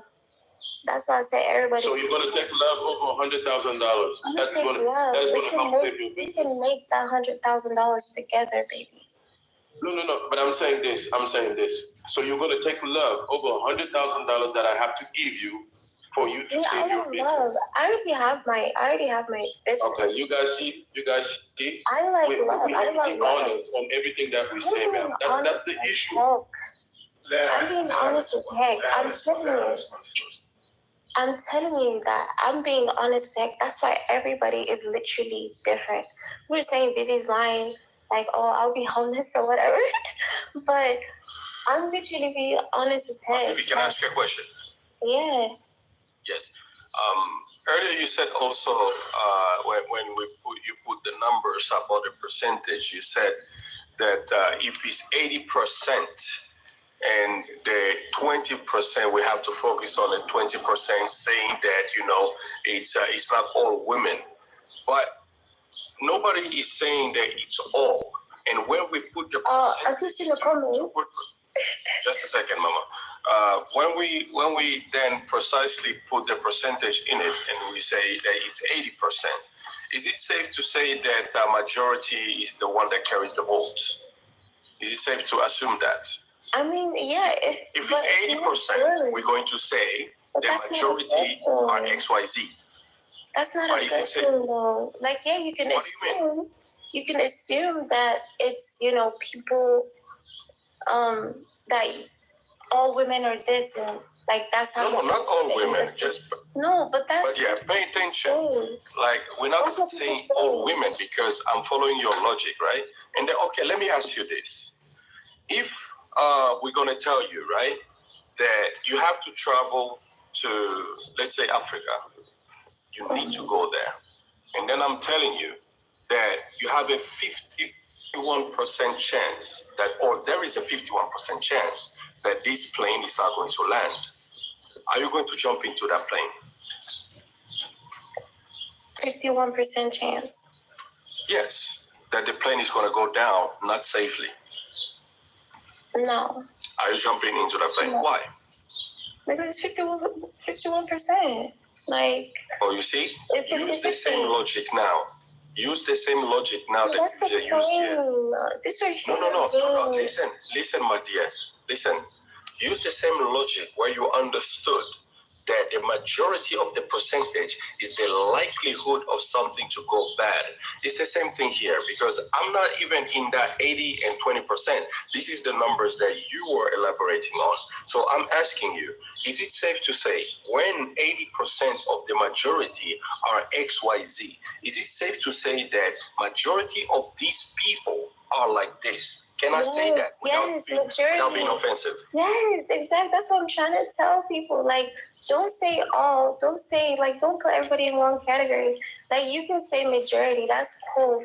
But you should also understand that there is a small percentage of women who do not just look for love because of money. It's okay to say majority.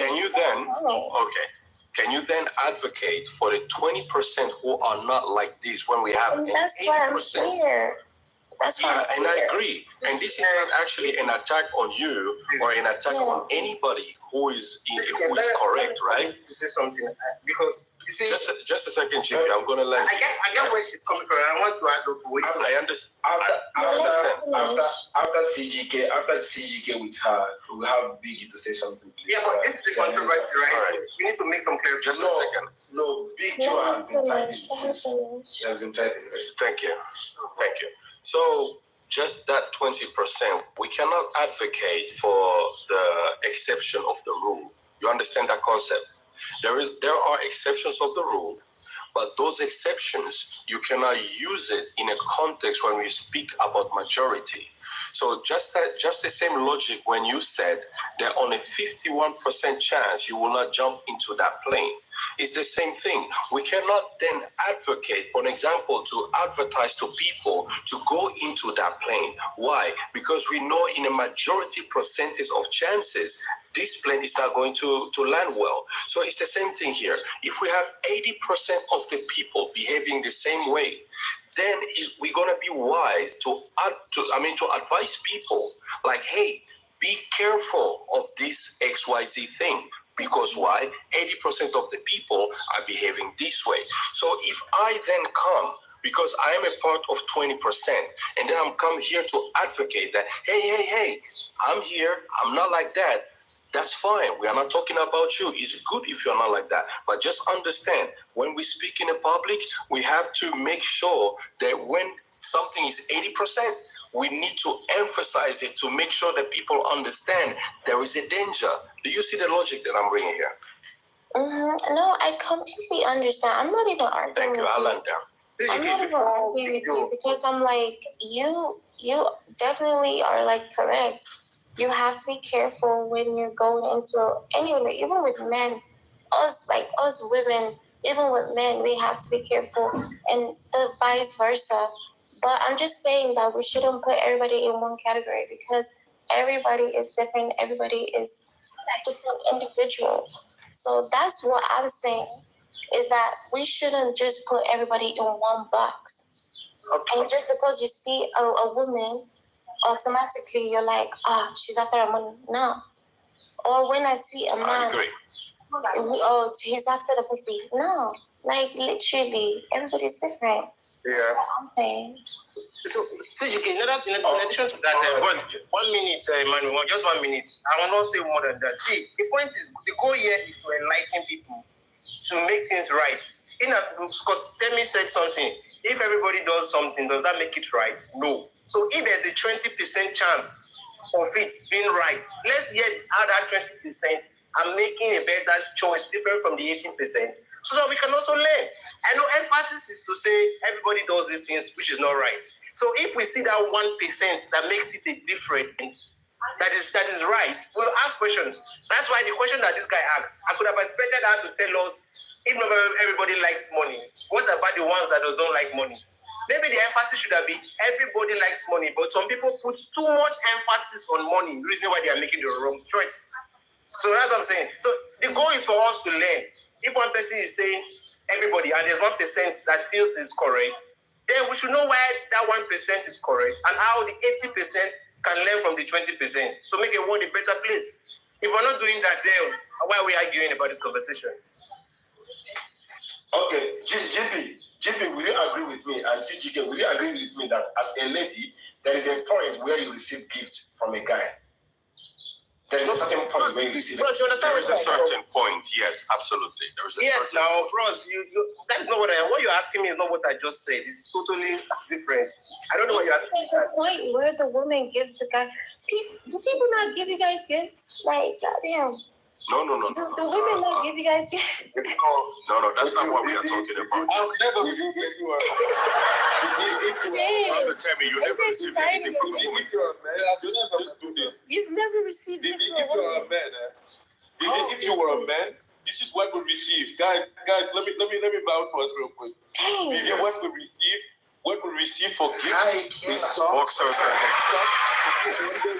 This is socks and underwear. Listen very well. Socks, underwear, Yes. Socks, that's correct. I concur.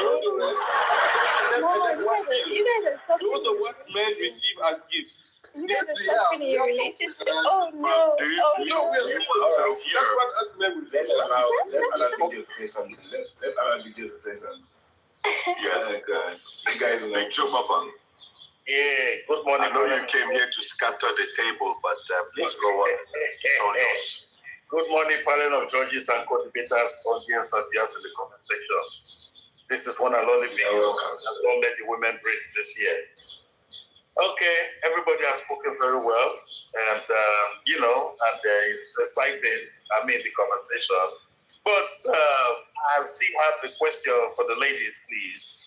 And I can see, I don't want her to feel like I see because we're all guys here, like we're trying to, trying to attack. No. Now, this is it. I'm sick and tired of, we have women making their money, we have women making their money. They don't need nothing. I'm tired of that words. These same women that are coming out to say women are making their money. How many women now have you seen coming out telling a man, I make my money, you are my man, sit down, don't do nothing? How many women is out there? They make their money. Crickets. But they will still tell a man that, look, a man's money is still sweet to spend. Even though I have money, I still need your money. That is the bed they keep bringing all over the place. But they will come out and say, women make their money. Women make their money and they still complain that they still want their man to spend for them. Yeah, thank you. And they are making their money. And these same women are making their money. So what I'm trying to say, I'm tired of that words. Women make their money. How often did they spend that same money on men? Rather than telling the men to go out there and hustle, come and add to it. But we see a man will make his money.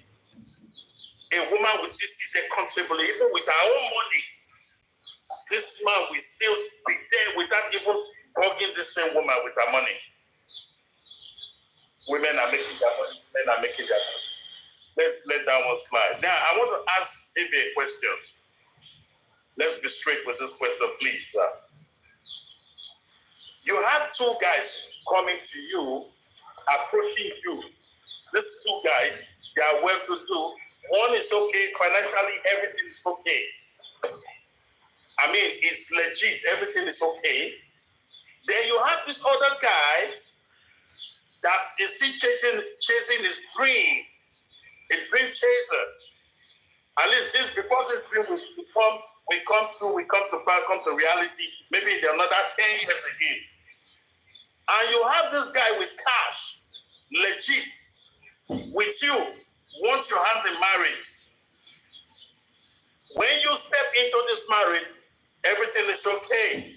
You don't need to stress yourself for nothing. This same other dude right there is still chasing the dream, and which the dream will materialize in future, maybe in the next 10 years. I ask you a question, my sister. Which one will you jump into? Okay. Good question.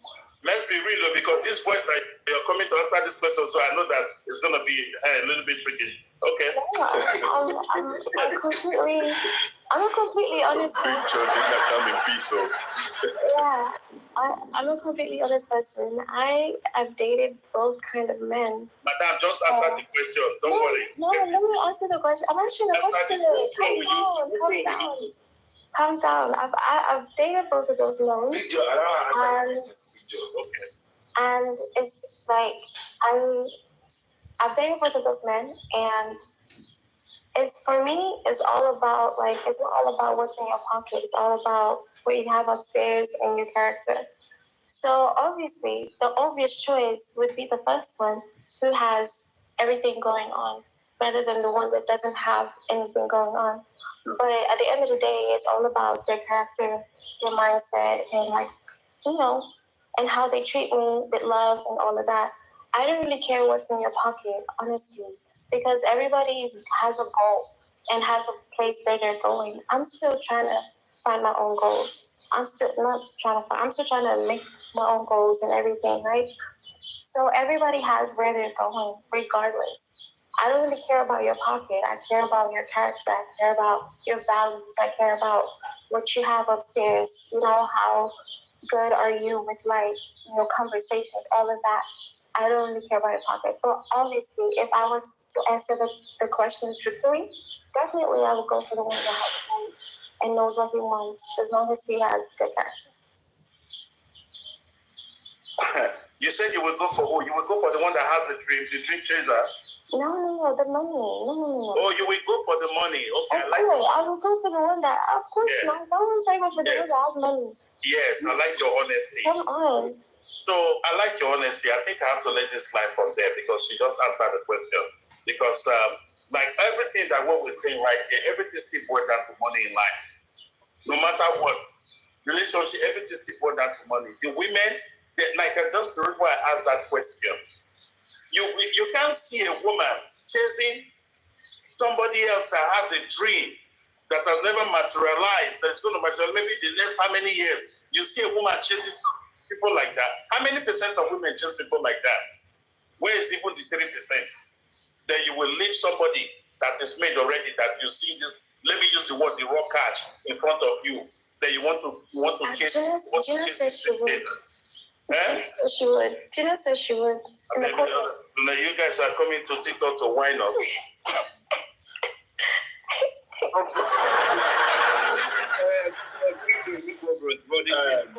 The question for you, because you just spoke. No, the question I want to ask is that I wrote to the comment section. Is the emphasis on money, right? Was it different from the days of our parents, your grandparents, compared to the way it is on this our generation? Okay, now let me answer your question. The days of our forefathers, money is still involved. Okay. Yes. Now let me break it down to you. Now, we've had this discussion before now. Yes, bros. Yes. Listen, everything right now is how will I put it now? Everything is modified. Everything is modified right now. The way let me help you. Big John. Nothing is new under the sun. Nothing is new under the sun. Amen. Let me answer you now, GPS. Back in the days, our forefathers, you see them before they marry, you will hear their women say, he have 10 acres of land, he have cows, he have farm, he have goats, he have cowries. All those are money. Yes, those are money. But nowadays, everything turned around again now. It's physical cash we're dealing with now. We're in a modern world now. So, right from our beginning, from our forefather, money is still involved when it comes to relationships. Our mothers, they love money. It's if they don't love money, why are they going for somebody that have more than 10 acres of land? They have cows. They have honestly, why are they going for it? This is why. One at a time, please. One at a time. Let me finish, bro. We need to clarify something here. I'm going somewhere with these questions I'm asking bros right now. You're saying now they love money. Money has been the point Now, bros, why is it now an issue in our today's world when it comes to relationship? How were our mothers and parents doing it differently compared to how they are doing it now? Because now it's becoming an issue. People are not after money. I don't know the difference. I don't know how I'm going to put it to you. You just want us to keep rigmarole all around. Like that. I don't know how we put it to you. That's why I said. Vivi, one at a time. Let him finish, Vivi, please. You see, everything in life, there's a step in every day we wake up in life. There's always a different step that we take. The step you took yesterday is not the same step you will take today. Now, back in the days, the step and the way they are doing things back then, it's not the same thing now. Even though they don't show more interest back in the days, but all still boil down, there's still interest in the money. It just depends on the way they show the interest. Interest is interest. Whether you show it aggressively or you show it in a diplomatic way, you still show interest on something. So back in the days, there is still interest in the money. That's why I use that word. Yeah. Our fathers, they have 10 acres of land, 20 acres of land. You will hear the woman, the family will say, that man has so many cows, the man has so many rams, that's a good family to go. Those are money, GPS. Well, I understand you 100%, bros. You know why I'm asking these things? Because I still want to know. Because we make it feel like it is terrible now compared to how it was before. It is not bad. Let me just help you now. Everybody don't go quiet now. GB, hold on. GB, hold on. Bros, I am listening, bros. The different right now is that those days of our mothers and our fathers, they don't do quote unquote what called dating. What they do is vetting. Okay. That is why before your husband will give you something, or somebody who is coming for you to vet you to give you something, you must be married to the person. Mm-hmm. They don't accept gift from anybody without marriage. This is what they do. And there was there was a clear value exchange there. That in men you have to present your power, which is your financial stability, and then in exchange you're going to get a woman who's going to be naturally submissive to you because of the effort you have shown. But why today people are complaining, especially men in this aspect, why they have to still give this attribute, why I still have to go to the gym and look good, why I still have to make sure that I actually have all these things that you women have, but when you come to my life, you feel that it's hard for you to respect me. You feel that it's hard for you to cook for me. If I ask, it's a problem. You feel that it's hard for you if I'm telling you how we need to drive our house, right? So this is the issue we have today with this current, era that we are on. But back in our Mother's Day, they understood. And like you said, Emmanuel, the mothers were given by their parents. But nowadays, it doesn't happen that way anymore. That you find a woman who don't have those values, right? And still they are entitled. They are still expecting from you to open the door. They're expecting from you to pay everything, right? But when it comes to the submission part, it's slavery. I think that is the problem. How can we go back to those days if we want to make it right? That's the point. Remember, it's emphasizing on us going back to those days, right? Let's go to Tonya. Let's go to Tonya. It's unfortunate because Hello everyone. Hello, hi. How are you doing? Good morning. I'm doing wonderful.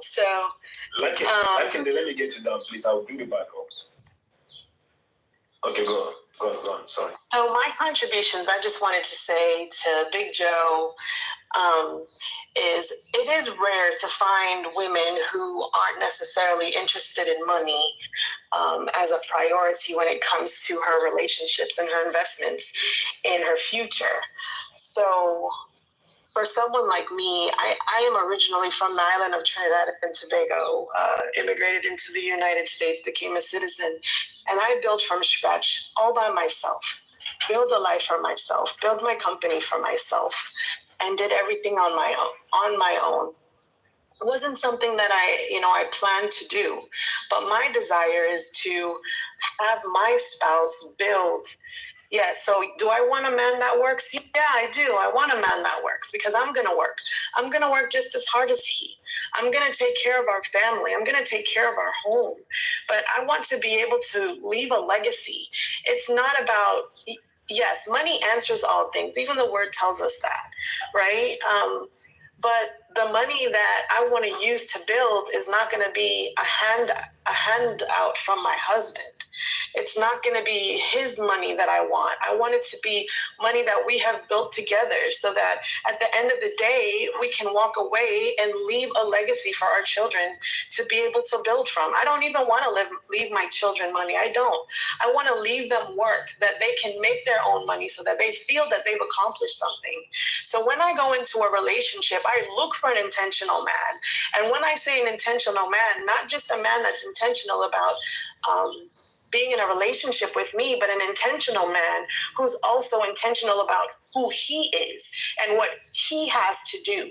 So when it comes to the question that you asked previously, if I want the man that has the $100,000, or if I want the man who has a dream, I want to come in alignment with the dream that he has. If the dream that he has comes into alignment with my beliefs and my understanding and what I can do to help him, I'm going to choose the dream builder, because in the end, that dream builder can end up making way more than just $100,000. I don't want a lazy $100,000 man, right? No, I want a man that we can build purpose.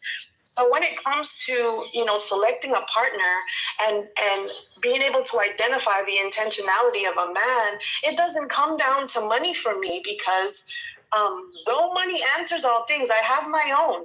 Not saying that I won't spend his and I won't allow him to spend mine, but at the same token, we're going to build for each other. We're going to do it together. So maybe I am one of the, 3%, 1%, whatever you want to call it. But will I marry a man who's broke that's a dreamer?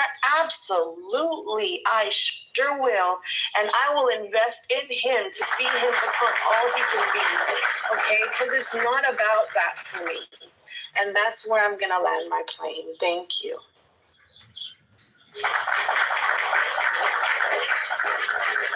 Nicely and safely landed. Well done. That's amazing. Thank you. Can I ask a question? Question. Yeah. Yeah. Okay, hi, sorry, I wanted to ask a question, right? So I have Tonya, sorry, I have two questions. The first question is, why are you under the impression that the one that has 100K is lazy? Who can make 100K can make maybe $1 million as well? God bless you. God bless you. The other guy, the one, the dreamer, life happens. What happens if he never makes it? A lot of people, their dreams don't come true, right? Would you be okay with the fact that his dreams never come true? Please, guys, let's keep talking before she answers the question. Okay. Go ahead. Yes. So to answer that question, I didn't say that I wouldn't necessarily choose the man with 100K, but if he was a lazy man is the reason I wouldn't choose him, just so that I can clarify my own response. Because at the end of the day, I did say that money answers all things. It does. It definitely will help in the aid of whatever it is that we need. So to answer the one question, yes, I definitely, it comes down to the person that best suits what I am building, what we can build together. What I can submit under him, no matter how much money I have, I will be able to submit under him to help build his dream, and if something happens, that's why everything needs to line up. So if I become ill, if he becomes ill, there has to be more to allow us to be able to continue to build, because at the end of the day, we're leaving a legacy for our family. That's my objective. So I don't want to, I'm not going to fall into a cookie cutter category with all the other women out there, because I'm an individual. I'm unique. I am uniquely made. I have unique desires, and I'm going to be looking for someone who uniquely lines up with me. So asking a general question of, he has 100K. I have 100K. I have more than, asking a general question like that, I would agree with Vivi when she said that there's more to it. There really is. There really and truly is. And I'm coming from a place of experience, okay? I'm a grandmother already. I have a grandson and I have one on the way. Okay, I've raised my 3 children. I was married for 23 years. I got divorced and I'm remarried now. So I'm coming from a place of I married the millionaire. You know, I married the man that had the money. You know, I understood the things and realized that it's really not always about money. I mean, you look at the celebrities now on TV. Will Smith just recently talked about, you know, how after he has made all the money and done all the things, then his life, you know, is somewhat meaningless. So it comes down to so much more than just the money. Okay, so Kayla, I hope I answered your question. I know that there was a second question that it eludes me at this moment. If I didn't answer it fully, what if the dreams never come true? I see it here. So would that be okay? Yes, it would, because I'm choosing him for more than just his dreams. I'm choosing him for more than just his dreams. That's just one aspect of the category. All right. Imam, justice to that question. You have a question, Victor? No, I just want to correct her because you know she came on top of before you correct her, please let's keep tapping, guys. All right, I'll go. And I believe when I made that submission, I never said the man that has 100K is just what did she say about it again? Because there's a lot said lazy. Exactly. Let me remind you. I said you have 2 guys. One is made, is legit. The money, the cash is there. The other one is a dream chaser. It might take him the next 10 years before the dream will come true. And you have this one right in front of you here. That is legit. I repeat again, legit. It's not a lazy person. It's working, he has his money. Which one would you jump into? That was my question. I never used that word lazy. Who want to be with a lazy person? No one. And I understand your question, and I thought I had addressed it. I don't know why you come up with that word being lazy. I never used that word lazy. You did not. And what I was saying is that there's more to people than just looking at it. Like, to answer the question, I was saying what I desire, right? That's how I explained it. And I was saying there's more to people than just the fact that you just gave us. There's more to it, because the dream chaser could be lazy too. He could just be a dreamer that has no true desire to put effort into his dreams, you know? So what I was trying to explain, Joe, is that what I love, what I would choose is to have someone who wants to pursue purpose. And in pursuing purpose, you know, when it comes to, you gotta invest. Sometimes you gotta go into debt to make money, right? So for me, and I'm only speaking for me, that it would be more than that. I just at face value, I love the idea of a dream chaser, okay? Just someone that have money, legit money, 100K, doesn't necessarily move me.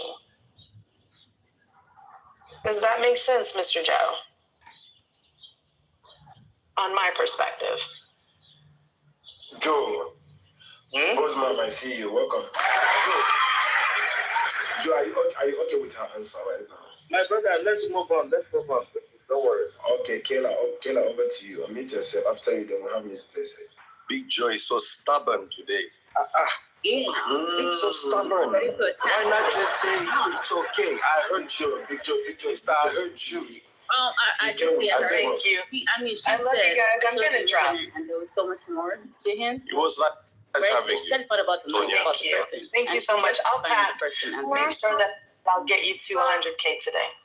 We So, will for appreciate me, that very, very much. All right. Go on, Kayla. Sorry. Personally, I'm 30. So if I'm getting married to someone, it's okay. Thank you, 6K. If I'm going married to someone who's going to be older than me, right?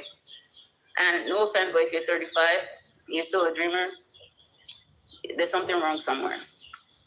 So no, I'm not going to chase a dreamer who's like 35, 38, 39. No.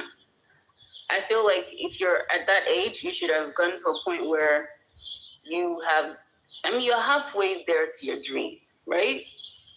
Because like, why are you 35 and still chasing the dream? Because I'm we're already getting old. What time are we gonna get to the dream?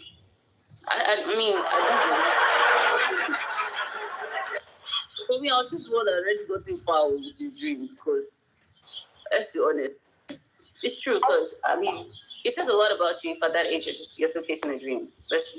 I'm serious. Because I'm not, I'm chasing a dream, but I'm halfway there. Right? So why you have to understand that. You have to understand that, everybody comes from different walks of life. You never know what happened to that person. Allow her finish. We give you time to I understand.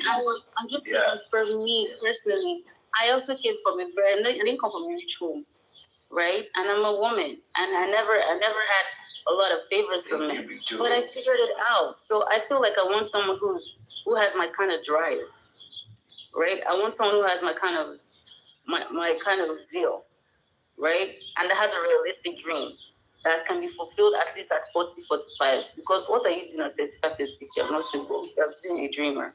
That's my opinion. Like, I just wouldn't go for that, right? I'll just be realistic.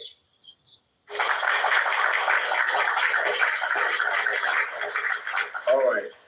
Thank you, Kayla, for that submission. Any question for Kayla before we go to Mrs. Blessed, because she has something to say? Yeah, I just want one thing to say, Kayla. The brotherhood ain't mad at you. It's okay. I know, it's okay. They should be offended because, I'm 33 and I already got birth. I'm be doing my thing and I'm okay. I am Nigerian. We ain't mad at you. Mrs. Blessed, where have you? Unmute your mic. Yeah, hi again, everyone. Good afternoon, good morning. I know I've done a lot of submission earlier. I actually have a question for Kayla. That's why I came up. Oh, sorry. I'll ask a question unfiltered. Yeah. Kayla, should I ask you my question? That's right. Okay. So now, are you going to marry for love? Definitely going to marry for love. I won't. Okay, let me be realistic. Let me honestly answer that question. I don't think I will marry for love. I think I will marry logically and then love my husband. No, that doesn't make any sense. He does actually. It doesn't make any sense. No, I'm not going to marry for love. I'm going to be practical. I'm 33. I cannot be marrying for love at this age. Okay, so that means love.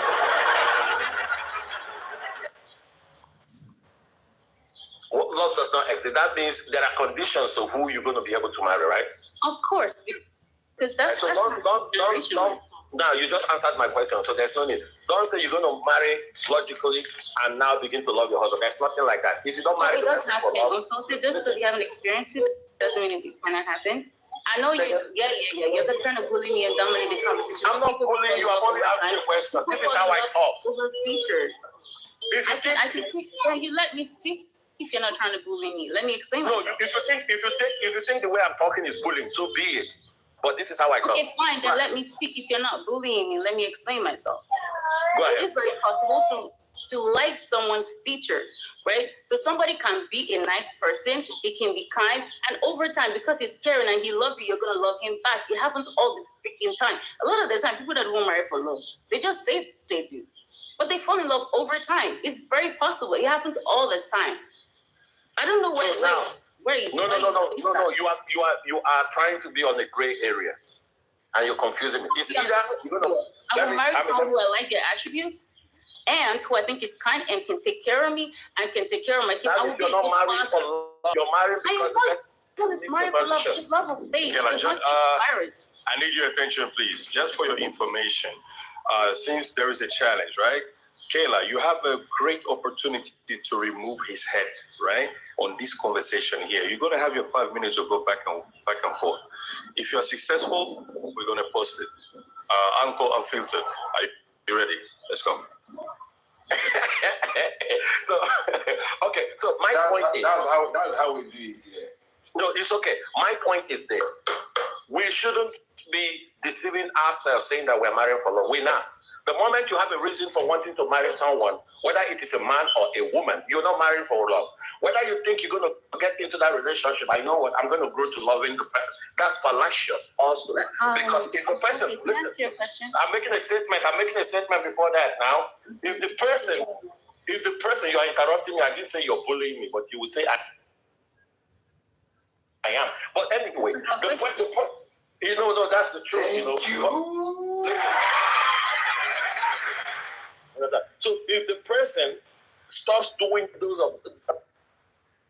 those things that he was doing from the outset that made you love him, you're still not going to love him anyway. So whenever you attach a condition to love, or you attach a prefix to love, or a qualifier to love, it's no longer love. So why do we keep deceiving ourselves, saying, you know what, I'm marrying this guy for love? Why? There is a reason for you loving that person. The moment there is a reason begat condition. The moment there is a condition, then you are no longer marrying the person for love. Okay, can I answer this? Every single love that exists has a condition, except the love of Jesus Christ. No single love on this earth. Even the love of Jesus Christ has no condition. Do have conditions. Okay, great. So where's this idea that love is unconditional? Where does it come from? No, that's what I'm saying. What my point is that I said I'm not married for love. Listen to the point. My point is nobody has the capability to love. So we shouldn't be deceiving ourselves that if you have condition for liking a person, then you don't love the person. What love encompasses? Love is a strong affection, that encompasses both the good, the bad, and the ugly of that person. Love is something that is endless. In other words, if I tell you I love you today, there's nothing you're going to do to me that's going to make me hate you. Even if you try to unlife me and I discover you try to unlife me, I'm going to love you anyway. And loving you anyway means I'm going to be able to return that relationship to the place it were before the incident happened. And my point is that, my argument is, however, is that nobody has the capability or the capacity to love, including the God of the Bible. Because when you peruse the Bible, actually, you're going to find out that the God you talk about killed unlike more people than devil himself. But so I'm not even going to go to the Bible. I understand that relationship or marriage, came before the Bible itself. So I'm not even going to use the Bible as a yardstick for relationship or marriage. So my point is that let's leave it at this. Let's say that the person will have to let me say this and I ask you a question. I'll let you talk. The person will have to fit the condition. Hold on. We the brotherhood is at your back. Hold on. We are going to ask him questions. He came for you. Don't worry. I came for you. The person I ask you, the person you want to love will have to meet some level of criteria. There's a yardstick. If the person doesn't meet it, that means you're not going to love the person. Just like you said, I'm not going to fall in love or marry someone that is 35 or 40 and has nothing whatsoever to show in the last 10 or 15 years. I'm paraphrasing. And that is okay. We should understand that the condition or the reason that is attached to love is actually for protection. And we should stop professing love as if it does exist. Even the closest thing we call love, a mother and a son, it's not even going to be termed as love. If you try to consider the etymological meaning of love, that means the origin of love, because there are things your son will do to you, your mother will do to you, and you're going to decide not to talk to them. Your relationship is not going to be the same. And I'll give you an instance. If you find your son wanting to poison your food, and you go to the hospital and come back, and they tell you that this is food poison, and your son made the food you ate, understand? There's this high likelihood that you're not going to like that person or love that person the same way you love. Okay, your time is up. Hold on. I'm going to give you your time back, right? I have a question for you, right? The question is, you said nobody is capable of loving. Now, she says she want to go. She says she will marry for practical. Now, I'm saying to my own definition that love is an action. It's an action that we do, and when we do that action, what is commitment? Now, in that commitment, we get what is called responsibility. Now, if I'm loving Kayla, I want to love her. I want to bring her under my leadership. I want to take care of her. I want to love her. I want to protect her. I want to take care of her, and that's my responsibility. Now, she said she's being practical, and that is what calls love. And she said, if you are not doing all these things, she will not go with you. Yes. No, that's totally fine. Listen to my argument. I am saying that all of these things you define are not love. Love is practical. Love is not just commitment. Love is not just forgiveness. Love is not just patience. Love is not just forbearing. Love is not just encompassing. Love is far more. What I'm saying is, Mr. Unfiltered. Can I finish? Can I make this? Let me make this argument. Please make this argument. Yes. Let me make this argument. So my point. Look at yourself. Yes, sir. My point is, love encompasses all of these things and even more. That is not the whole sum of love, and we misuse love. My argument, furthermore, is that nobody has the capability to love a person and keep to all of the attributes of love. And that is why we introduce concepts like erotic love, agape love, conditional love, unconditional love, self-love. All of those things is to dilute the meaning of love. Now, here is the catch. If you tell me that you have a strong affection for me, emotional attachment for me that is so practical, and you have confessed love to me, that you love me in my bad time and in my good time. That means if I go cheat on you, you're going to forgive me and return the relationship to where it was. That is what, even if I stop working, if I stop keeping to my responsibility, paying my house rent, paying the mortgage, paying the car note, guess what? You're not going to divorce me. You're still going to keep the relationship to where you are. Even if my wife goes outside and sleep with another man, I come back home and see her sleeping in my bed with another man, I'm still going to forgive her and return the relationship to the place it was. Even if my wife decides to poison me and I see the poison, I get the poison, they take me to the hospital and I survive, I'm still going to come back and still love her the way I used to love her.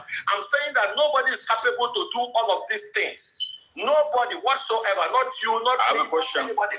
I'm not going to, listen, that's my argument. Now, it is left to you to, love is not subjective.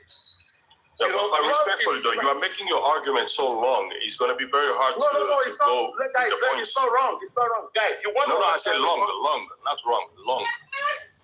Okay, long. Now let me finish with this.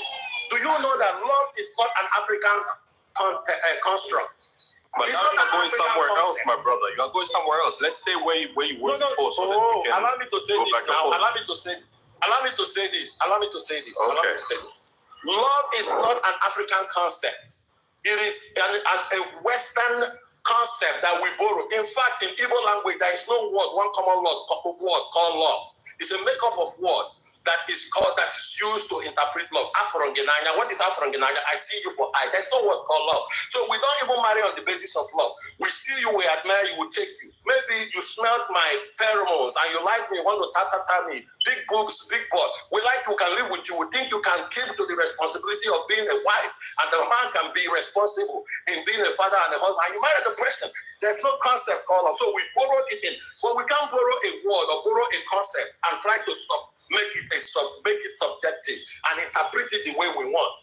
So my point is, if you say you love me, you're going to take me back and return the relationship to the place it was, even before I offended you. And nobody on earth whatsoever, even the Bible God, that has the capability of doing it that way.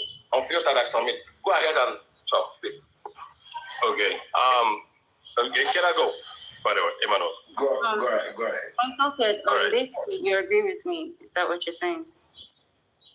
Yes, that is what I want to say, because it's on you say what you're saying. I understand. Yes, he's saying what you're saying. What you're saying. Because it is practical. Yeah. There is no definition. It begs to ask a question, though, to Mr. Unfiltered. The way you are expressing what love is. Yes, right. I'm asking you the question. If you can give us a definition, because when Emmanuel was saying, you said that he's not correct. His definition is not love when he said that love is an action word. It's something that you do, and so on and so forth. You say you disagree, and then everything you said was about action, and yet I'm a little bit confused. Hence why I'm asking you this question. What is love to you? Let me finish the question, my brother. How can you ask me? Okay, no. Give us a definition. What is love then? Or you can also say that you don't believe in the love. But I just want to hear the definition. Hence why I'm asking this question, because there's many people when they speak. Can I answer your question? Let me answer your question. Let me just get out. Yes, let me just get out, and then you can answer me. Because when people speak of love, I have witnessed it here on this panel before. Some people think that love is an emotion, it's the feeling that you feel inside, which me personally, I disagree. I said that is not love, right? So I want to hear from you. Do you have a definition of love so we can understand where you are coming from when you are giving the long speech, so to speak? Okay. I'm going to give you a long definition. Listen, for love to be expressed, it has to be felt first. You feel it and you express it. The expression is the practicality of it, like you would say. So in other words, love is an affectionate and emotional feelings that can be practically expressed, encompassing the good, the bad, and the ugly of the person. It is also endless. It is endless. The word endless is what you're going to underline. What I mean by my definition is simple. I'm just paraphrasing from the textbook definition of love. What I mean by that is, no matter what the receiver of love does to you, you cannot hate the person. And no, you cannot hate the person. If you say you love me, no matter what I do to you, you cannot hate me. So even if you come to the house and see me sleeping with another woman in the same matrimonial bed, you can't hate me. You're still gonna love me. You're not just loving me. You're not gonna tell me you love me from afar. That is playing pranks with the definition of love. You're gonna love me and return that relationship to the place it were. The way we used to be is the way we're gonna be. You understand? Before that incident. Or is that are you giving me the definition of love now? Yes, I just gave you the etymological definition of love. Etymological definition of love. In that etymological definition, is there correction? No. I'm just asking. You're going too far again. Is there correction in the definition? No, listen now. Listen, that's what I said. If you listen right now, you're probably not gonna ask more any question, or you will ask more. Now, what we have done subjectively is to try to dilute the essence of love by introducing words to it. We are talking about love, but today we have conditional love. Today we have unconditional love. Today we have agape love. We have erotic love. All of these qualifiers is just to dilute the meaning of love. To say, you know what, there are conditions to my own kind of love. No, that is not what love means. If there are conditions to your love, it's not love. It's not fair for you not to love, to agree that I'm not loving this person, like your mumu, because that condition you add to it is actually to protect you. There's nothing wrong with it, but don't call it love. This is my argument. My argument is, it's like, let me give you an insight. It's not like, wait, I don't know why you want to. No. We all do respect. Can I say, you are talking a lot, but you are not saying anything. No, I'm saying a lot of things, but you don't want to understand it. What I'm trying to tell you is, you don't want to understand it. You don't want to understand it because you want to actually win an argument, not to understand. I do want to win this argument because you're not going to. You are not giving me a chance to challenge everything you are saying. That's the problem. Because I don't need to talk that much to actually make a point. Let me make an example. Then you go ahead and talk. I know you are the moderator. Everybody hold on.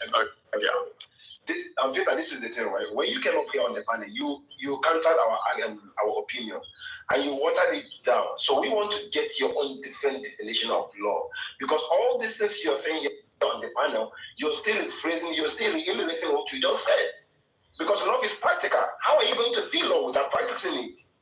Okay, listen again. I'm going to say it slowly, very slowly. And I'm saying in the simplest term that if, for instance, I'm a man and Emmanuel is a woman, and I tell Emmanuel that I practically love you. I practically love you. It should have no condition. There is nothing Emmanuel will do to me that will make me unlove him or her. That's what I'm saying. I'm saying that if I tell you, I confess that, listen, I love you. I love your good, the bad, and your ugly. What I'm saying is, practically, I'm going to be executing this love. Whether you want to unlike me or not, I'm still going to love you. And by loving you doesn't mean I'm going to love you from afar. I loving you means that I'm going to continue to do the things I used to do. Even during when you try to unlike me, even when you try to poison me, even when I catch you cheating with another woman, I'm still going to love you. I am saying that based on definition of love, you have one minute. Yes, which is actually what it is. Nobody on earth, including CBK, unfiltered, Emmanuel, or Kayla has the capability to love. And the reason why I jumped on the box is when Kayla said, you know what, a 40-year-old man that doesn't have his shit together, he's not, I can't love her. And she was trying to guide you saying, I'm going to logically consider what I mean. That means that logic there means there's a condition that man has to meet.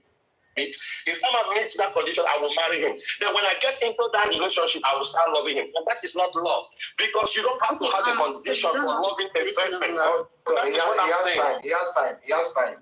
The word. That is what I'm saying. I am saying that it's okay to say, you know what? I like this person. I have condition to marry. If this person does what is not good to me, if this person does what is not good to me, I'm going to disconnect with the person. The moment you add condition to love, it is no longer love. And nobody has the ability and the capability not to put condition to love. Even if you're loving the person for nothing, you're probably loving the person for the looks. Even if I say, man, you want to pick a wife and you say you love the lady for nothing, you probably love her because she's agreeable, she's beautiful, she's tall, she's going to give you the time. There's a condition. And the moment you add condition to it, whether you call it unconditional or conditional, it's no longer love. Look for something else to defend. Now, let me give this illustration, then I close. Your time is up. Illustration. Bro, unfortunately, what you just described is unconditional love. And we are talking, there is no love that they see. Love comes with condition. Love is an action word. That is when you're not doing your duty to love. My brother, you're not loving. Love comes with the condition. Then now, when we are talking about unconditional love, this is what you're talking about. Then we are not talking about unconditional love here on the platform. You're talking about conditional love. Again, it's not love. We're not talking about love. Can I say something? The marriage. Let me leave. I think we're going to be going on around. If you understand what I'm saying. No. Don't run away. Don't run away, sir. Sir, don't run away. If you talk, I will have to respond. Yeah, I would like to respond. You have to listen. Chill. We listen to you. And guess what? This is funny, right? We listen to you. The only reason why I was trying to come in is because you are taking a long time to explain something is very simple. We ask you a simple question, or I ask you a simple question to see your definition of what love is. And then when you even try to explain, you said it's an etymological explanation of what love is. And then yet, when you say, for an example, that you cannot tell me, let me finish, please. I'll let you. And when you said that even when I cheat on you, you cannot just say that I can love you from afar. And hence why I ask you a question. Is there a correction with your definition of love? If correction is there, yes. You can't correct love. You can't correct love. Oh my God. Love is healed. Love is constant. You don't correct love. Unfiltered. We let you talk. Moderator, she mute now. Moderator, she mute, please. Moderator, she mute people. If it's not his turn, you can she mute, please. Okay. So again, when you said there is no correction in love in your definition, and yet you are failing to correction of the concept. Lord have mercy. I don't know. You're misinterpreting that. No. You are misinterpreting what I said. You spoke a lot, right? And we listened to you. We heard your voice. We heard the words that you were using. Now we are trying to come back to the words that you used, and you are saying that we misheard you. And this is not fair, because when you say people actually... You guys misheard me. I'm saying you misheard me. I misheard you. Okay. Because your paraphrasing isn't right. In a whole lot of sense. Yeah. Well, what I'm saying. Correction, listen. Let me say this. Correction. It's okay. It's okay. I don't need to go back and forth. It's meaningless. Kena, wait. CJ, wait. Miss Blessed, please go ahead, please. Whoa, let me take a deep breath. What I initially wanted to say, some of it is gone, but I will start, since as this topic of love is here. I agree with Kayla. You can grow to love someone. There's different meanings to love if you research it properly. The Bible version will tell us love is kind, love is patient, love is forgiving. it's a very individual thing. There is unconditional love, which some of us have for our children. Right now, the love I have for my children, maybe if they try to kill me, I'm sorry that word, if they try to finish me, I'll still love them. Also, there is love that's built by trust, by bonding with someone. It's a mutual love. You get to watch, even friendship. I've had a friend for 37 years. I didn't love my friend at first sight. By developing that relationship, that trust, that mutual respect we gave each other, something called loyalty. I realized she's got my back and I've got her back. It developed a certain love and feelings I have towards her. I don't like to see her hurt. This is only a friend I'm talking about. So imagine a relationship. So I think what Kayla said is her choice. Part of her choice of vetting a man is somebody responsible, which can actually come. We're not saying there's nothing wrong with money. Money is a resource we all need to daily function. Even if me as a woman, you ask me for a date, I need money to buy soap, to buy toothpaste, to fix myself. So money is a resource. That's what what we're saying is people misusing that resource and being demanding for it and having a sense of entitlement for it. That was our whole subject. We started earlier. I've been here very long with the unintentional man. We're trying to correct women who say, go just take a man because of his money. Even if we go back in those historic days, some were talking about people having our grandmothers, when they say, look at that man, he's a rich man. That same grandmother will also vet a family and say, don't go in that family whether they have money or not. There's certain bad behavior there. It's not every money you must take. So it has its advantages, but at the same time, I'll also be very concerned. I'm 55, but if I'm young, I'll be concerned if a man is at 40, 35, and he's not got a vision, he's not got an income. How are we going to start a family? She did not say, oh, the first thing I'm going to do is ask a man to give me 100,000 before I marry him. No. But I do agree in love. You can't grow to love someone. The person will show you certain things about them. You can start your relationship intentionally on a solid foundation of things, but whilst the relationship is going on, you can grow to like or love the person as it goes on. So, I mean, we're all love. If you go and research properly and read about it, it comes in many different sizes. You have baby love, you have I love you, die. Everyone love at first sight, love in cuckoo land. You have different definitions. You have unconditional love. So we could. Can I ask her a question? Let me ask you a question. When I finish, please, Mr. Anfield. Okay. When she figure, let me ask. Yeah, thank you, sir. I see you.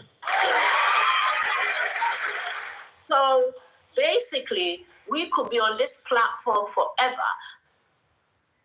I mean, initially when I came on, our conversation was to do with how for us to know an unintentional man. And then it went on to different subjects. It went on to gold diggers. It went on to financial, transactional love.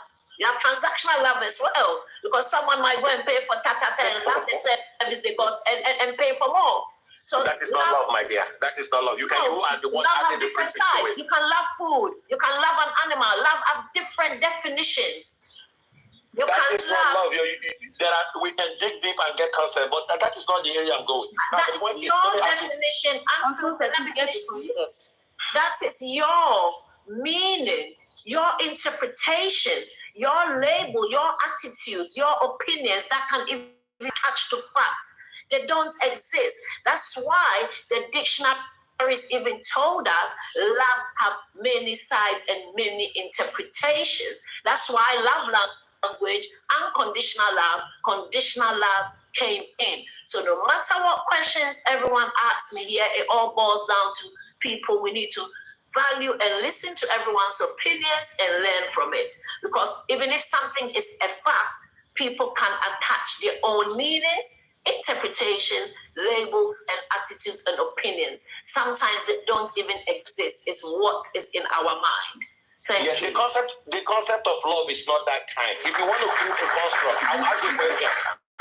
If you want to create a construct If in a research work, if you want to create a construct and give your own definition to that construct, so be it. But you're not going to want to attach a prefix or a qualifier to love and call it love. Call it whatever. It's just like a research. Let me ask a question. I want to answer a question. Then let me say this. It's just like selfishness. Today we call it self-love. People are being selfish, saying it's self-love. There's nothing wrong with being selfish. Everybody is selfish to some level. Now my question is, Carla, please. My question is. You're saying everything everybody saying. Okay, can I ask you this question, please? I don't want to. You can do what you do. Now, the point is that your friend of 30 years, is there anything your friend of 30 years would do to you that you're going to stop loving her? No, you know why? She's come under my unconditional love. I've got a little okay, I rest my case. No, you just answered. You don't get the answer. That's it. I don't want to go. Yeah, she's come under that list. I understand. Even if she tries to listen now, you answer the question. I want to go. Even if she tries to unlife you, you're still going to love her because she's come under that cover of unconditional love. So keep lying to yourself, unfiltered, and I submit. Have a good time. Thank you so much, Unfiltered. You continue lying to yourself too. That was an exercise. Lord have mercy on us. Sorry about that, Emmanuel. But we have to all make sense out of it. Even Emmanuel is speechless right now. I can't believe Unfiltered is running and left me, and I'm ready for him today. Oh man. You got many smoke. You got many smoke. I can see it. You have the energy. Yeah, I love it. You really try. No, actually, I need to actually just I didn't have a gym today, but I'm gonna go for sure. I need to go blow up some steam. The basketballs I had in the morning got me twisted. Actual meaning of love, if you Google it, it comes from pleasure, desire, right? Not even the things we say, right? So if he's gonna speak on the actual origin, it has nothing to do with. The trick was just to understand his definition of what love is. And when he has to go so long to explain something, he can actually quantify in a very few sentences to bring the core ideology of what you think love is. I mean, it should tell you a whole lot. I mean, I don't need to speak for half an hour to tell you what is my definition of love. But he's also contradicted. He's saying the same thing we're saying. And he doesn't he's saying the opposite. So it's not making sense. Because he's saying unconditional. I don't think he wants to actually listen. I think he just has this idea. He just has this idea in his head, and it's like, I run with it, and that's it. He doesn't want to listen. Yeah, Viv, we all do. Sometimes we have opinions that people cannot dilute. You got some. Actually, that's why there's this saying, agree to disagree. That's all. Agree to disagree.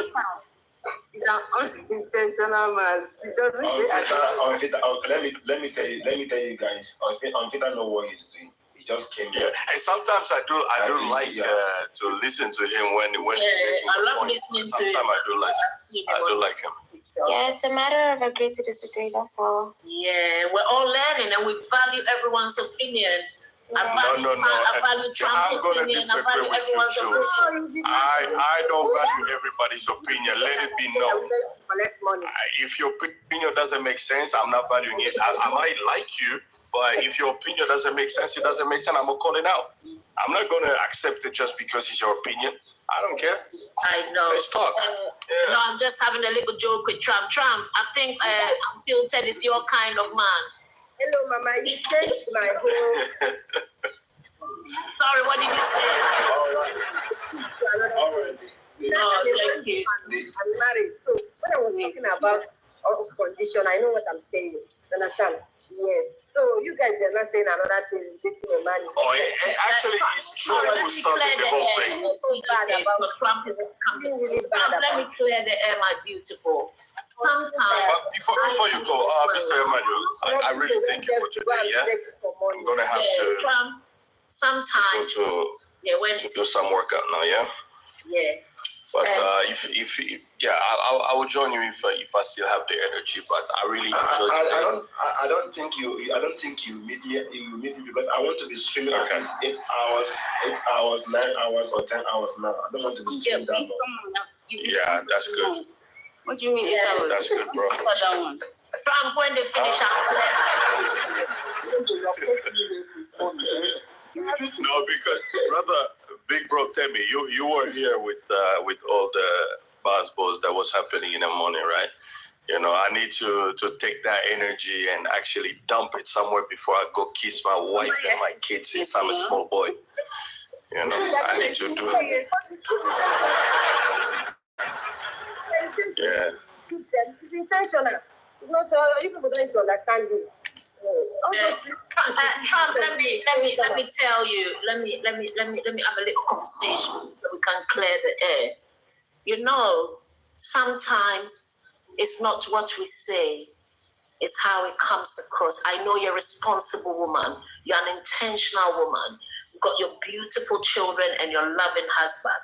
But sometimes the reason we break down things, people break down what I say as well, and I'm very transparent about my life and my mistakes. Sometimes you've just said a beautiful thing now, just because what you said a while ago, you did not say girls should just go and take men's money. So now that you're breaking it down this way, we're all on the same page. So sometimes when you say something and we're asking in a beautiful way for you to explain it better. So some young girls listening don't think, to find an intentional man is to be a gold digger. So we're all on the same page. We're all family here. So it wasn't from any bad feelings or any negativity.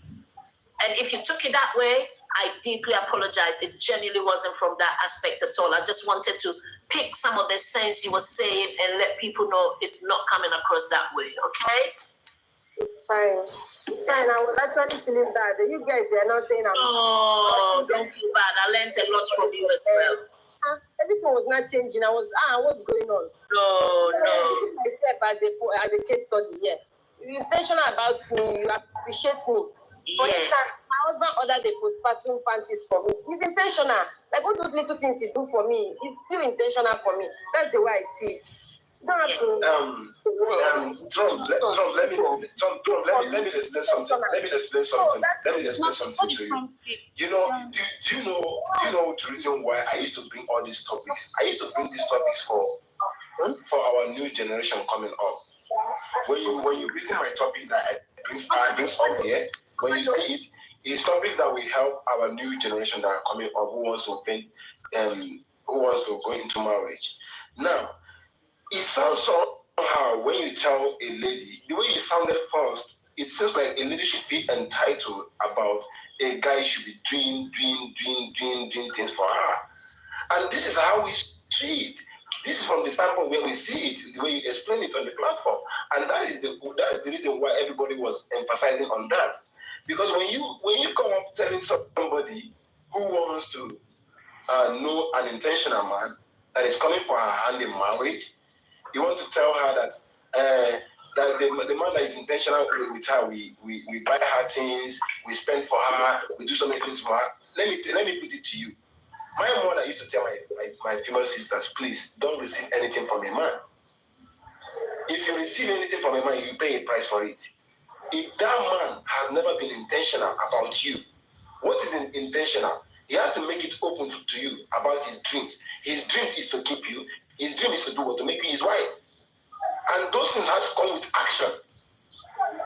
Action speaks louder than voice. He's not only speaking it. You have to be showing it. Well, how can you show it?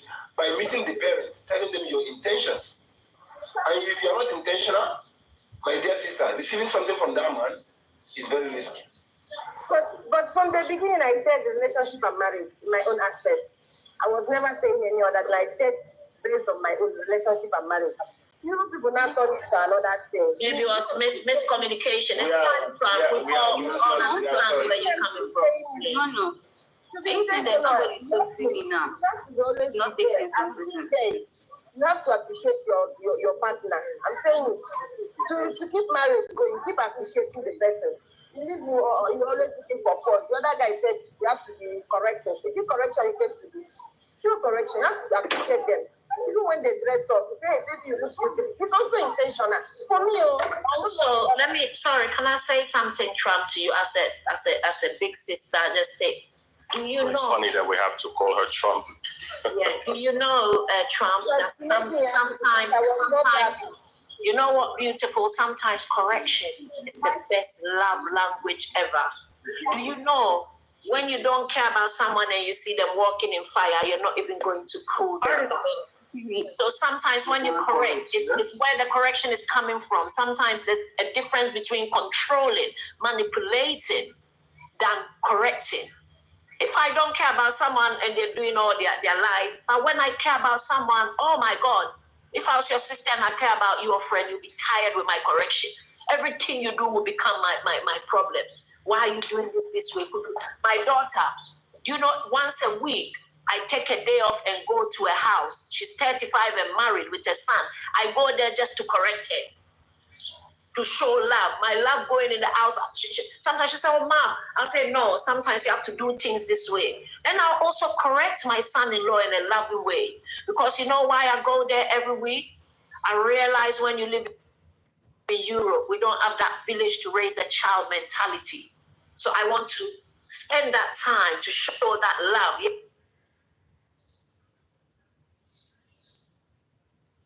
And Mom is here. Yesterday, she went on a date night with her husband because I was there to babysit. So I'm there, you're constantly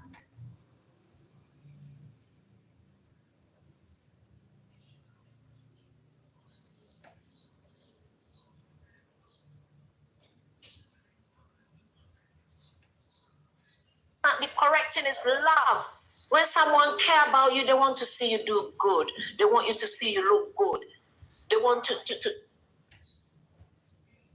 see your. So as you said, correction is part of unintentional. It's okay for me. I will avoid anything that brings correction. Sometimes when we correct.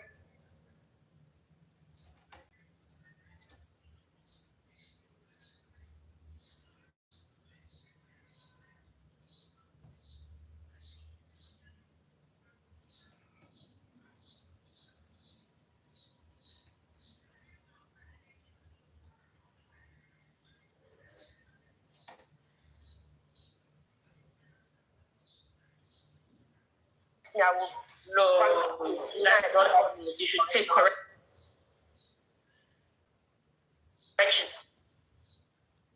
I want to thank Toyin from the comment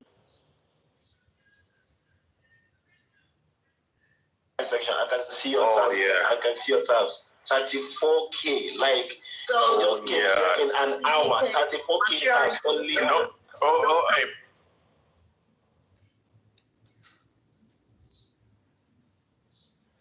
Manuel, please don't lie on her. She did not tap for an hour. You remember when she was here, she gave her submission and then she... That's amazing. CGK. Wow.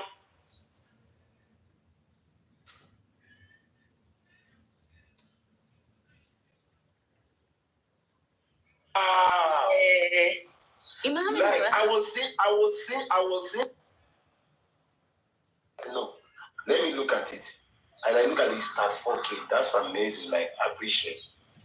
Oh my God. So look, Preston, give me 1 hour. I'm gonna do 50K.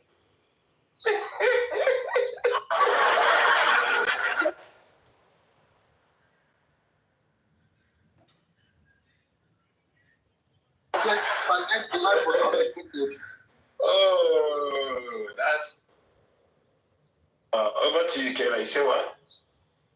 Oh, no.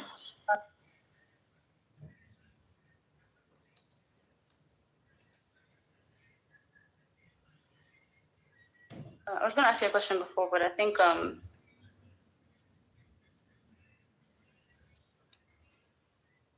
he's trying to do me.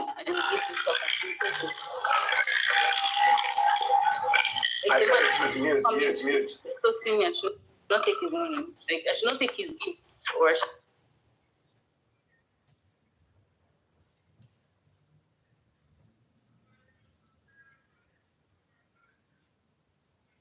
I can answer that, Kayla, because I'm even crack the window. If someone is giving you something with good intentions, you will know. Even me, as a female friend or aunt,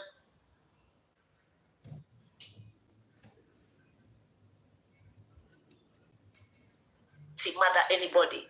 If you're giving someone, do you know at this age, because my spirit, it doesn't sit right with me to collect it. This is an upbringing I got. My grandmother used to always say, nothing doesn't come free. It's stuck in my head. Some people might be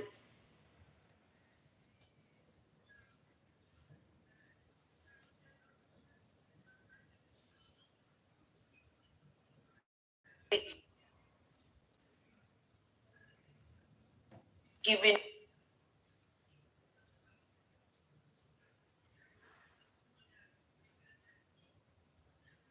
you things with different, with an unintentional mindset. Analyze if we're going to return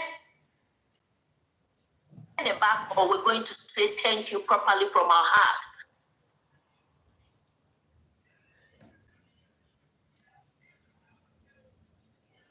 Because some people just say thank you just for thank you's sake. So that was stuck with me. So sometimes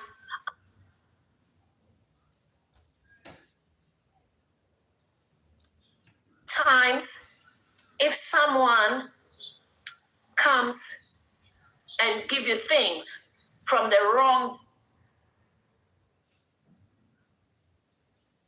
angle, it can definitely come across as the totally wrong mindset the person has got. So you're going to have that decision. Are you going to take that present or are you not going to take it? Your husband I give you born.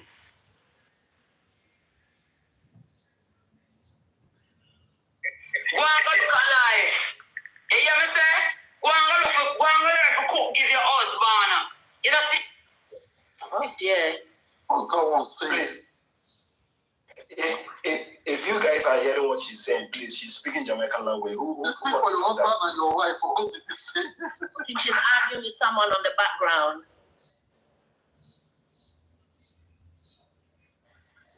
She said someone should go and cook for her husband and go and look alive. That means go and cook for your husband, go and look for a life. Her husband, when they say your husband is giving you bun, that means the husband is cheating. I was married to Jamaican, so I know what she's. I can translate some of that. Yeah. And you're gonna try me look better than you right now. And if I put on 1 week, me still look better than you. Grudge me. Me look like the woman where I take your man. Me look like the woman where I take your man. Me just understand. And I mean, the kind of man where you let me know want them. Come my man to pick class.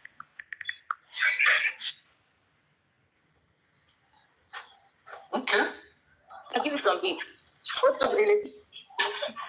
Kayla, I don't know if that answered your question. Sorry. I mean, yeah, it gave me an opinion, which I really respect. Yeah, but because I really respect you, I'm just not going to say anything about it. But that's actually the right way to go. Kela, let me tell you. Do you know that I have met a lady in 2 days and I bought her phone. And my intention on that lady is not to marry her. I'm telling you something that is true. Okay, but she took the phone and done again. it. And she took And then what happened to her? She will not marry again. You said? No, I'm not saying she will not marry again. That's not my prayer. I'm telling you that. You gave her phone. Like you gave her a phone. She gets the phone. I gave her the phone and she gets it. Exactly. Like people give you stuff. I don't think they're intentional to marry you. generally, men, when you look at a woman, do you think, oh, I want to marry her, that you see? Yeah, but his intention is not to marry, but to maybe to have something with her. Exactly. That's every man intention.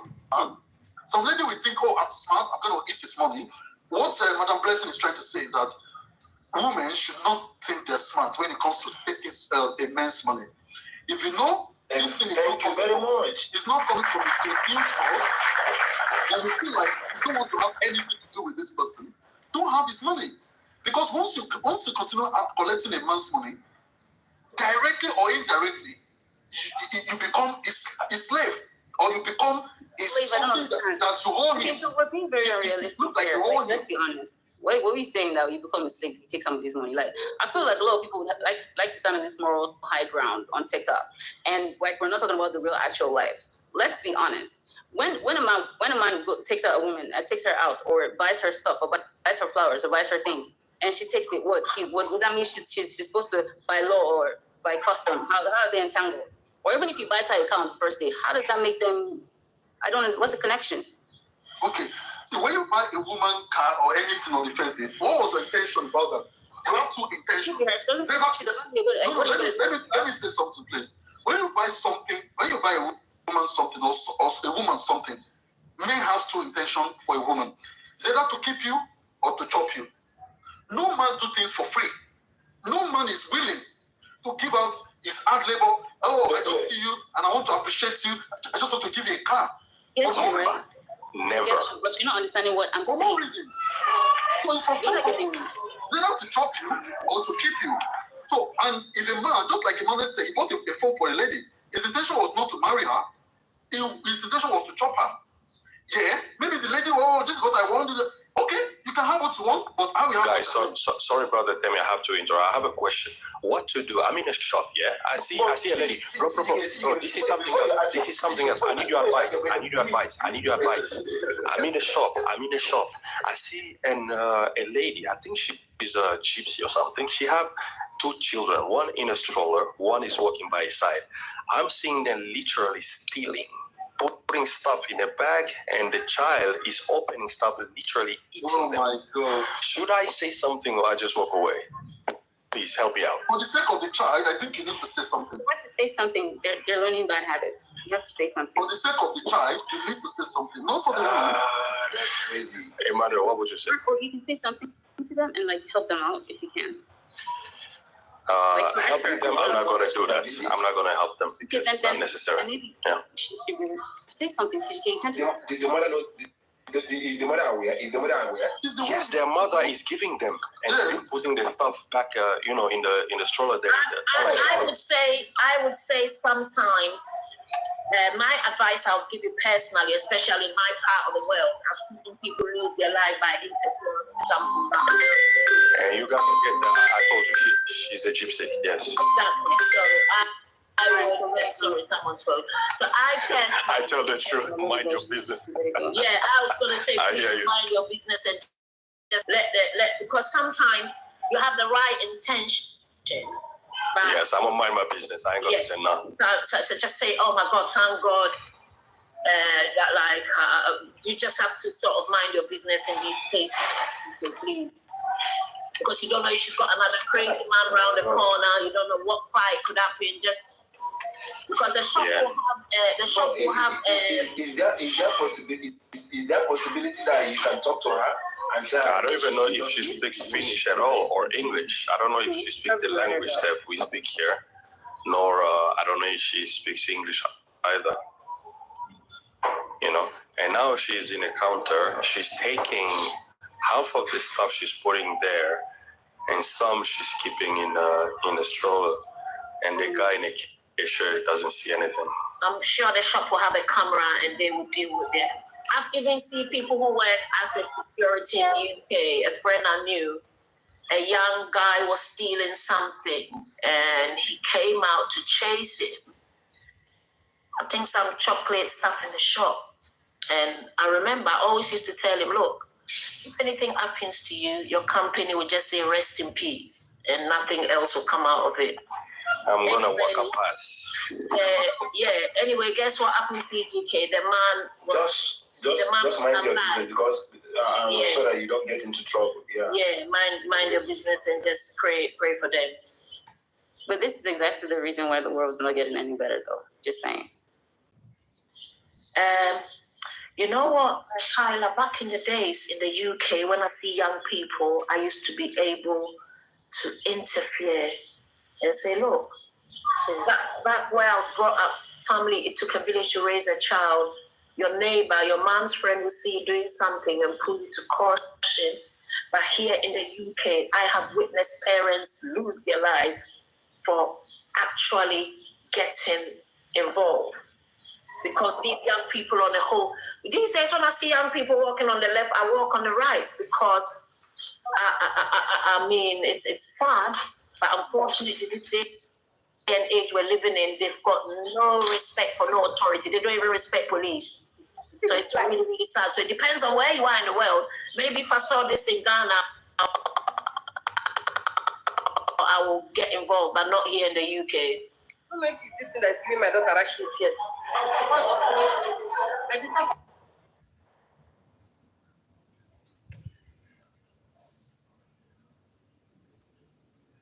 I mean, yeah, you guys are right. CDK should definitely let it go.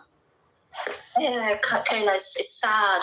Because when my children were going to school, I could caution other children. Yeah, it's sad how this country is becoming now. Imagine in Hackney, I don't know if you saw it on the news about 2 years ago. They went for the two boys and they end up finishing their mother who was trying to intervene. Another Nigerian man on the bus is trying to intervene between two young people because his son was involved and they finished him. So the respect is gone. It's really sad in the UK. I can only go from experience. Yeah, I definitely mind my business. I like interfering, and now I have to just see them and walk on the right side when they're on the left side. But it's also like, the life is very expensive nowadays here. Like people are literally struggling, especially those low-income people. They are really struggling. And she looks like, they don't really have much. But yeah, it still doesn't make it right, though. Yeah, let's do it. Hello, everybody, everyone. How you all doing? Hello, Sis Helen. Hey, Helen. Hello, hi. I was just going to say, when I was in university, I did social science, and there's something that we did in psychology. It was based on the research why. People, for instance, in UK, would not stop and help if they see anything going on somebody being mugged on the road or someone being beaten or something like that, or even somebody is falling on the road. Criminal charge. Yeah, so a lot of people tend to just walk and they don't support. I think there was a study that was done and it was comparing it. It was like a comparison with one other country or something like that. And they were looking at the police and they were looking at reason why people wouldn't stop, specifically like in UK, not to even help somebody or even if they're falling on the road or something, yeah? There's a word for it, but I've forgotten. And the other country that, you can, like anybody will go extra mile to support you. See an elderly person has fallen on the road and you're going to, try support them and get them a taxi or whatever. Sometimes you see them pushing trolley around. Like I met one of them, come all the way she's walking from Hammersmith, I don't know if you know Hammersmith, all the way to Hounslow, pushing the trolley. Very old elderly person, and during winter time, I think she lives in a care home, but she came out for a walk and forgotten where she's supposed to go back to, So something like that. So the study was saying one of the reasons is because the police, when they're doing their investigations, the person who kind of stepped in and asked them or helped them, you then kind of sometimes become a suspect, number one.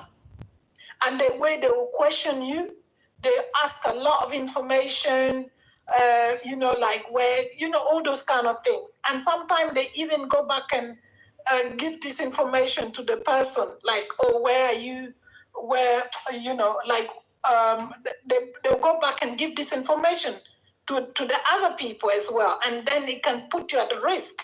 So a lot of the thing is to do with the risk. Your life can be in danger. And then people don't have time. Like, people are so busy, very fast paced. Everyone is working up and down. And then you have police calling you, chasing you. They'll come to your house to get statement from you. Then they'll keep calling you, coming back, and all sorts of that. And people don't have time. So that's why a lot of people you don't get yourself, you see it, you've observed it, you heard it, and that's it. See no evil, hear no evil, keep going. Helen, a lot of safeguarding issues. Do you know? Yeah, I work in safeguarding. Yeah, that's my job. That's what I said. A lot of these safeguarding issues makes us sort of difficult to help people. That's because it. You know, like what you said, it could be interfering with some form of evidence. And do you know they always turn everything back round on you? Yeah. So you're trying to help someone, and now you get the blame. Oh, you position them the wrong way, so that's why they didn't survive. And then it's a lot of. So I'm more talking about the risk factors with this new generation of young people in the UK. Yeah. When you go and interfere, I notice the middle person always end up getting unalived because you've gone and interfered. Also, one thing before this, we've had such a beautiful discussion. This came to me. Emmanuel, we were talking, Ellen, before you came, we were talking about taking gifts and things from men. Do you know, I've seen some men drag phones and wigs off women and fight them because, so you're also putting yourself at risk. Yeah. Men have actually harmed women because the woman taking their things is made the man believe he's being led on. So when the time comes and the man don't get his it can end up very violent. Yes, yeah. The man can hurt you because now he's thinking, oh, you've taken me for a fool. So in all of this, that's part of the reasons to be careful. Oh, sorry, someone has come on. I saw a lady, there was a case in court, and this girl took this man to court in America. Yeah. Because when she met this guy, they went on a date, and she paid for everything. The guy didn't have money or something like that. She paid for everything. She paid for his petrol. She paid all these things. And then I think she was hoping that in return there will be some intentional thing, going on. It goes 2 ways, yeah. Yeah, 2 ways. And then she found out the man dumped her or something, and they were still on the process of vetting and relationship-wise. She took the guy to court. Yeah, see? And she was asking for all those unintentional asked for the money she paid for the first what's it called? For the first date that she paid for the meal. Sorry, Helen, I think someone has come on. Let me mute and let Emmanuel take it. All right, okay, thank you. I'll mute.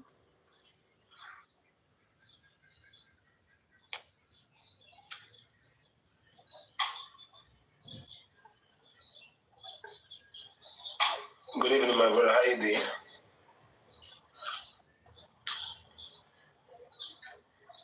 Unmute your mic. I muted you before. Unmute your mic. Unmute your mic. Your mic is muted. Good afternoon, sir. So how you doing? I'm not fine, sir. Good afternoon.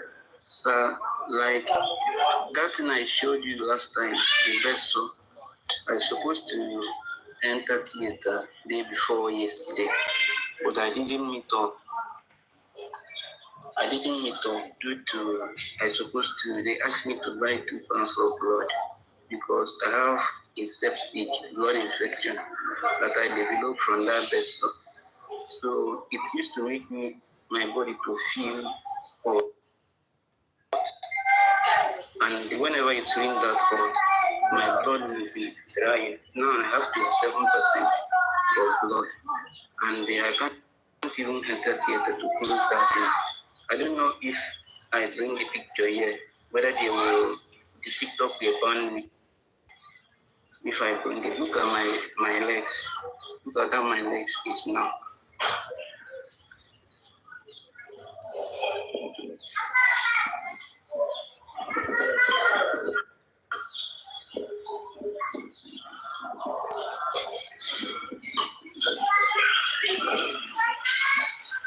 This is the Bible.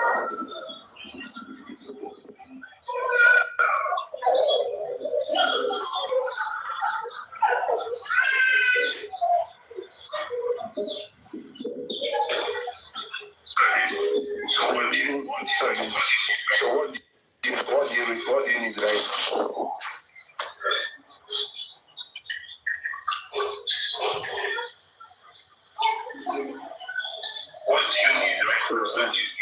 do you need right now? What do you need?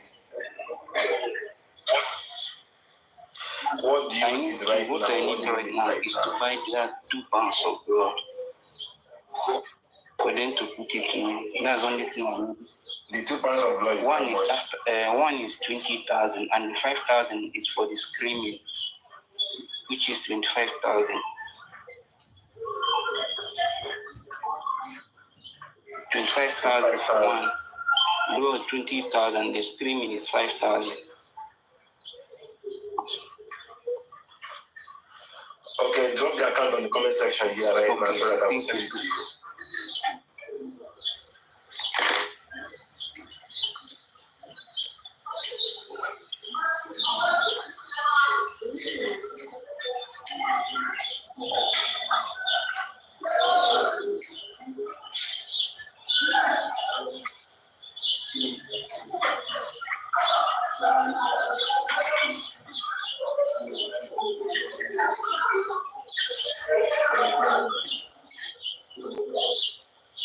So the tree is 50,000. The tree is 50,000. The tree is 50,000.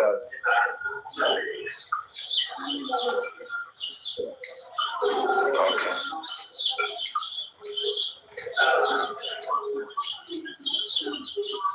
So do you see it?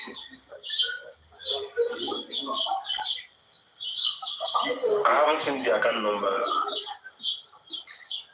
I've dropped it.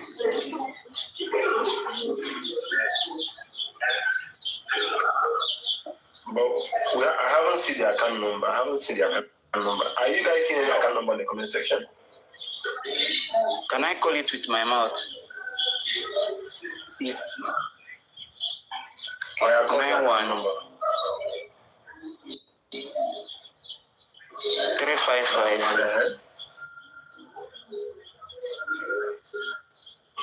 345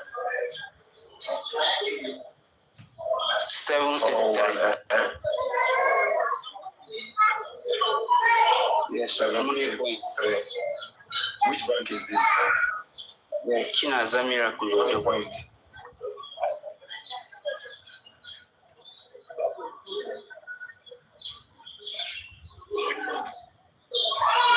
Chinaza.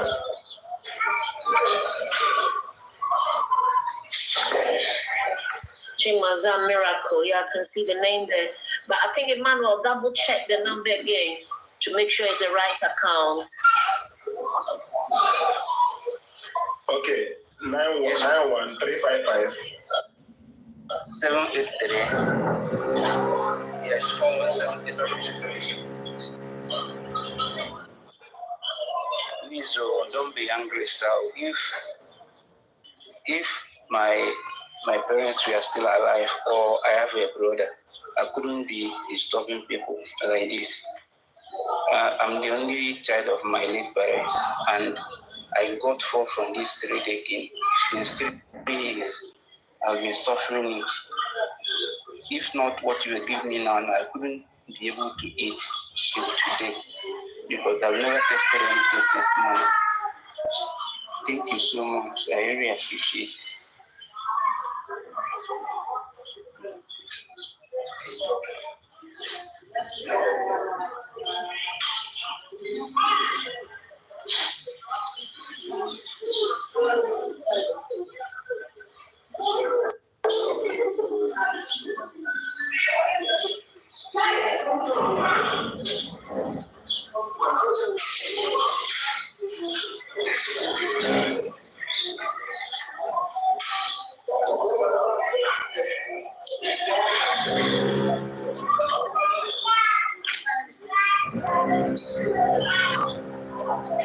Don't worry, just stay here right now because when you receive an accident, the transfer. You just said.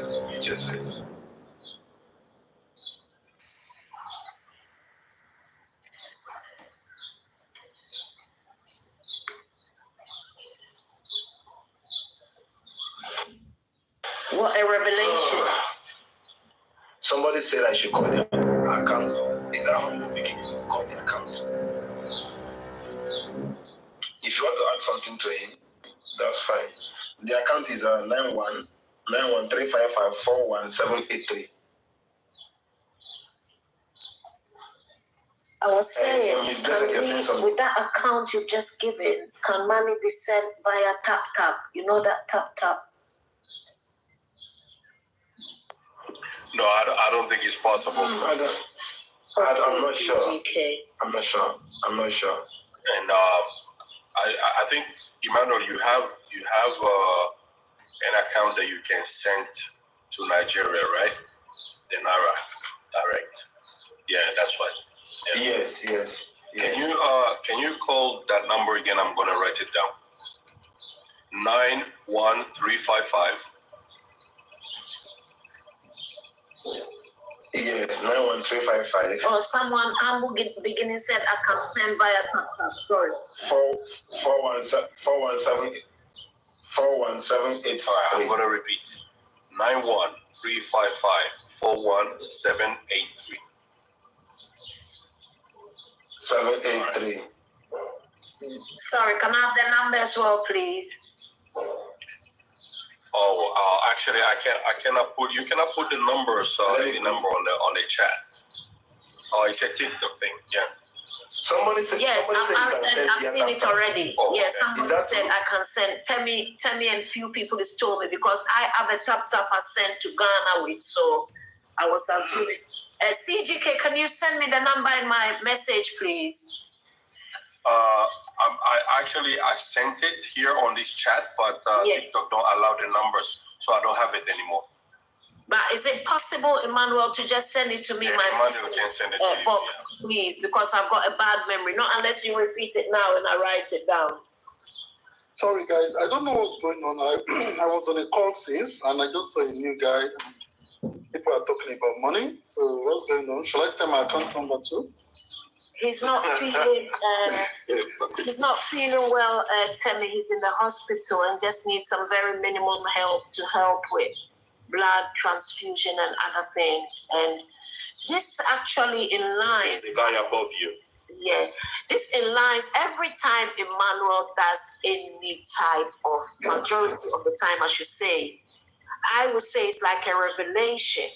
We're trying to explain about the intentional and unintentional transactional giving. And now, this giving is beautiful. It's coming from a place of intention. So coming on your page is like a whole sermon. It's like, it's so emotional because we're just talking about giving. We're not saying people shouldn't give, but it's with an intention, and there we go. Just like with the story, I still keep in touch with Sasha, just like the story we done. And remember, the lady came up and said, no, the guy should give her. And in the end, yes, realize it's like God is saying, this is what I'm trying to say. Now you get it. Yes. And Emmanuel, did Monet ever get back at you with that situation with that young lady? I don't know if Monet get back at me. I don't know. You said 28 days. So I think we're not up to 28 days yet. No, we're not yet. No, yeah. But I've been mentoring the young lady. She's on my WhatsApp. So I've been encouraging her in regards to advertising, things she can do. Oh, okay, that's good. So I did tell her to, when we were on the show, I did take her WhatsApp number because it's easier for me to communicate certain information with her in regards to business. Okay, so I don't mean to disrespect anyone, but have we done any verification about this person requesting for something? Is it legit? Is it for? You just come up there and tell us stories that we don't. Actually, today when he come up, he's yeah, go on. Actually, when he come up here, he said that this is not his first time on the platform. He has come here on the platform, so this is his second time. The day he came here on the platform, I told him that he should reach out to me privately. But unfortunately, I used to have a lot of DMs. Even when I come down from life, I don't used to check those DMs. So I even forgot about it. So he come up to me, I saw his message. Down here. So I want to bring him up. Then immediately CG can I click. I don't even know that CG can even write me a message privately. So I was even seeing this message now that I'm trying to do transfer for him. So when he come up for the first day, even today it was not critical as the first day that he came up here on the platform. That first day he came up here on the platform, it was so critical that blood was everywhere. I'm like, oh my God. I say he should reach out to me privately that I will do something for him. But today, unfortunately, we are doing a different topic here today. That's fine. So which state is he in, please, if I may ask? Which state? Yeah. I think last time that he told me he's in Anambra. Yes, sir. I don't know. I'm a teaching hospital. Yes. I think that was an express. I don't know anything about Anambra. It's all right. It's all right. All right. So, Manda, maybe we can post the account details from come across and I'll go do something. Yeah, but I can send through tap, which is fine. I'm able. It's a good. Because I asked about tap because when I'm sending money for family in Ghana, I use tap. Yeah, it's good. You add that. If I'm having any problem, because I've been taking down the number, I need the details of his full name, or it's not going to work on tap. Okay. And I wouldn't mind if one of you guys could just message it over to me because I've got terrible memory. Okay, Emmanuel, can you also send to me, please, the account details because I don't have it now. And his full name. We're going to need his full name as well. Oh, okay. All right, thank you, brother. His full name is Chinaza something. Yeah, but if you write it to me, I will be so grateful about it. Or if any of the gentlemen or any of the ladies know.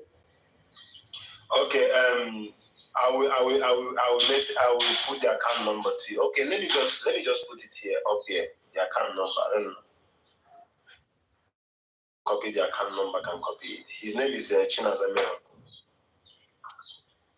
91355.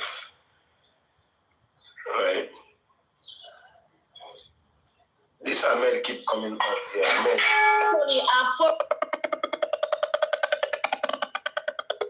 And Chinaze, so I can also verify his information from him if I message him.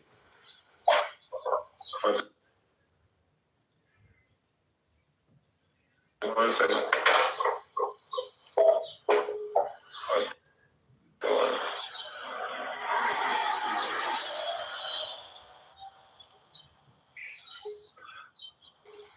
This is the number. No, we cannot. I think TikTok has something.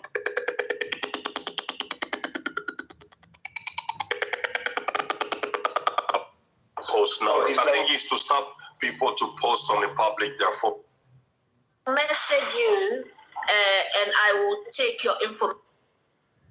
Okay. Have you received an alert? Okay, that number is also my WhatsApp number. Only if you put 0 in front of it, it will be my WhatsApp number and my call number. It's the only number that I have. Hold on, Chinaze. Emmanuel asked. Alert, yeah. Have you received an alert? Sir?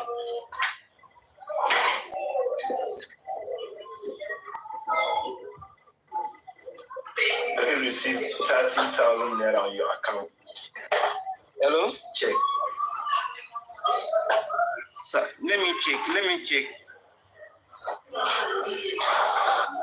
Can you hear me?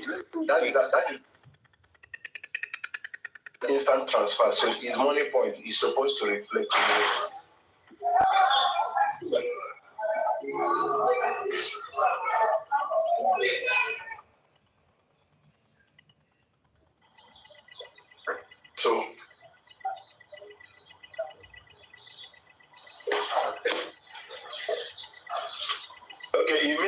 boss. Let me call the account for you. Let me call the account for you. Let me call it for you so that you write it down. The account is 9135541783. 9135541783. Money Point Bank, Money Point.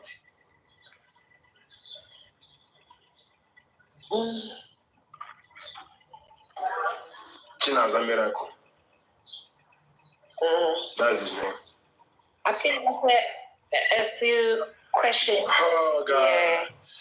We wanted to ask China, say, how often does he normally need, Gifty wanted to ask, how often does he normally need blood transfusion? We just wanted to see there's some consistency and in what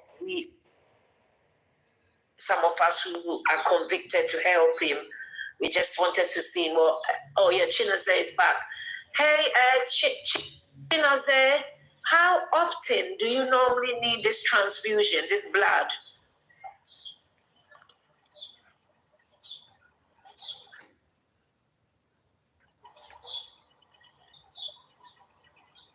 Chinaze, I'm sure that you have network. You don't have network. I think his network comes and goes. Yes, sir. Sir, I received 30,000, sir. God bless you. All right. Yeah. But Chinaze, the question I asked, how regular, how often do you need blood transfusion? Sir, I received 30,000. Yes, I'm talking Chinaze. How often, how regular do you need this blood?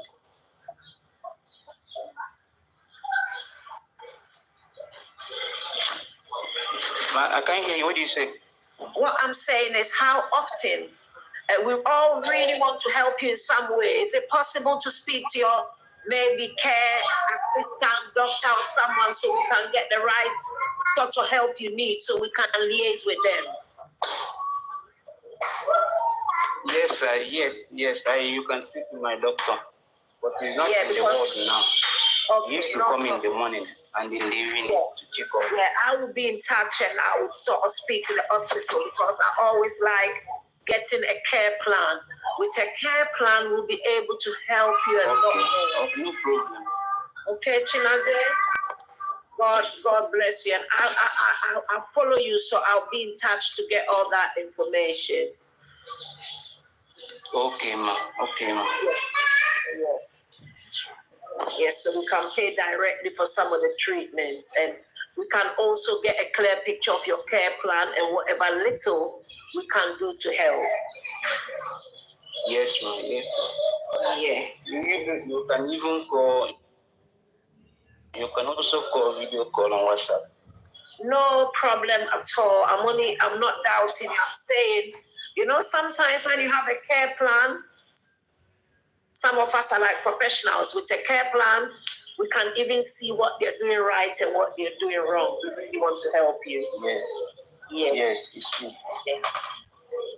With a care plan, it's a solid foundation for a plan to help you. Okay, I understand. Yes. Thank you. I think keep strong and God bless him. Yeah. You're going to do is try to send me your WhatsApp number. Please send me your WhatsApp number so that I can see your message back again on my inbox. All right. I will do it now.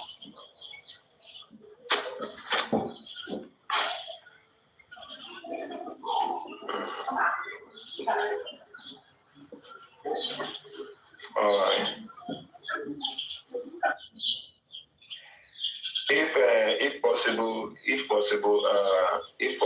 what I'd like you to do is when we talk to the doctor directly, then I think the health center is supposed to have their account details, their direct account details. Yes. So to them. You can leave that job for me. Right now, yeah, Emmanuel, you can leave that job for me. I could contact, do all the research, get the care plan, and get something. I've sent the WhatsApp number. Yeah. I like doing those kind of research because of some of my past job. We have to do all those important research to get a care plan, because with a care plan, we know what we're helping with. It's not like we're doubting the person, but we can directly send them the money and also negotiate with them.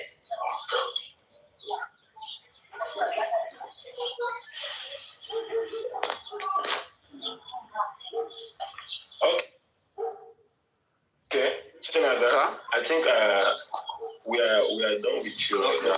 I'm going to. Okay, no problem. So thank you. So when I talk to you on WhatsApp, we'll talk more. Okay, sir. Thank you. All right. Thank God bless you. God will heal you. I wish you quick recovery. Okay.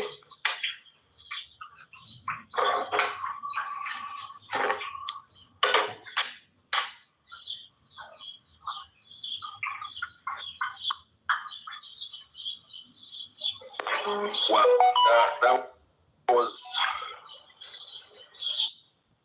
that was something.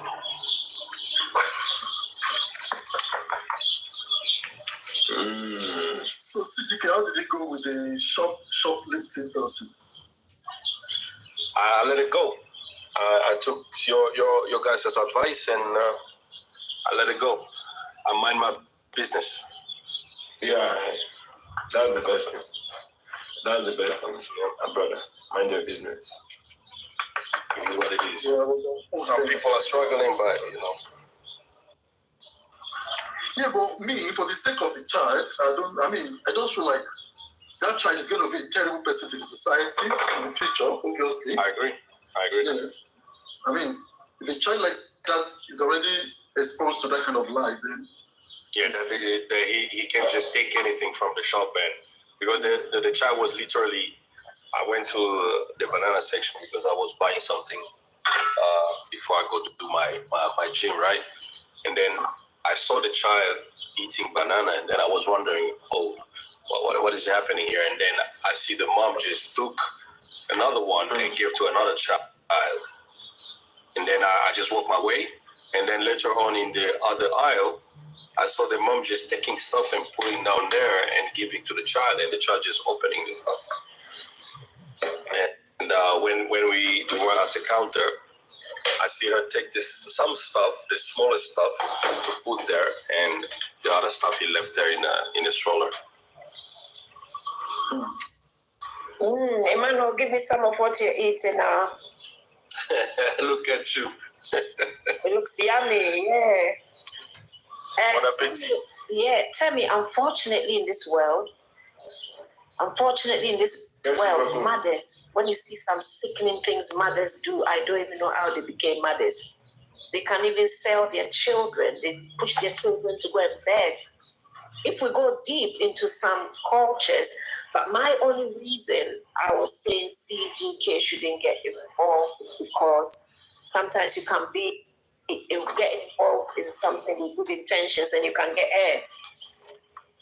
So we can't save everyone. Some of the people, we have to pray for them from a distance.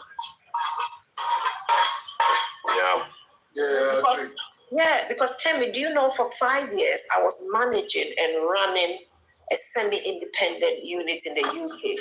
I had to leave it and go back to my catering passion. Listen, there's so much policies and procedures of what you can do and cannot do. To imagine, let me tell you how this government can be twisted sometimes. You are telling me to save this young person from every harm, the self-harm they're doing. At the same time, you are telling me I don't have no right to ask the young person about their medical records. When they go to the doctor, I don't have no right to know what medication they were given. So now listen carefully. How can I help that young person if she's gone and been given a serious medication that can overdose her? If you're telling me to save her life, but I don't have the right to know certain things. There's a lot of gray areas. So basically, it's so hard to save everyone when some things come in place. And that is the same, lots of interesting topics Emmanuel brings up, and it opens a whole can of worms. We are trying to advise young people from our positives and negatives, because sometimes the negatives can help them. And another mother could be at home say, no, take the money or go for the rich man. Don't care if he's a ritualist. We need the money. So it's just confusing sometimes. It's hard. Yeah, I agree. The delicate word, you know. It baffles me. It baffles me when me as a man, I'm giving a woman, I'm giving you a code on how to go about men. Something I'm seeing that men are doing, and you're telling me no, you're not going to do it. I will leave you. I will leave you. I'm just giving you a scope on how to go about men. This is what I'm doing here. I'm just revealing the secret of men. This is actually what I'm doing here on this panel right now. I'm telling you, this is what is going on the dating pool, and this is what men are doing. You know, it's unfortunate that people don't get the gist. They don't get the idea that actually when we speak about the brotherhood that we talk about here, is actually to help, you know, especially the younger ones, to see the reality, the male perspective on a dating market and so on and so forth. So if you cannot take any advice and you've been having experiences where it doesn't work for you out there, I mean, I don't know what can help you at this point. Yeah, taking the brotherhood's advice is the best. It can prevent a lot of heartache. Do you know why I say that, CGK? My son, a lot of his cousins are female. I've got a lot of pretty nieces, and it's so interesting you say that. It's brought something to me, and he always caution them, don't wear this crop top, don't do this, don't do that. And then there's one word he said, he was only about 18, he goes, I know what we guys do out there. That's why I'm trying to prevent you guys from going through that. I know what I do out there. So it's really interesting that we women can't realize the brotherhood code sometimes will save us a lot of heartache. Look at this little boy telling his cousins, I know what we do out there. That's why I'm telling you what I'm telling you. Yeah, it's actually that's right.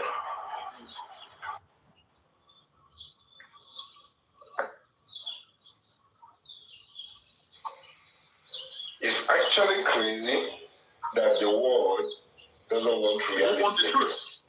And this is what I observe. They don't want the truth. Nobody wants to hear the truth. And when you are telling them this is nothing but the truth, they say no. Everybody, you as a man, if you are telling them the truth, they will say you are not the real man. You know, it happened to me when women said the real man. When they mentioned that statement, I said no, they're about to screw someone. Hey, you know? Timmy, don't come here correcting me. Today you said correction, and then when women call a man a real man, then you know there's a problem with that man. Today I'm just in a nice mood to learn and to talk, and Unfiltered is run off and left me. Unfiltered, come on. I think Unfiltered, the only problem I see with him is he speaks a lot of things at the same time. So his points were not taken or probably missed. He was trying to make a point, but he speaks too much, so nobody could grab anything from his speech. So I think that was his problem. Well, which point of it I was making? Which point? On Theta was just reiterating what we just said here on the panel. The same thing we said, that is what he's saying. And he still disagrees with us, and I'm just twisting it. Yeah. So he's not making any sense at all. He's not making any sense. He's just saying the same thing we just said. So there's no essence of disagreeing with us. So he just needs to stand. And Emmanuel, you know, I'm very opinionated, so I'm going to give him as much as he gives, and we're both until one has to come down. And I know I'm not coming down from your platform. I'm one of the mothers and aunties who admit their mistakes. So I'm not coming on this platform. I want correction. God have mercy. Lord have mercy. Yeah, it's crazy though. It's crazy. I love to hear him speak, but whenever I'm the only person that you can never confuse with English when I don't agree with you. I know how to listen. If I want to listen to you when I'm not working, if I want to listen to you, speak your grammar finish. I will still come back to tell you what I want to tell you. Emmanuel, you're a wise man. Yeah. I'm listening to you. Emmanuel, my mother has a PhD in mechanical engineering. You know, women don't do mechanical engineering. I didn't take my education and academics seriously because I'm very practical.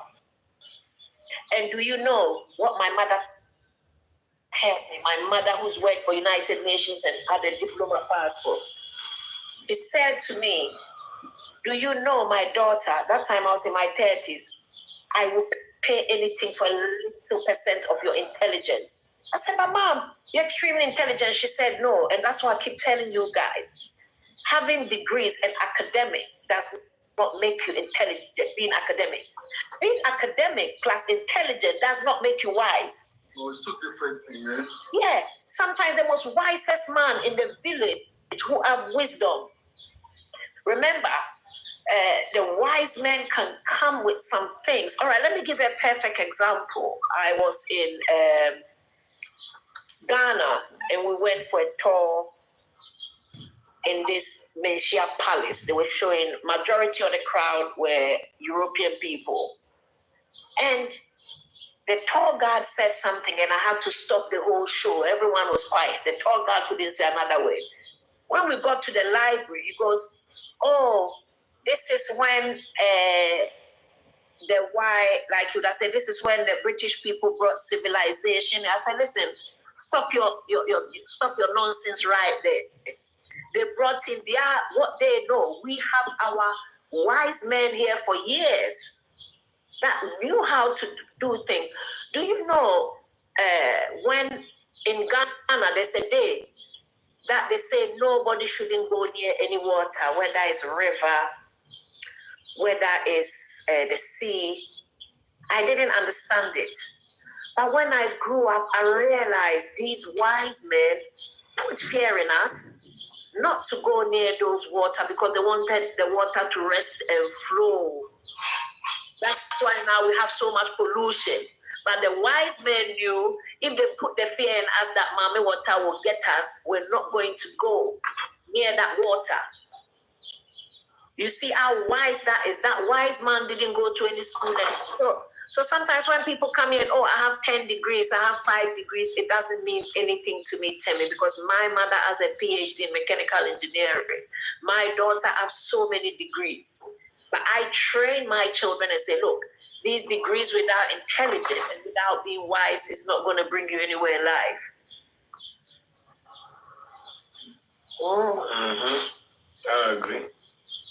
I agree with that too. Being academic does not make you being wise. Doesn't make you be wise at all. So people come in, oh, I studied this, I studied that. Anyone can go.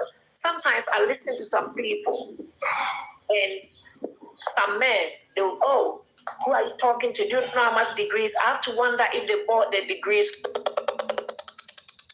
Someone gave it to them free because it looks like they've just got the certificate.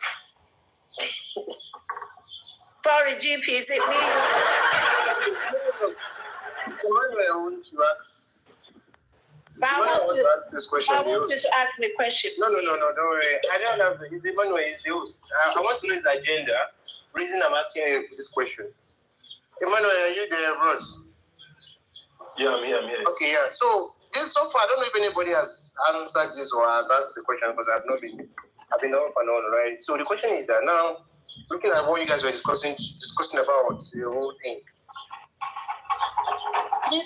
If it was different, if this whole thing about how our mothers acted in terms of how they treat the right men for themselves, how it was being done, if it was different from how it is now, which is what you call dating, there was no dating in our parents' time. Do you know? I want to know how it transcended from our parents' time to the dating to what is now what they call dating.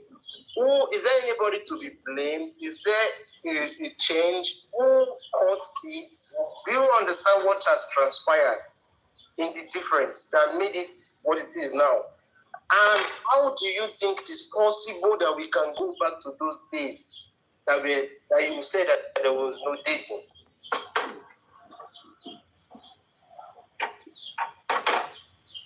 Emmanuel, you hear me? Okay, are you asking me the possibility of us going back to? Are you asking me as a first thing is that how did we get to this level? What and what changed? Who changed it? Who are the causes of it? And that brought us to this level that things are now different and becoming out of control. Okay. That's the first one first. Then if you can give me that idea on what brought us to this level, then the question is how do we now go back to that era that you feel is much better we should practice with? I will still say this again to you. It's only African people that always say this word when you reach in the room, behave like Rome, right? Now, we as an African people, we live in the era of delusion. Something that is more superior more than our own. No, that was not my question. The way of life they live is more superior. No, that was not my question. More than our own. Now, hold on. I want to say a question. You asked me a question. Hold on. You asked me a question, right? Now, dating. Hold on, my brother. You asked me a question. One thing about you, when you ask a question, you don't allow the person to answer the questions. I'm going to still come to your question. Now, dating is a word that came down to Africa in 90s. 1991, 1992, there is no word called dating in Africa. We started hearing it in 1995, 96, 97, and people who travel to Italy try bringing this narrative. People who travel to the US, Germany, they come down in Africa, bring all these narratives. Now we start watching some movies. They start bringing down some movies. Some development comes in, and we start watching all these movies. This is where word called dating comes to Africa. Now that word called dating, people started practicing it in town. There are people who have TV in town. They start watching all those films, all those movies. When they are watching those movies, these narratives were carried out in societies.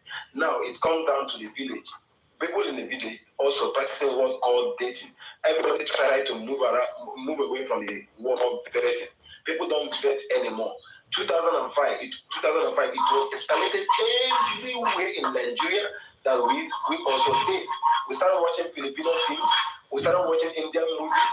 This is where all that word called dating started influencing all African countries, and we start practicing it. It is not our culture. It is the Western culture. We don't have it in our culture.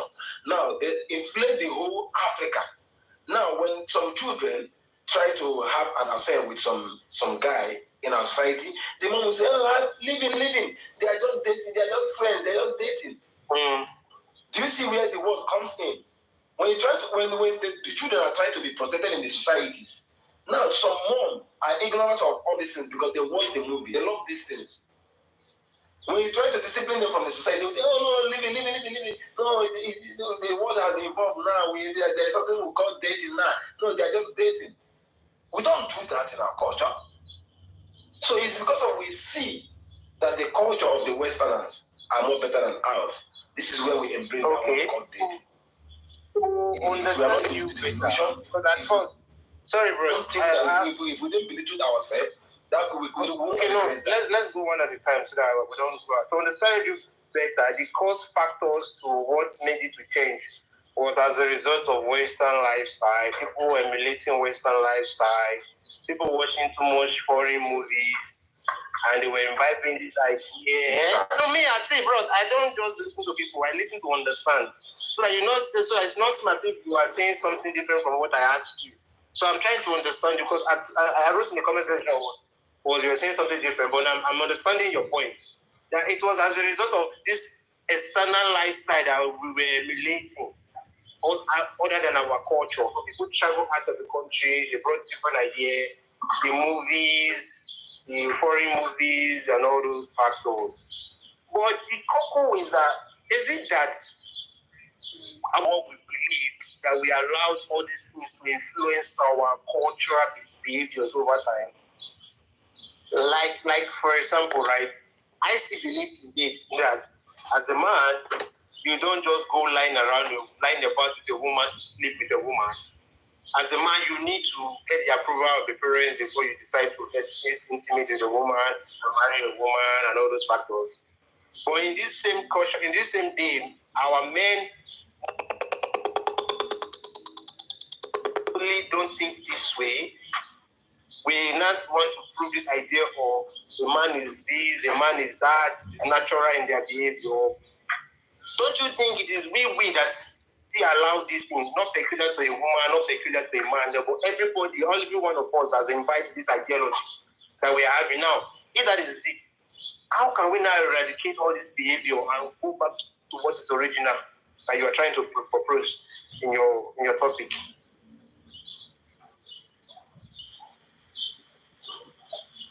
Please rephrase again. I'm responding. Okay, now the point is that you see, there's a way things were being done, like you rightly said, 100%. Our parents did it. But don't you not think that the way things are being said, like now, we're saying that this is the nature of a man, this is the nature of a woman, which was not, there was nothing attributed to nature, but what it was then.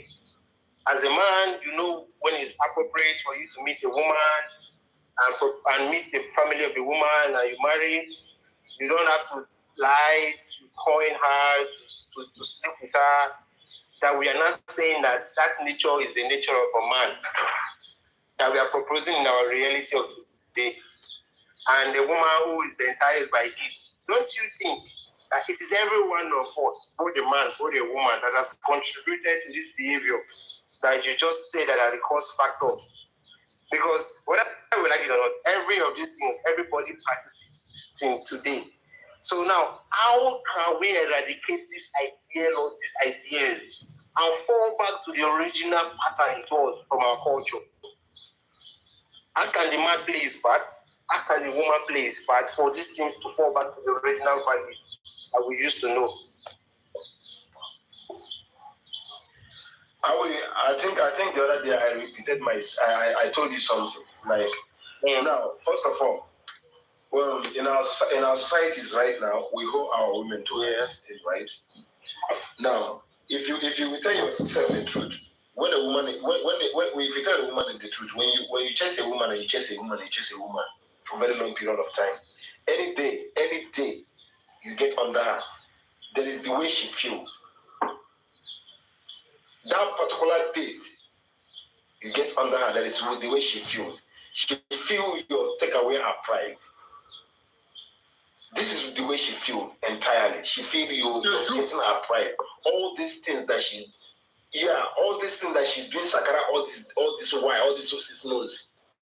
She felt, and this is how a woman is designed. See, GP, these things are nature.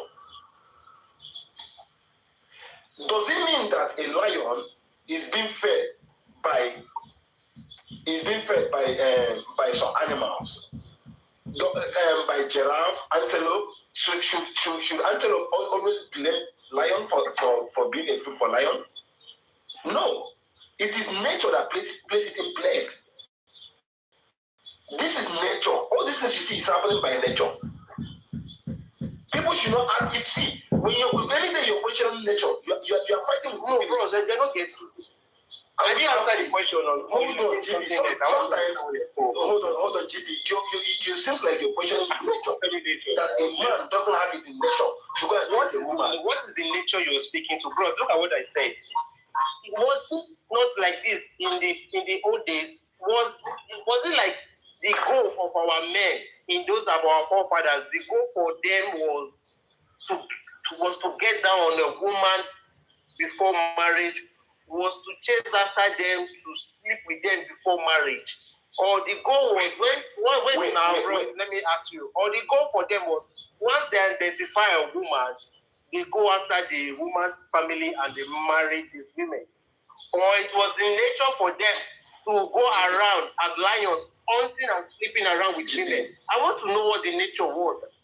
Because that is the contradiction we are always giving. Let me repeat myself again. See, it is in the nature of the men to chase the women. It is in the nature of women to self-guide themselves, tell themselves the truth. So that before a man will get on, hold on, let me finish. You ask me a question now. Let me say my opinion. It is in the nature of a woman, and in our olden days, our mothers understand their duty to stay in their father's house until a man say, I want to marry you. Being intentional. I want you to come to my house, live with me, to be a wife to me. Yes. I don't go sneaking around with you. Whether if that man like pay me bobo juice. Even those days, men are still taking their bobo juice, but they still refuse.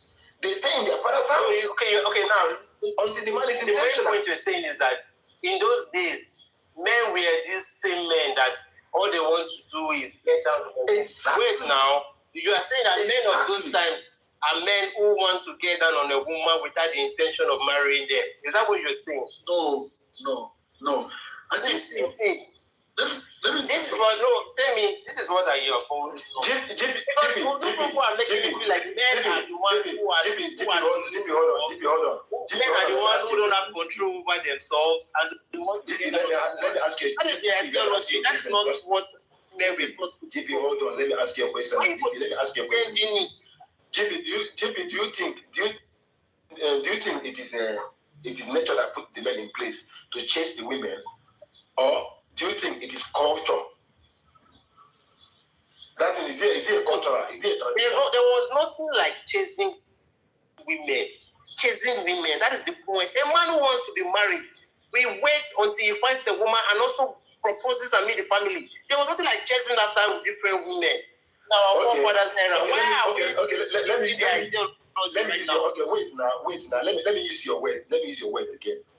Is it in the nature of a man to go and find a woman? Or is it in the nature of a woman to go and find a woman? It's the nature of a man to find a woman he wants to be married to. And in that nature does not guarantee the man sleeping around with a woman. He wants to find a woman. The man meets the family of the woman and proposes and they get married. The same way a woman is to safeguard herself, it's the same way then a man knew that he has no right to go inside of a woman he is not married to. It was two ways ideology now. The women safeguard themselves. And the man himself knows that it's taboo for him to sleep with a woman he's not married to. You have explained now. You have explained to me, right? Now, this is the thing. Now, let's put it this way for you to understand. When a woman is allowing a man to get something that she knows that a man has to pay a price for the thing. And now, put it this way. Do you know that our women have to lose very, very largely in the society? One, if you're a student, you have to be dropped out in the school. If you have a job, you have to lose your job when you're pregnant. So many things in place. So now, I'm advocating for a woman to do what? If you know anything to do to a man that is coming for you, to get under something that is under your leg, please. Even to call him an idiot, call him an idiot. Yes. Don't give us. I'm saying, Emmanuel, that is the point here. Advocating for the women is a very, very important thing to do. As a woman, you protect yourself. Thank you really much. You make the right decision. You don't go after. You don't give yourself to a man who is not your husband. I know they argue that ideology. How many women of this? Listen now, I am not arguing that ideology with Emmanuel. That is not the point. I am also advocating two ways in my own side, saying that once a woman is protecting herself, a man of integrity and values also knows that it is wrong for him to sleep with a woman that is not yet his wife. Sijika, just dropped you. That is the point. A man, in as bros, a man that is in as small shall. GP, hold on now. Let's use your ideology. and go on this context. Let's use your own ideology. Should we tell the men, let them stop going after this lady until they are very intentional, they are ready for marriage? Yes. Do you think it can stop all these things? It will reduce it. Nothing stops anything. Nothing is absolute, bros. Look at it. Let's look at it now. I don't know why we want to make it normal for men to be loose dogs, and we make it stricter for women to keep themselves. How can the stricter women keep ourselves when we have loose dogs in society roaming around and looking for a woman to devour? We say men are lions. They are looking for who to devour, and we want the women to keep themselves. How does that work? Listen to my point. Okay, can I say something? Listen to myself. Listen to my point. Yeah, bro. Nothing is going to stop anything. Okay. But can it tell me, wait now. People should stop cutting me. But can it stop the man? Can it reduce it if everybody have this ideology? The man will, it will reduce it. I am an example of that kind of personality. I'm not a year come here, come which I not become. I have been in the situation where I could have been a baby daddy. I could have had maybe 5 baby daddies of different women. It is because I also know that it is wrong as a man not to sleep with a woman that you are not married to. That is my own role I have to play in this society to make it a better place for everybody. If every man also knows that it is wrong, I'm not saying it is not in their nature, but if every man also knows that it is wrong to go after a woman in order to sleep with her when you are not married to her, if every man have that mindset in them to control that their nature, to know that you don't sleep with a woman that is not your wife yet. If a woman comes to them, a man will say, no, I am not doing this because this is a wrong practice. It will reduce a lot of baby mamas and baby daddies in our society. That is the point. Men know this thing, so let me talk. No, it's not about men know. If men know, we will not be promoting some ideology in our society. Men know. Okay, men know, women don't know what be. Okay, can I say something, please? Can I say something? Men knows that they were not supposed to meet with women until they are married. But I always tell something that women have power or decision to make for who come in between their leg or not. If women refuse to, back in the days, in the olden days we're talking about, there are people who rape people at that time too. I don't know if this is the right word to say here. There are people who force people to sleep with them in the past. But there are some women that will tell you, oh, no, according to our tradition, we will wait. And some men wait. But these days, women don't, even on first dates, you come to a woman comes to you, they will open their legs.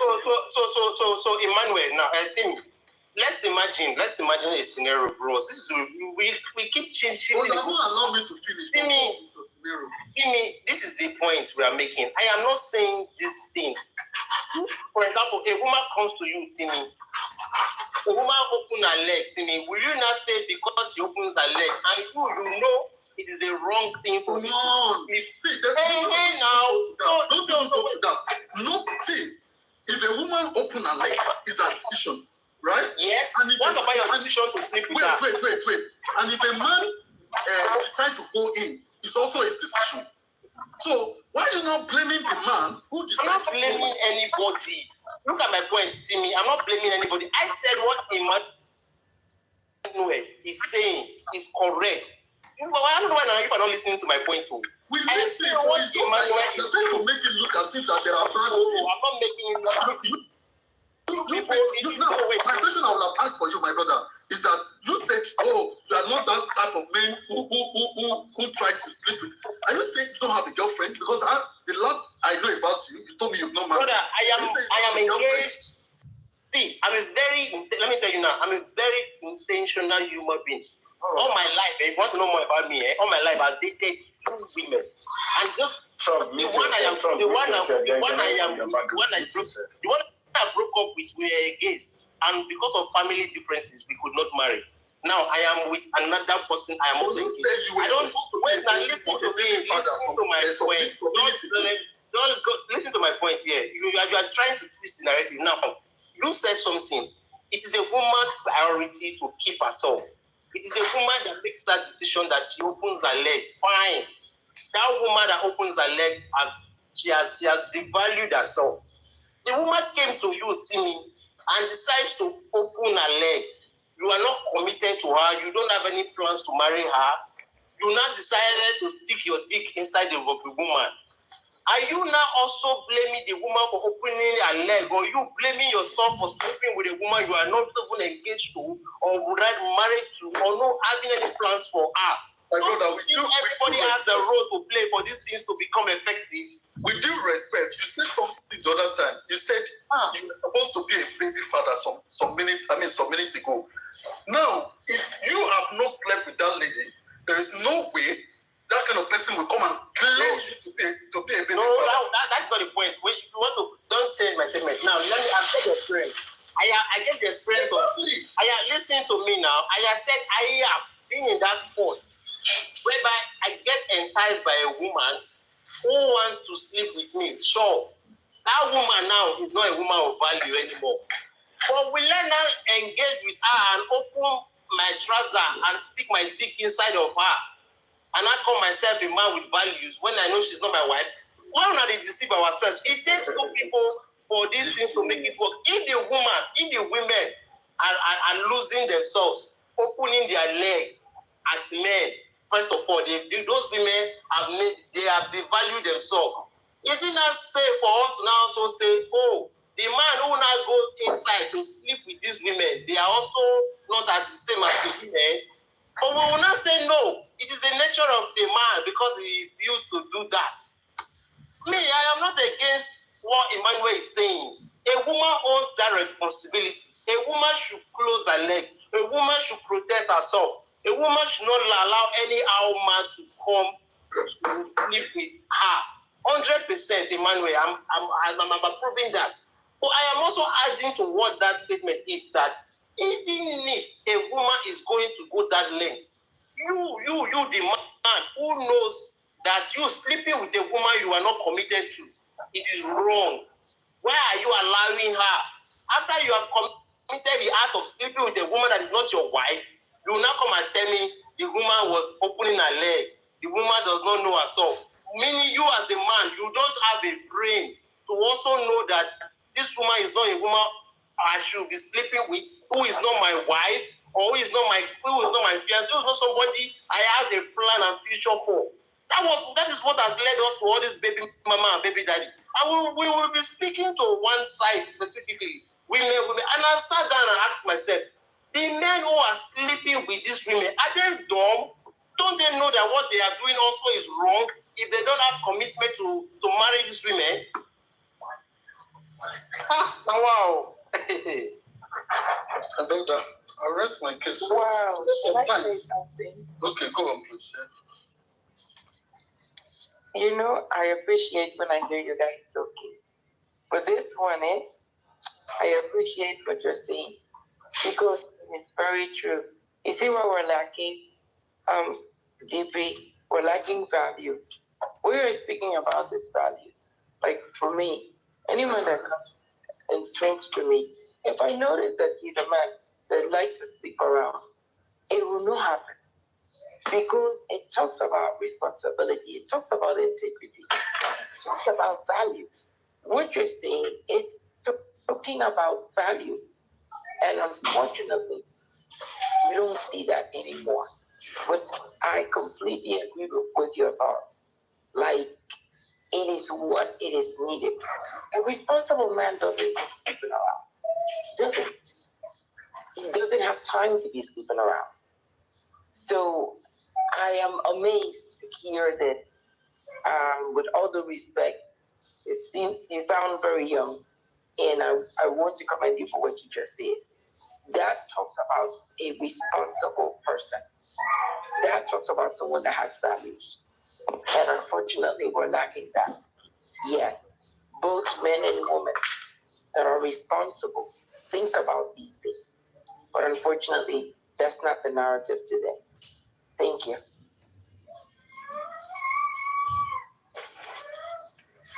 The whole idea is always feeling like I am saying that a woman should not be held accountable for her decision. And then people want to twist my statement every time I'm coming from this angle because I am also putting the men's accountability into picture. I am not disputing what a woman should do because we've come to the reality to say that it is a woman's for her own safety and for her own well-being, for her own self-value, it is right for her not to allow a man to take that value away from her. As a woman, you protect yourself because we are living in a community, in a world where you will take more of the body blames. But I just realized that over time, it has been emphasized on the woman. But when it comes to the men, we now want to shift the narrative by saying that they are hunters, they are polygamous in nature. Even some cultural men are saying that they don't have anything like cheating in their culture. We are painting this narrative as men, you can sleep around. You can sleep with different women as you like. And at the same time, we want the women to remain a virgin. I don't see how we make sense out of it. That is why I'm also saying that if in as much as the women, they are keeping themselves, which is very proper, it is also right for us because our cultural value states that a man who is not married to a woman should not also sleep with a woman. We don't promote that culture, that narrative. So, which means even if the woman comes to you loosed, you as a man that knows the value and culture that we represent, you don't go into that woman and sleep with her. And that is why it used to be like this. When you impregnate a woman, your family will take that woman to your house and they will marry you together with that man. That was the practice before now, that everything has changed. But instead of us to stick to this true value, that a man himself is not meant to sleep with a woman he is not married to. We want to make it feel like the women are loosed, but the men are not loosed. Okay, GP. I think your narration saying that a man are not supposed to marry to a woman they didn't marry to is not correct. Okay? I am not trying to promote immorality or trying to tell people sleep around as one.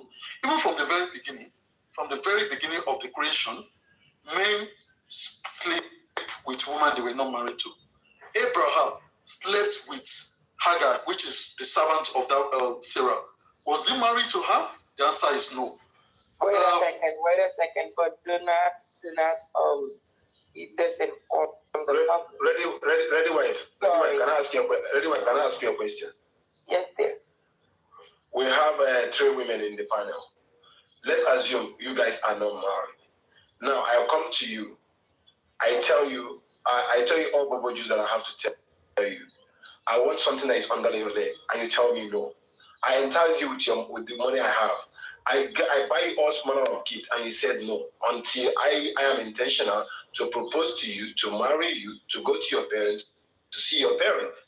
Now, if I'm not doing this, you're not giving it to me. Now, I went to Helen. Helen said the same thing to me. I went to Kayla. Kayla said the same thing to me. Please, I'm asking you a question. Where all ladies are doing all these things in the society, what do you think the men will do, please? Because we want to be practical. Because we know the people who have the key to these things we are saying here. This is the questions I'm asking you. Because I don't want to be saying something that is not practical. Because men does not hold the keys of these things that we are saying. So I don't want somebody saying something that is not practical. You're saying something that is not practical. Men, you can tell men everything. You can tell them, teach them everything. They will still do it. They will still go after all these ladies. So now we are saying the ladies should hold their horse, close your leg. This is something that is practical. You hold the key. Thank you. It is, see, what you were saying, right, Emmanuel, it is not also practical. Because what you are saying is something like this, right? You are making it absolute for a woman because you feel she holds the key. And you said, wait now, the same way it is for not all men. Let me put it this way, not all men will sleep with a woman, even if that woman comes to them naked. The same way it also applies to say that most women will still go to these men. See, if ready wife Emmanuel comes to you, like you are giving an example, and ready wife wants to not tell you, I need you to sleep with me. Even if you don't have to see my parents, you don't have to do what is right. Emmanuel, will you do it? Because you're speaking like all women, it is right, all women should be upright, which is also not good. Can we also speak to say all men should be upright? We're not saying that men cannot be upright. So it is not left for the women to stick to being upright. When me, I am saying that in as much as a woman can be upright, a man himself too can be upright. So we say no, a woman can be like this, a woman can be this. And the reality does not play like that. Because Emmanuel, you know what, Emmanuel, wait now, I never finished. The reality does not play like the reality that plays like this is the reality. I have seen women who comes to entice men. What are we going to say about those stuff? And you have men that says, no, I'm not doing this. That is not what my culture represents. And we are saying that the reality is it is the men that goes to push around these women. The women don't push around them, right? Not be Joseph, not be Potiphar wife entice Joseph. If you want me and you to have conversation, we are going to have conversation. I am saying something that is practical. If you're saying something that is not practical to me, I'm not going to believe what you're saying. Joseph's wife enticing Joseph's wife. Potiphar's wife that was enticing Joseph. Was that not practical? No. Potiphar's wife that was enticing Joseph. Was that not practical? JP, when I'm saying something here, I'm saying something that is practical and reality in life, in our society. I'm not going to the Bible. I'm telling you something that is practical. Now, let's assume all these men, we are taught all these morals in their cultures and tradition. And we know they are being taught all these things. And they are still going after these ladies. But our mothers say no, we don't want it. And that is the reason why during their own era, there was no all these baby mamas. We don't have it in our societies those times. We don't have it. Because they say no to all these things. They know that they hold the key. It was a taboo. They hope they have the key. But today, in the era time we have today, our women are releasing all these things for free. And the men understand the game. And they're giving it for free. And they go for it. No, bros, you see, what you are saying was not, the way you put it, was not the way it works in our parents' days. That is what me, I'm not agreeing to. The way it works in our parents' days was simple. If you approach a woman, the woman says, go see my parents. That is what you will do. It was on both sides. The men knew their values. The men knew then that they don't have rights to sleep with a woman they are not committed or married to. The men themselves in our father's time played their role. The men played their role. Our mothers also played their role. And there was no baby daddies and baby mama in our society. It was not left for only the women alone to face the music. And that was why in our parents' time, when the man impregnates a woman, the man must marry the woman. It reduces baby mama in our society in those days.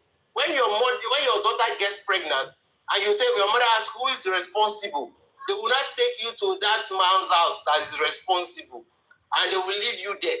Before you know, you pay by price and you marry the woman that you impregnated as a man. So which means all the men, they are held responsible. The women too will also held responsible. But now we are not shifting that narrative because it was not just the women alone that were saying no. The men themselves also knew that there was a right time for them to get married. They were not in this habit of chasing around and messing around with different women. Let me ask you. It is society that changed, including the men and the women. It is society that is saying that a woman, wait now, let me tell you now. It was society that says that a woman closes her leg, a man has rights to become what he is. Society that says that a man is natural like this, he can sleep as much as he wants with different women. So society that says that in our culture there is nothing like cheating. Now, over time, in as much as the women are wanting to close their legs, the men themselves, they are not staying put to that value that our parents promoted. What are we saying? It is not peculiar to a woman. It is both men and women that contributed to this what we are facing in society. Who is the society?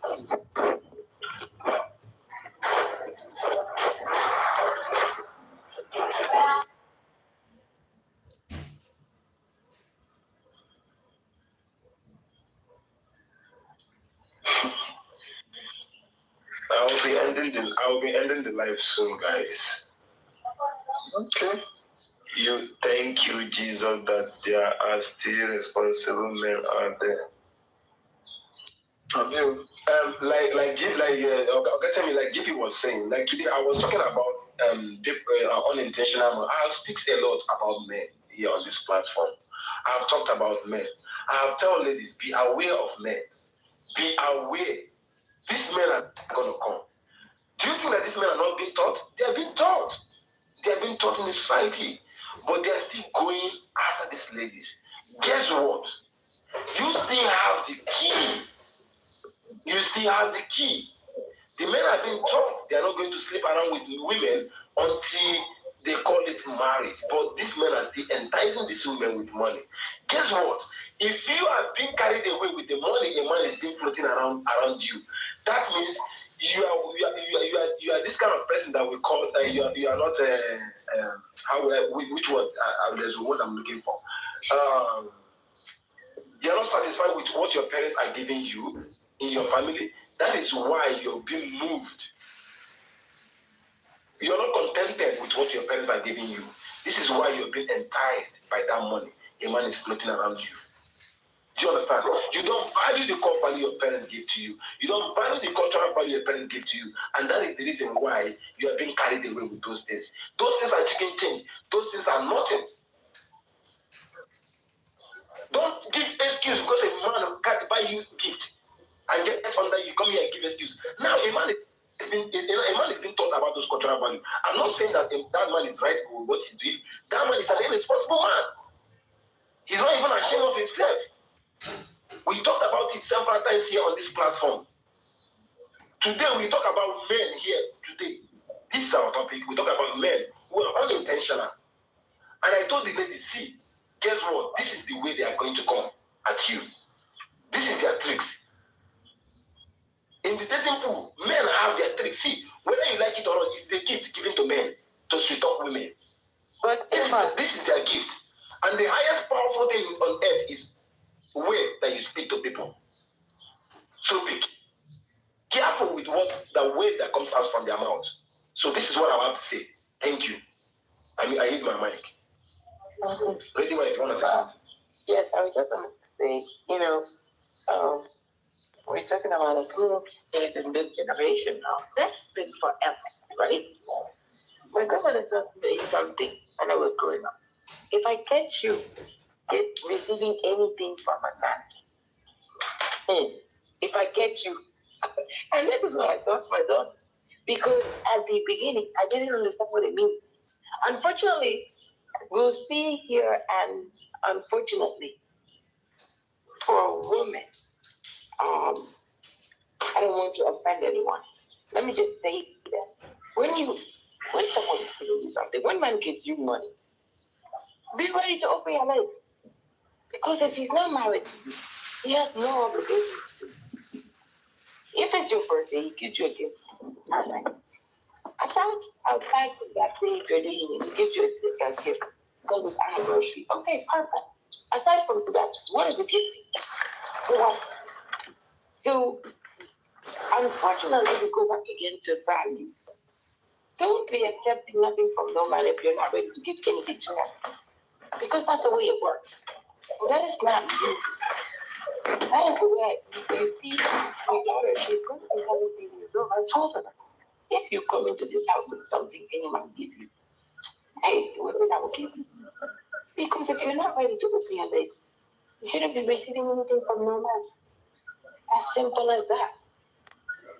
Because if you're ready to receive, then you should be ready to give. And many people will not agree with me, but it's the truth. That's the truth, yeah? It's the truth. So, with the lack of training and values, it's so sad that today you think, you'll go and of course, men will say, oh, you're taking my money. Why men first lady that's taking my money? And you don't want to, also provide, give. If I'm giving you what you want to give, stop receiving it from men. Just stop. You don't want them to approach you and expect something from you that you're not ready to give. you ready to take? And I know that this will not be a happy topic for many women and for many people. But that is the word, and there is nothing wrong. I heard that when I was growing up. I couldn't walk in my grandmother's house and say, "Come and gave me anything." I couldn't. So this is not something that is new, that just started. No, this is the way it's been interpreted for years before we were even born. So I think that the rules have been set for so many things. We just think that we can change them and twist them as we feel like it. So I wanted to just say that I'll let somebody else speak, but for any girl that's listening and you just a dance like me, let me let you know this. If you're ready to accept gift from men, then be ready to open your legs as well. Because if that man is not married to you, you should not be receiving anything from him. Ready wife. Let me ask you a question as a woman, because I know this question is supposed to be a woman who answer this question. This question, it goes like this: when a boy and a girl create babies and they are not married, are you talking to me, girl? Sorry, when it was a mistake. I was just trying to say that I was fat. Okay. When a woman and a guy create a baby and they're not married out of wedlock, who do you think will lose much, please? Lose much? Yes. The guy. How is the guy losing? I'm sorry. Who's the question for? Anybody? The question is already wired. Okay. So, of course, the woman. If you're responsible, you're going to okay. First. Because once you have a baby, you have to nurture that child. You're not going to have the freedom that you had before. This thing is just practical, so something that is practical. See, save yourself stress. See, do you know the worst part of it? Do you know the worst part of it? These guys, what annoys me most is that this guy pregnant these ladies and leave these girls, they will go and nurture these babies, breastfeed the babies, they will lose their certificate. In fact, they don't see, they are dropped out of school. Wait. You save yourself the stress. The guy pregnant the lady. It's two of them that are involved. Men, keep yourself. I know. Trump, let me answer one. Emmanuel, let me respond to that. The responsibility should be only on women. No, Emmanuel, let me. No, you don't understand. You don't understand. Responsibility is not only on the woman, of course. No, yes. Anyway, of course, we know that. We know that. Ready wife, this is what it used to be like, right? That I knew. And this was the fear that even we men, we had in us while we were growing up. The way it was passed on was that as a woman, first of all, as a man, you have nothing to do with a woman that you are not ready to be a wife. That's not ready to be your wife. And we were told that once you impregnate this woman, you carry the responsibility of becoming a father. Exactly. You also have to work hard to cater for the baby. You work hard to take that responsibility. So when we had this knowledge growing up, right, these were the fears. These were the fear in us that when we see a woman, we turn our face. Even if a woman comes to you trying to be your friend, you will be scared to be attached to her. Because you as a man, you knew because your parents warned you. You will take responsibility. Once you impregnate that woman, we will carry that woman and come and put that woman in your house. Your parents will not allow it. Your parents will disown you as a man. In fact, even this fear alone was what held men accountable when it comes to this aspect of getting a woman pregnant. It does not remove the fact that a woman will not bear more consequences, because she will take the pregnancy for 9 months, she will breastfeed, she will suffer those things. But at the same time, the men themselves were held accountable for taking responsibility, which means it is because over time, ready wife, that narrative was not being shifted. So when a man impregnates a woman, the man runs away. Nobody sees that man. Society, Kiki, I see you, Kiki. Society now begins to accept that as the norm and as the reality that we are living in. And that is why emphasis, That is why emphasis are now being placed on the women because we are having irresponsible men in the society as let me land my point now. You say I'm not let me land. Make I talk about you were still saying the same thing. You were just still saying the same thing. And we understand what you are saying. I am telling you, I am not saying the same thing. If you really want to practice what it is, right? We will talk about no now. Emmanuel, let me land. You don't let me land. No, what you're saying. Emmanuel, let me talk. You tell me something I drop. You know, not they cut me short. Make I finish first. I don't want to repeat ourselves. Emmanuel, you asked the question to Ready Wife. Ready Wife said, yes, she owns responsibility. I am not saying why it is not becoming this way. It is because we are no longer, the men are no longer being held responsible because they were holding them responsible in the days where if they impregnate these ladies, they will take responsibility. Emmanuel, you know all these things now. But now, if you are speaking to today's reality, JP, what was my question to Ready Wife? You said something. You said who takes more of the blame into this world? No. I said who suffered the most? It is the woman. Yes. The woman suffers the most because of she gets pregnant. The woman suffers the most because the man is no longer held responsible. You said something. You said the man impregnates the woman and the man will run away. But what are we saying now? JP, hold on. I will be a fool. I will be a fool in the dating pool that I know that I'm to lose more than the man. I will be a fool to allow the man to pull me with money. I land there and I leave it there. Thank you. No, your bros, men are not that responsible. Because Ready Wife, the narrative is like this. Ready Wife, the narrative is like this. Allow me, please. All right, sorry. Let me finish my statement. So, as for what you're saying, of course, both parties are responsible. It takes two to have a child, most definitely. But as we lose our values and as we don't act responsible, both men and women, that's why you see that this is happening. At the end of the day, yes, a woman has more to lose. And let me just correct this now because I may even have to correct this now. A responsible mom, because you see women now, they just walk away and leave their child anywhere as well. So, this is getting out of hand. But as you're saying, it's true. Now, when you talk about why, they've been disguised because of this meant money, it goes back to values. You're not worth it more than money. You just open your lips because somebody come and bring money for you. No, it's not about money. And at the end of the day, I think I've said this before. I don't know if we were talking about something else. And I said it, I'm not going to live with your money.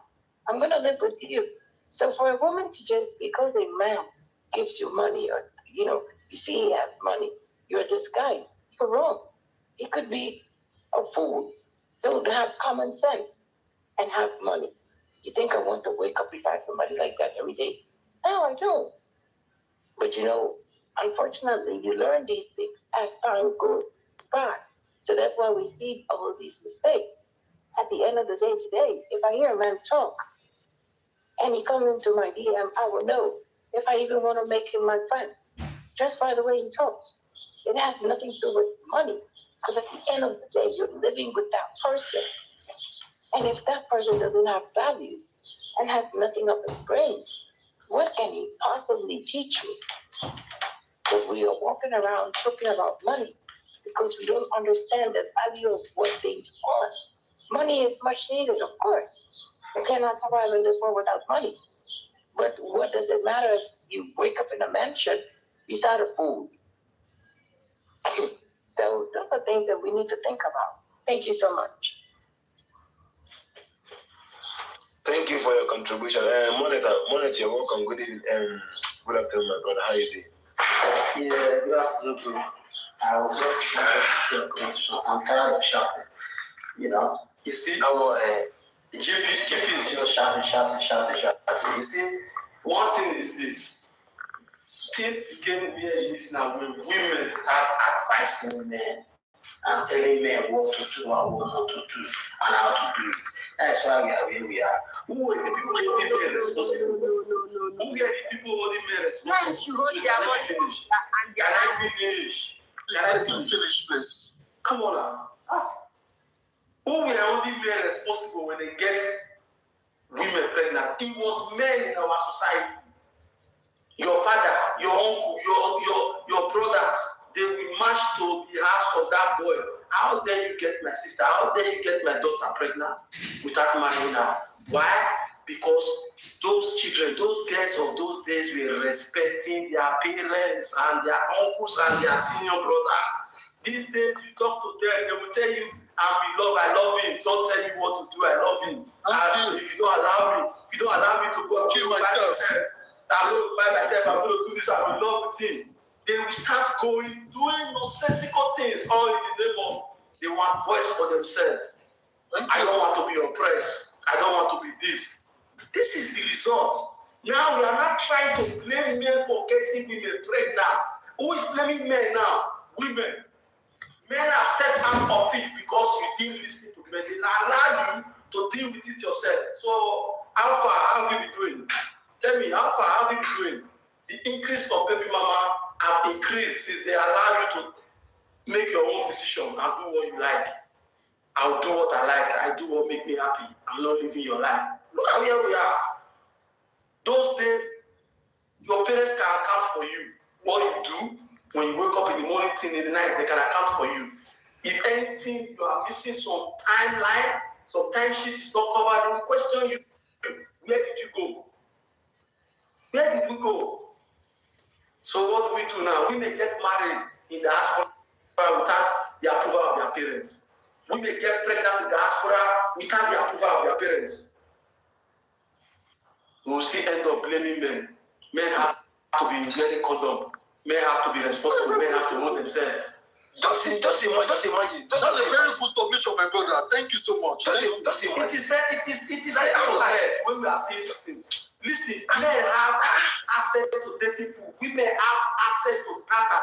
If you say no, no is a no. If you know yourself. Exactly. No is a no. Your two legs is up on the ceiling. You are counting ceiling. You are screaming. That is somebody that is your benchmate. You are calling him daddy. Somebody that you are calling him papa. You are calling him sugar. You are calling him all the things shooting your eyeballs is rolling. They can't even see the black anymore. Everything is not white. You are enjoying it. You get pregnant. Now you want to hold him responsible. The man was irresponsible to start with. That is why he was asking to get on your path without asking you to marry him first. Yes. That is the best sign.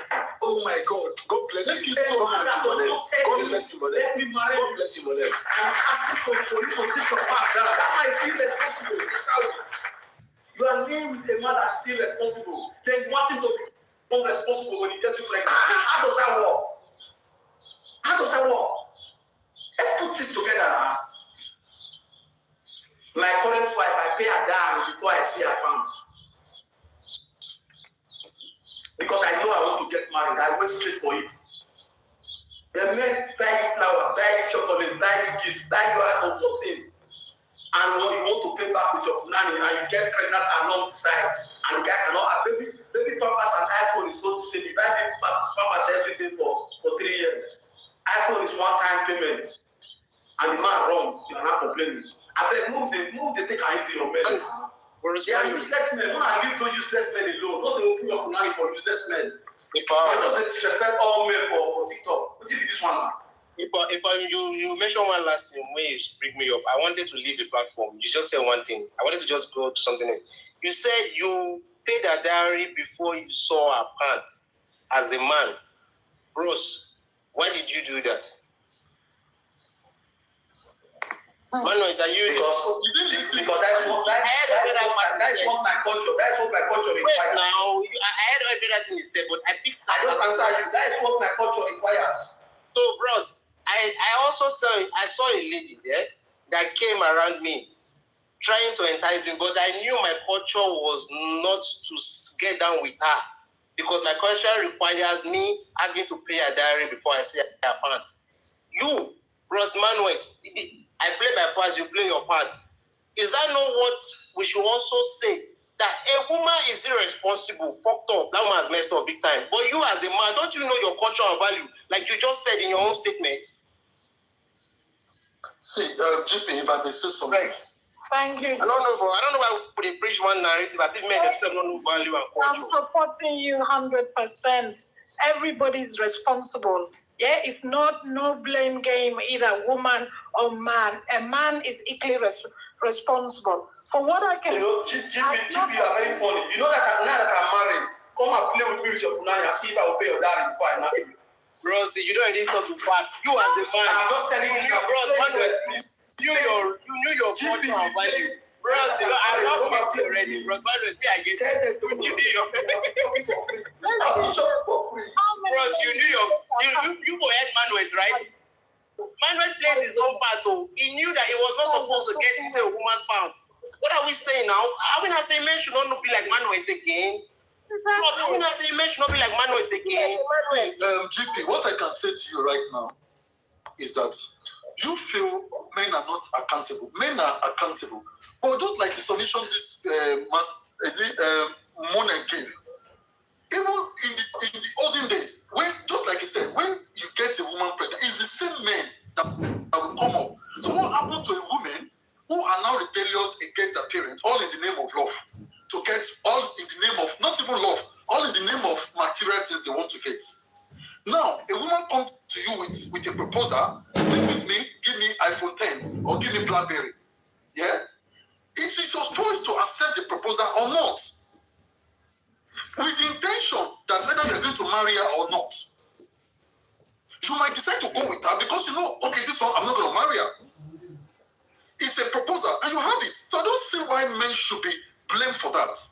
As a matter of fact, I believe women decide what goes. And just like instance Emmanuel made the other time, 3 women are here. If I come to you, I want to sleep with you, and you say no. I go to the next person, I say no. I get to the third person, I say no.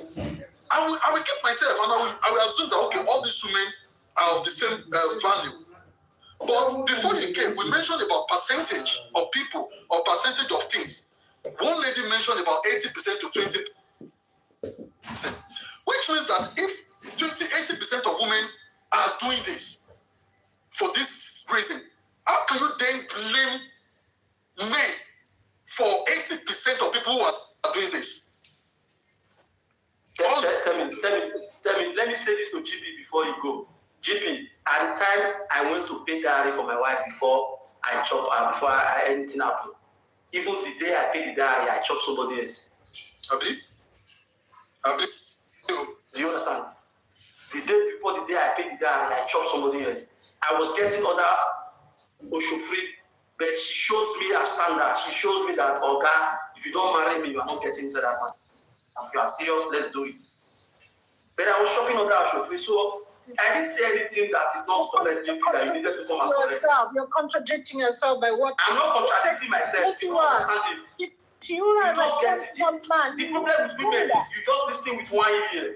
No, and GP is already listening with one ear. I'm listening to everything. Listen, Ellie, if you come to me, and I ask you, you give me, I will collect. But if Reggie said no, what can I do? That's your wedding. Somebody still chop your wife. You're contradicting yourself. I mean, I don't understand how my wife has come into this now. No, because that is very disrespectful, madam. Let's say are you a man of high value? Are you a man of integrity? Don't worry about value or integrity. I'm just telling you guys are not listening. I don't even want to hear what you're saying because you really... I was not a virgin before I get married. I was not a virgin. Why are you guys trying to be holy here? Please. Most of this lady we are talking about are not even a virgin. So what are we talking about? I wasn't a virgin. Guys, can I say something? If you have a virgin as a woman. Can I borrow the mic for a minute, please? Can I just say something? This is not a virgin situation. I've got a lot of women who portray perfection. To a different man, they will give a different outlook. So I can also advise men out there, nobody's wife is perfect. She might be perfect in your eyes. She might be the best wife. She might have insisted you pay the dowry, but behind another closed doors, another man is chopping for free. So we're all disagreeing to agree here. So I can talk from a woman's perspective. I deal with a lot of women. I know women right now. If God was to come down and tell people what they do behind closed doors, you wouldn't believe it. So this is not a man or woman's battle. We're just trying to encourage people to do better, people to make right choices.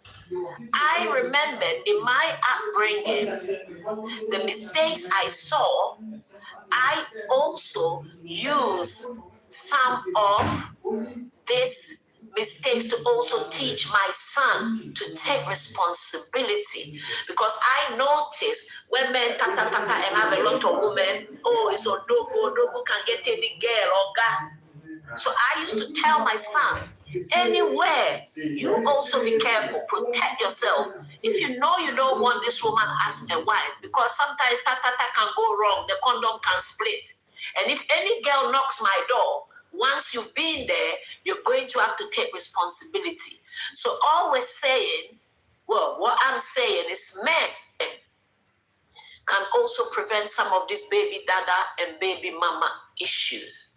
I wasn't perfect. I come on every platform and admit I made so many terrible mistakes with my choices I made in my marriage, my behavior in my marriage, my stubbornness.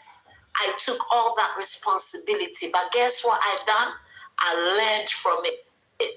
We all know a woman cannot do what a man do and be a lady. I'm very feminine. I agree. Men are different from me. Even the way I wash my thing, a man washes his thing different. So how can we be the same? So I'm a very balanced person.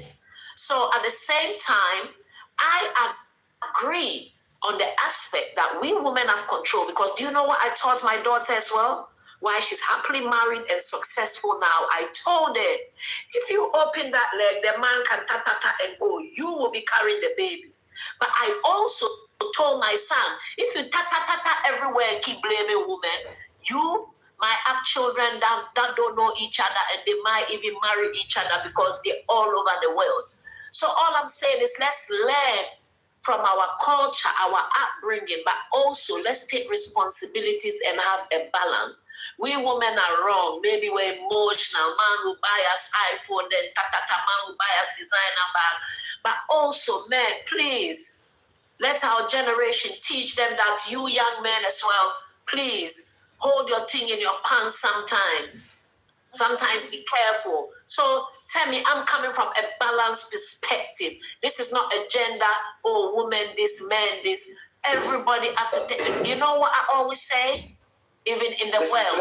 Mrs. Blesser, can I ask you a question? Let me finish, Tammy. What I say in this world, the minute everyone take responsibility, even if it's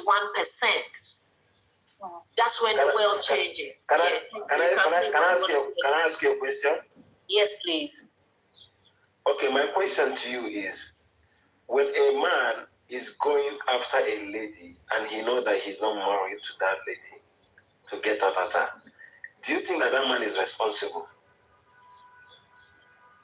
If a man is going for a lady and he knows it's just for ta-ta-ta, well, everyone has an agenda. So a very responsible man might just want to release his tension and go for the ta-ta-ta. At the same time, it's the agenda, but after he's got the ta-ta-ta, don't come and blame the woman now for being loose or being cheap, because everybody's responsible in the ta-ta-ta scenario. That's all I'm saying. That's what my question is that man responsible? Who just go everywhere ta-ta-ta-ing? No, he's not responsible. Not responsible at all.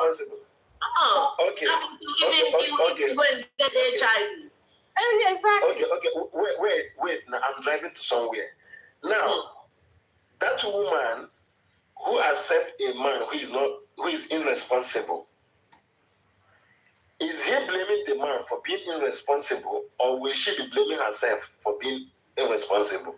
In my shoes, I'll totally blame myself. I'll even blame myself more to go around and take all this tatataring from someone I know is the local champion.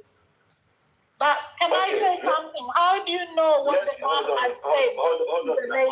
Maybe the guy has lied to the lady. Hold on, let me get where Emmanuel. Let's put it this way. Yeah. Because this woman right now, she's blaming the men for being out there pregnanting all ladies. Now, we have established on this platform several occasions when we bring topics that women hold the key to ta-ta-ta. Now, if women have the key to ta-ta-ta, how can you come and blame yourself with sleeping with an irresponsible man? Wanting that man to become responsible. How is that possible, that man becoming responsible on your own eye, please?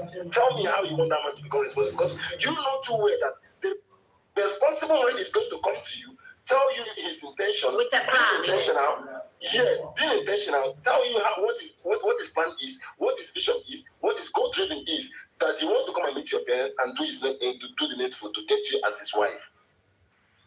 Absolutely. So, in answering your question, if you listen to my previous submission I just made revolving around this conversation when I was speaking to Temi and, well, whoever else is on here, I said the same advice, especially to my daughter. I'll tell her, look, the reason you have to close your leg even more than the man can't carry pregnancy. You will have to be the one to carry this baby. It will even be worse if the you've 5 irresponsible men and don't even know who the father is. Of course, as a woman, I will proudly say we have to take a lot of responsibility, because even who raised these men? As much as you're married, as much as the other day I was having a conversation with a few friends and everybody was complaining about men. And I was the only woman who stood up in that room and said, well, who raised these men? And I will go into why I said that to answer your question. Some mothers, not all, some women, why we need to take more responsibility. When your son does certain things, example, bring a lot of women. Sometimes we don't even caution them. We encourage them to do that. Hey, these girls are pretty. Hey, my son. Some women do that. So sometimes we create even these irresponsible men ourselves. Sometimes even we are the one who create this irresponsible men because we're feeding into their rubbish they're doing. Go into a lot of cultures. As soon as a woman have more than one man, the whole parents, the mother. What I'm trying to say is, sorry.